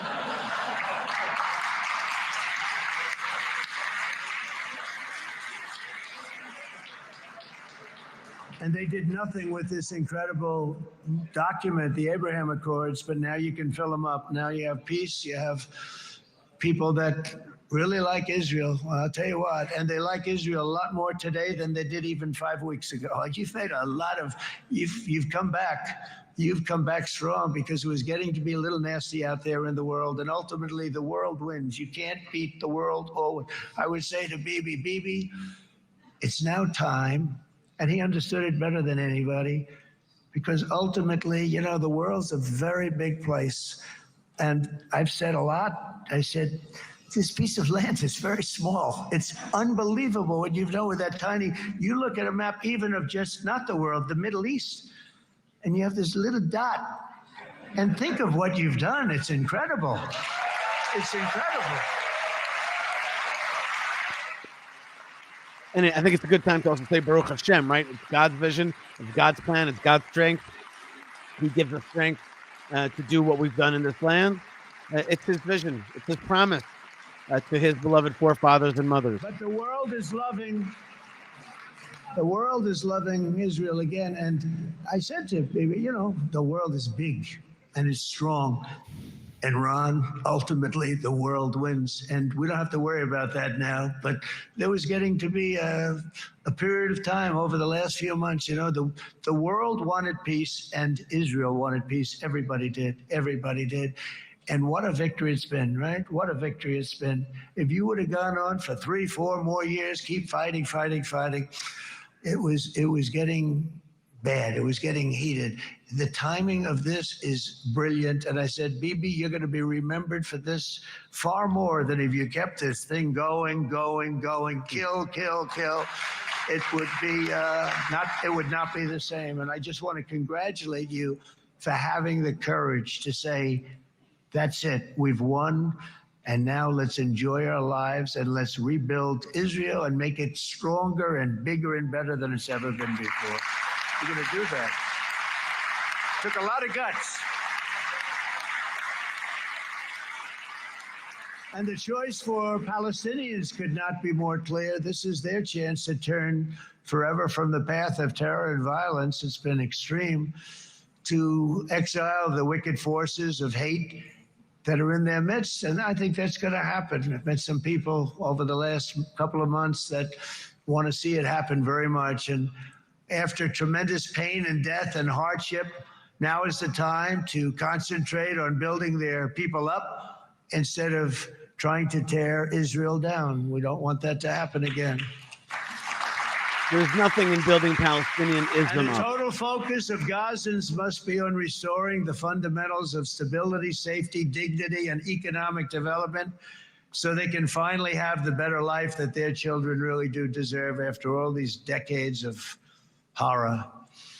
I intend to be a partner in this effort in the sense that we're going to help and we're going to do something that became unbelievably popular. Everybody wants to be on it. It's called the Board of Peace. Okay, how about that? Is that a beautiful name? Like a board of peace. I rather that Israel takes care of its land and not some foreign The only entity. bad thing from my standpoint, every single nation involved has asked me to be the chair. And I'll tell you, I'm very busy.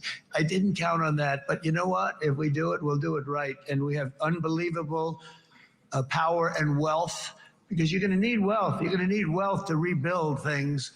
And they have wealth like few people have wealth. I want to thank the Arab and Muslim nations for their commitment, because they've made to support a safe rebuilding of Gaza and beyond. I have many Arab countries, very wealthy countries, that came up and said, we'll put up tremendous amounts of money to get to rebuild Gaza. And I think that's going to happen. The power, they want dignity, they want to come forward, and they want to say, and I want to say who they are, because what they're doing is going to be, I think, something that you're going to be very impressed with, Bibi. And you need that. You need the kind of economic power that they have, and they want to see it work, and they want to see it be safe, and they want to see it be good for Israel. Qatar are jihadists. Qatar support Hamas. And as much money as it will be, and it's a lot, as you can see, it's a lot. For these countries, it's relatively little relative to their worth. It's really a lot of money like most people could never even conceive. But for these countries, it's not that much, especially because it ensures success and stability in the Middle East, which is what they want to see.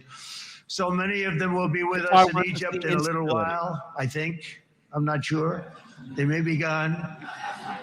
They may have taken their Boeing 747s and left. I said, what kind of a plane do you fly? 747. I said, that's a large plane. No, they may have, Steve, do you think they've left on their their brand new Boeing 747s? Or, I don't know. We're going to find out soon. It's going to be a big story. There'll be 2 people left, and they'll be the 2 poorest ones.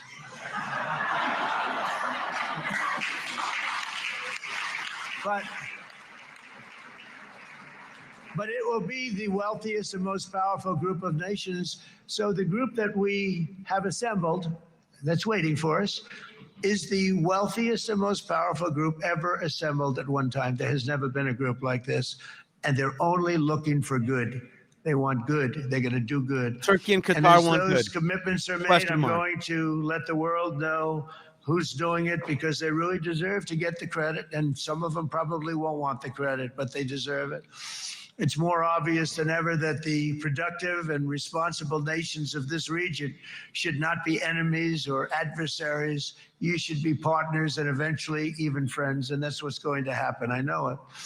Together you can stand against the forces of chaos. Yeah, you go ahead. That's an important thing.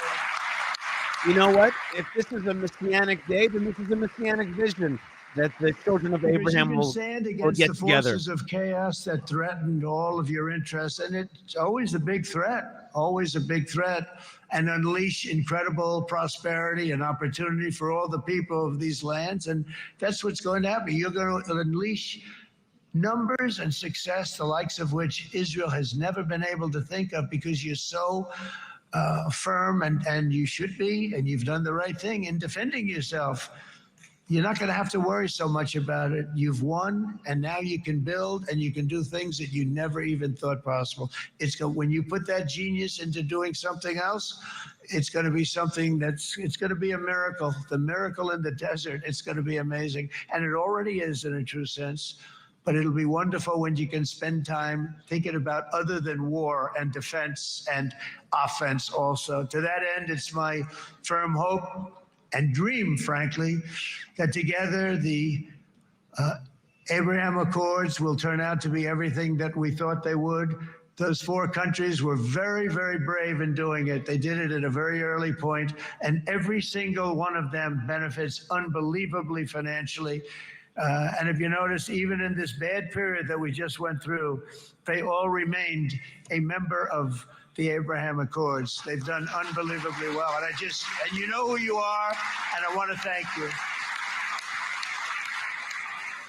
And they've stayed because of loyalty, but they've also stayed because it was really good business. They've made a lot of money being members, and you're going to all, I hope that every one of the countries that we're seeking, Jared, I hope they join quickly. No games, no nothing. Just join, get it. It's going to be a great peacemaker. It's really going to bring it together beyond anybody's wildest dream. So instead of building fortresses to keep enemies at bay, the nations of this region should be building infrastructure to weave your commerce closer together, because you've got to compete with the big world out there in commerce now. It's a different kind of competition. Instead of making weapons and missiles, the wealth of this region should flow to schools and medicine, industry, and frankly, the new hot thing, artificial intelligence. It's a lot of intelligence you're going to have to be throwing off to pay back these sums of money that they're doing. But that's really the hot one. And I might say that the United States a year ago was a dead country. I say it to people. I heard it first from the King of Saudi Arabia. I then heard it from UAE. I heard it from Qatar. I heard it from many other countries.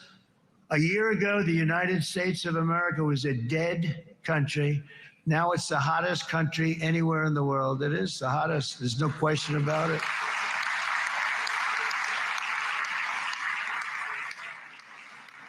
In fact, if you go back a year ago, before the election, although once we had November 5th, we became hot because people got it. I would say November 5th was a time that we became really hot. But once you go back a couple of years, if I were in charge and the country was doing what they were, nobody was going to ask me to speak. Nobody asked Joe Biden to come up and speak, I guarantee you that. And if they did, he would have turned them down, I promise you. He didn't speak. He didn't speak, and he didn't speak well. But all of the countries in the Middle East, it could have, what we're doing now, it could have happened a long time ago, but it was strangled and set back almost irretrievably by the administrations of Barack Obama and then Joe Biden. There was a hatred toward Israel. There was an absolute hatred. The setbacks really started when President Obama signed the Iran nuclear deal. This was a disaster for Israel, and it was a disaster for everyone. And I remember that Bibi Netanyahu came to the United States and worked so hard to try and get Obama not to do that deal.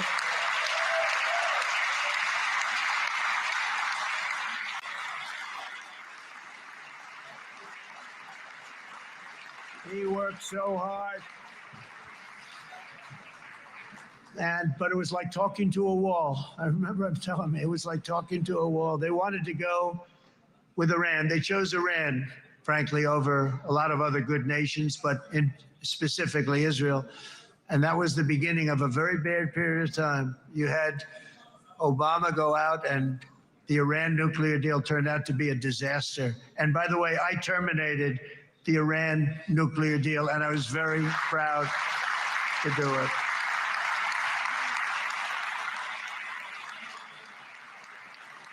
Ladies and gentlemen, we're just about to get to 4 hours on our live stream here. But it's been I think, a very impressive piece so far. Iran, whose regime has inflicted so much death on the Middle East, the hand of friendship and cooperation is open. I'm telling you, they want to make a deal. That's all I do in my life. I make deals. I'm good at it. I've always been good at it. And I know when they want. Even if they said, we don't want to make a deal, I can tell you they want to make a deal. We'll see. Not everybody wants to make a deal. They want to make a deal, and we're going to see if we can do something, because this is crazy what's happening, and we're not going to have this anymore. Neither the United States nor Israel bear the people of Iran any hostility. We merely want to live in peace. We don't want any looming threats over our heads. And we don't want to even think in terms of nuclear destruction. It's not going to happen, never will happen. There's nothing that would do more good for this part of the world than for Iran's leaders to renounce terror, stop threatening their neighbors, quit funding their militant proxies, and finally recognize Israel's right to existence. They have to do that. They have to do that. And to Iran, And as you know, this is not said out of weakness. There's no weakness. But I'm going to say this, that we are ready when you are, and it will be the best decision that Iran has ever made. And it's going to happen. It's going to happen. They're good people. I know a lot of Iranians in the United States. They're good people, smart, hardworking people. They don't want to see what's happened to their country. They're the ones the that story left. of fierce Israeli resolve and triumph since October 7th should be proof to the entire world that those who seek to destroy this nation are doomed to bitter failure.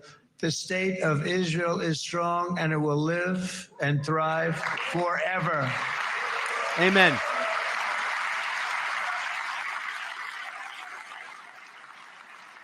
Amen.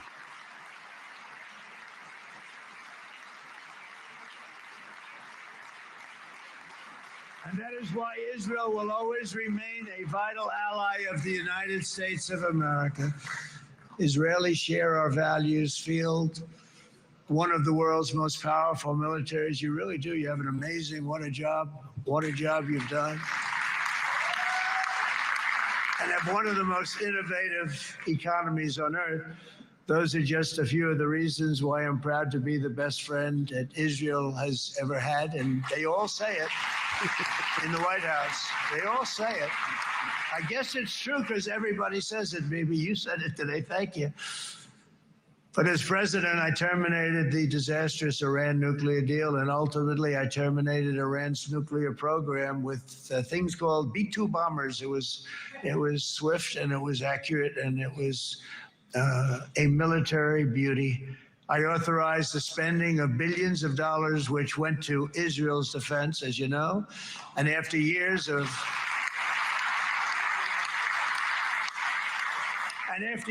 broken promises from many other American presidents, you know that, they kept promising. I never understood it until I got there. There was a lot of pressure put on these presidents. It was put on me too, but I didn't yield to the pressure.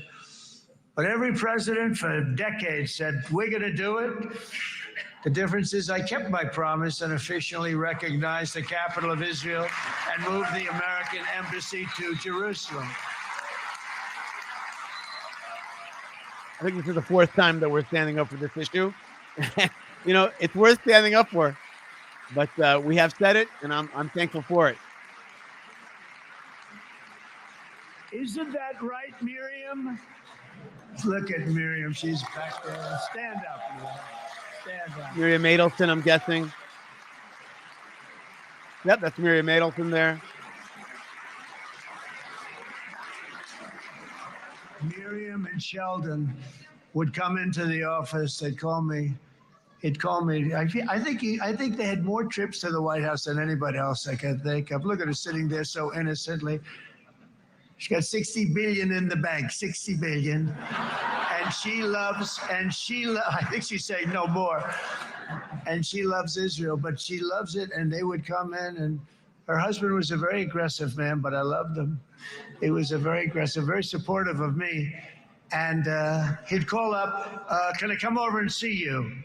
I say, Sheldon, I'm the president of the United States. It doesn't work that way. He'd come in, but they were very responsible for so much, including getting me thinking about Golan Heights, which is probably one of the greatest things to ever happen to Israel.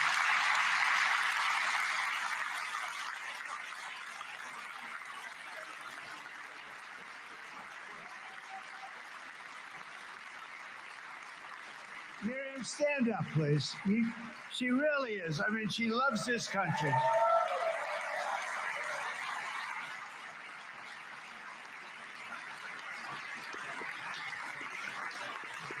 She loves this country. Her and her husband are so incredible. We miss him so dearly.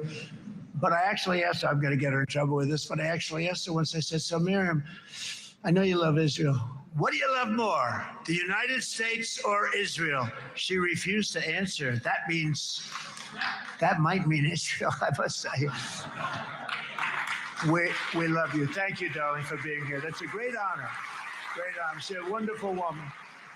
She is a great woman. I've always stood for the people of this community, and I always will. I'll always be with you. I'm always going to be with you. I guess maybe something could happen to change my mind. Somebody that's really stupid gets into office and wants to do really bad things, but that's about it. And we don't think we're going to have that happen. I hope we're not going to have that happen. And this man is a good man right here. These two men are good men right here.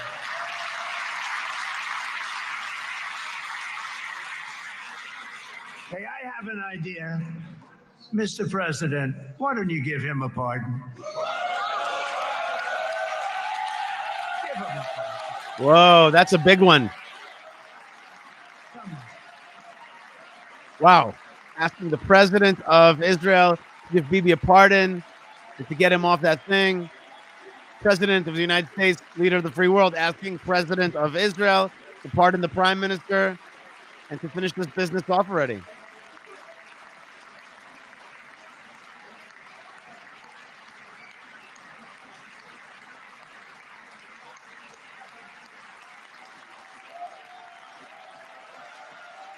President Trump asked President Herzog to give Prime Minister Netanyahu a pardon so that he could end all these cases already against him, which are anyway fraudulent cases and have been shown to be a kind of long joke. Speech, as you probably know, but I happen to like this gentleman right over here, and it just seems to make so much sense. You know, whether we like it or not, this has been one of the greatest wartime presidents. This has been one of the greatest wartime presidents. And cigars and champagne, who the hell cares about that?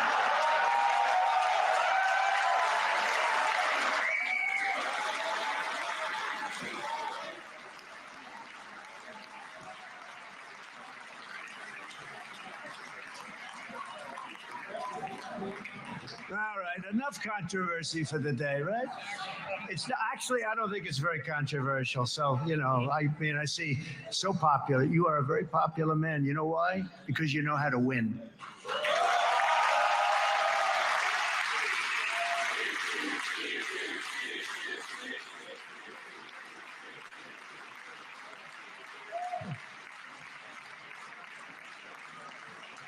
Over the past 2 years, I've met many of the families of the Israelis taken hostage and those that were taken hostage. Unbelievable. I've looked into their eyes. I've seen the worst nightmares of their suffering, but I've also seen something else, the beautiful love of the people, the love of people, frankly, that hold things together, the love that gives you the courage to carry on through thousands of years of persecution and repression and to emerge with the heart of David. It's the heart of David. It's that love that's defeated the enemies of civilization, built this incredible country and this unbelievable economy, and forged one of the great democracies of the world. That is why it's a true honor to stand here today and address this assembly in your ancient and eternal now capital, Jerusalem. I'm proud to have helped in that regard. This city and this nation stand as living proof that a much brighter future for this entire region is truly within our grasp. For thousands of years, Jerusalem has been a home to Christians, Jews, Muslims, and people of all ethnicities and creeds. This is the holy center of the world's three great Abrahamic faiths. I like that too. Adorned, it's the first time I've seen that word in a while. Adorned with their sacred sites and alive with their pilgrims and visitors from every corner of the globe. But here between the Western Wall, the Temple Mount, and the hill called Calvary, people of every faith and background live, work, pray, serve, and raise their families side by side, and they do it with love. This example is just one of the modern miracles that Israel has given to the world. And just in closing, the leaders in this chamber know better than anyone else the challenges of this harmony, and it's been easily won. No, it hasn't. It has not been. It's been so tough, but it has been, some say, a miracle. What you've done is a miracle. Look at your size. Look at your chances when it all started. And you know, if you think about it, You are safer today, stronger today, and more respected today than at any time in the history of Israel. Think of it. People used to say it wouldn't exist. They don't say that anymore, do they? Yet if safety, security, and coexistence can thrive here in the winding alleys and ancient paths of Jerusalem, then surely peace and respect can flourish among the nations of the broader Middle East. The God who once dwelled among his people in this city still calls us, in the words of Scripture, the turn from evil and do good, to seek peace and pursue it. So he still whispers truth into the hills and knolls and valleys of his magnificent creation, and he still writes hope into the hearts of his children all over the world. And that is why even after 3,000 years of pain and conflict, the people of Israel have never given up from the threats of Zionism, from all sorts of threats. You want the promise of Zion. You want the promise of success and hope and love and God. And the people of America have never lost faith in the promise of a great and blessed future for all of us. From the very first day that modern Israel was founded, we have stood together through thick and thin, the thin of setbacks, and through victory and defeat, through glory and heartache.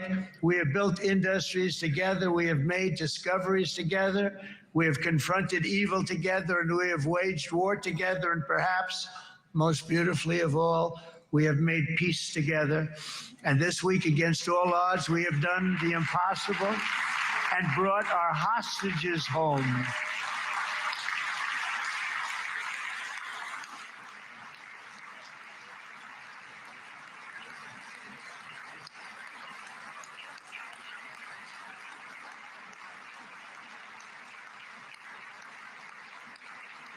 So now we're going to forge a future that is worthy of our heritage. We're going to build a legacy that all the people of this region can be proud of. New bonds of friendship, cooperation, and commerce will join Tel Aviv to Dubai, Haifa to Beirut, Jerusalem to Damascus, and from Israel to Egypt, from Saudi Arabia to Qatar, from India to Pakistan, from Indonesia to Iraq, from Syria to Bahrain, Turkey to Jordan, the United Arab Emirates to Oman, and Armenia to Azerbaijan, another war that I just settled. We are going to have hope, harmony, opportunity, and happiness here in the spiritual and geographic center of the entire world. That's what you are. Israel, America, and all of the nations of the Middle East will soon be safer, stronger, greater, and more prosperous than ever before.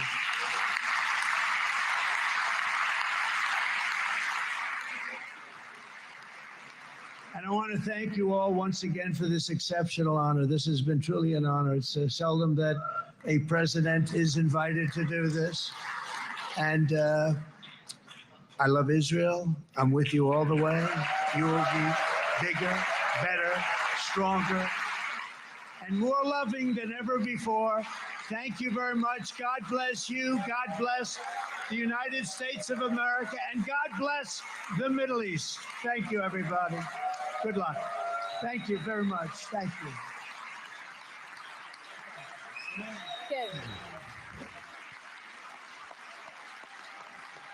Okay, friends, that was President Trump. That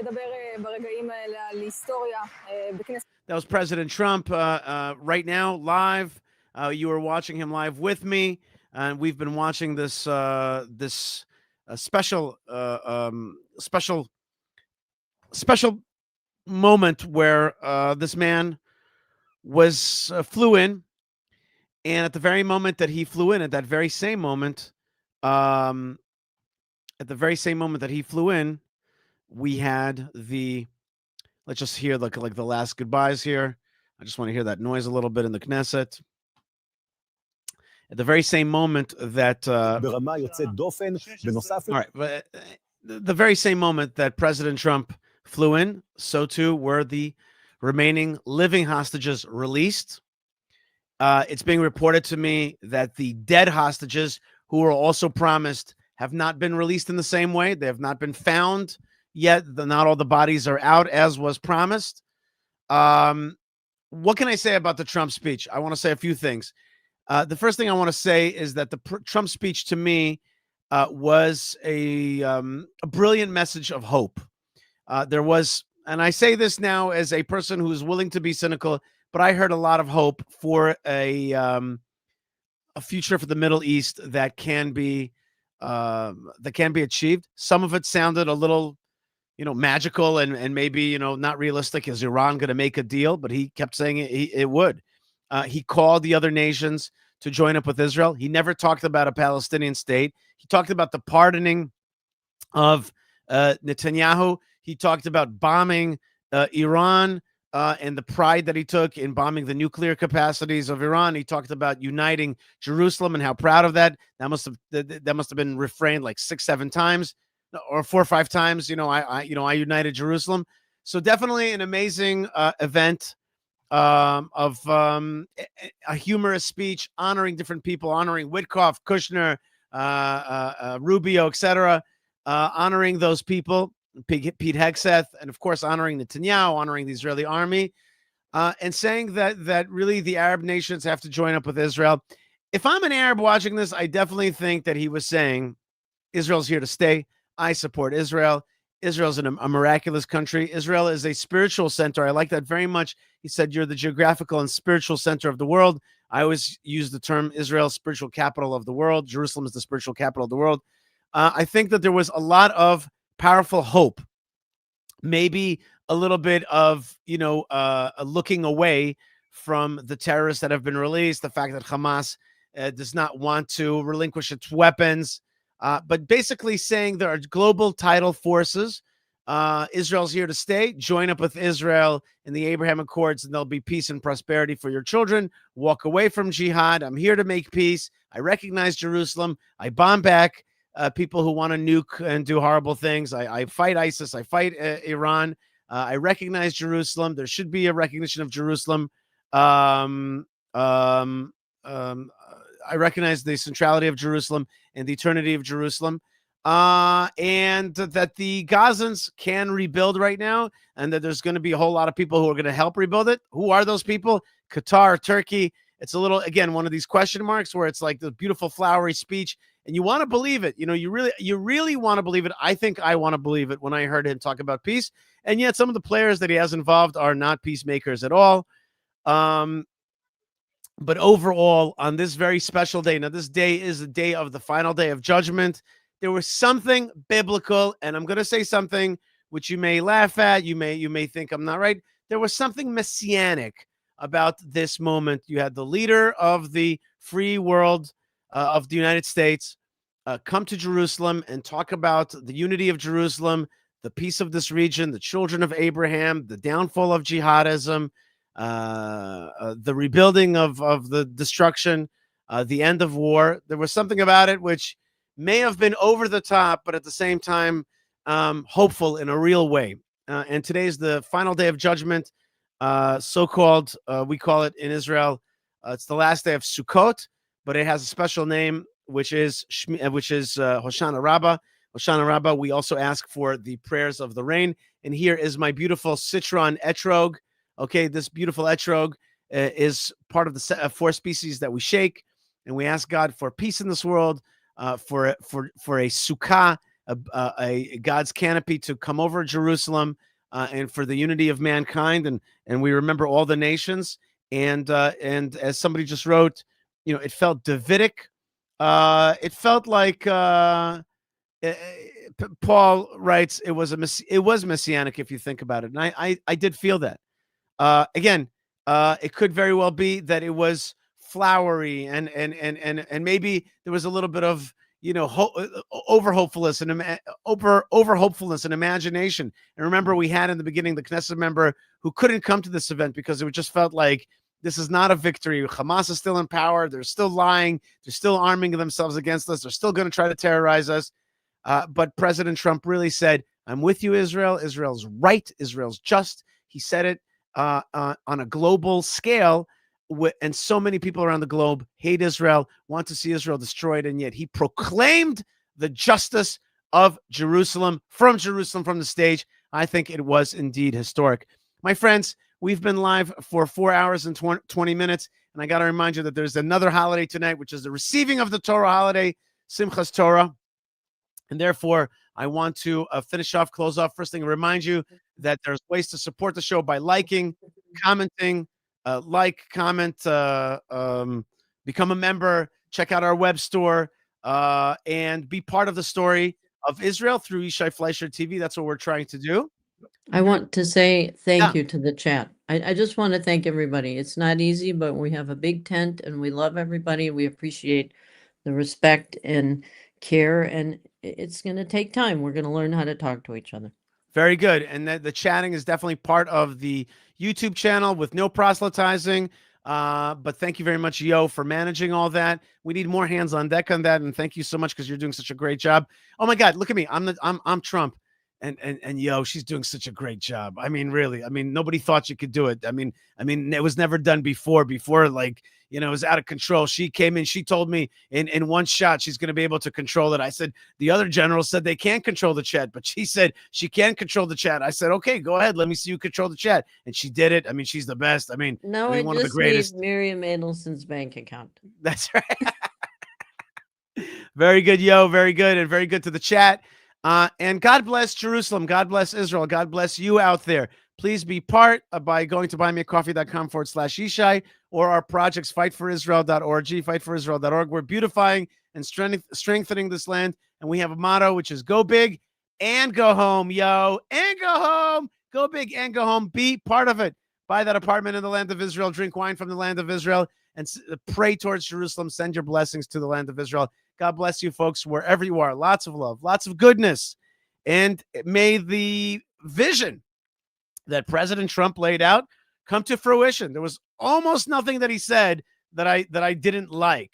I don't want to see Gazans in charge of Gaza anymore. I'd love to see Israel. But other than that, I really saw tons of light shining from his face with a great vision. And as we say in Hebrew, it should only be that way. And may this whole issue be reflective of God's presence on earth. The last thing that he didn't mention, which he could have mentioned, he should have mentioned, he will mention, but we're going to mention it for him, which is the third temple in Yerushalayim. Yes, we're working on it. This process is working on it, and I have a feeling that today was a step towards that third temple in Jerusalem. All right, folks, happy Simchat Torah.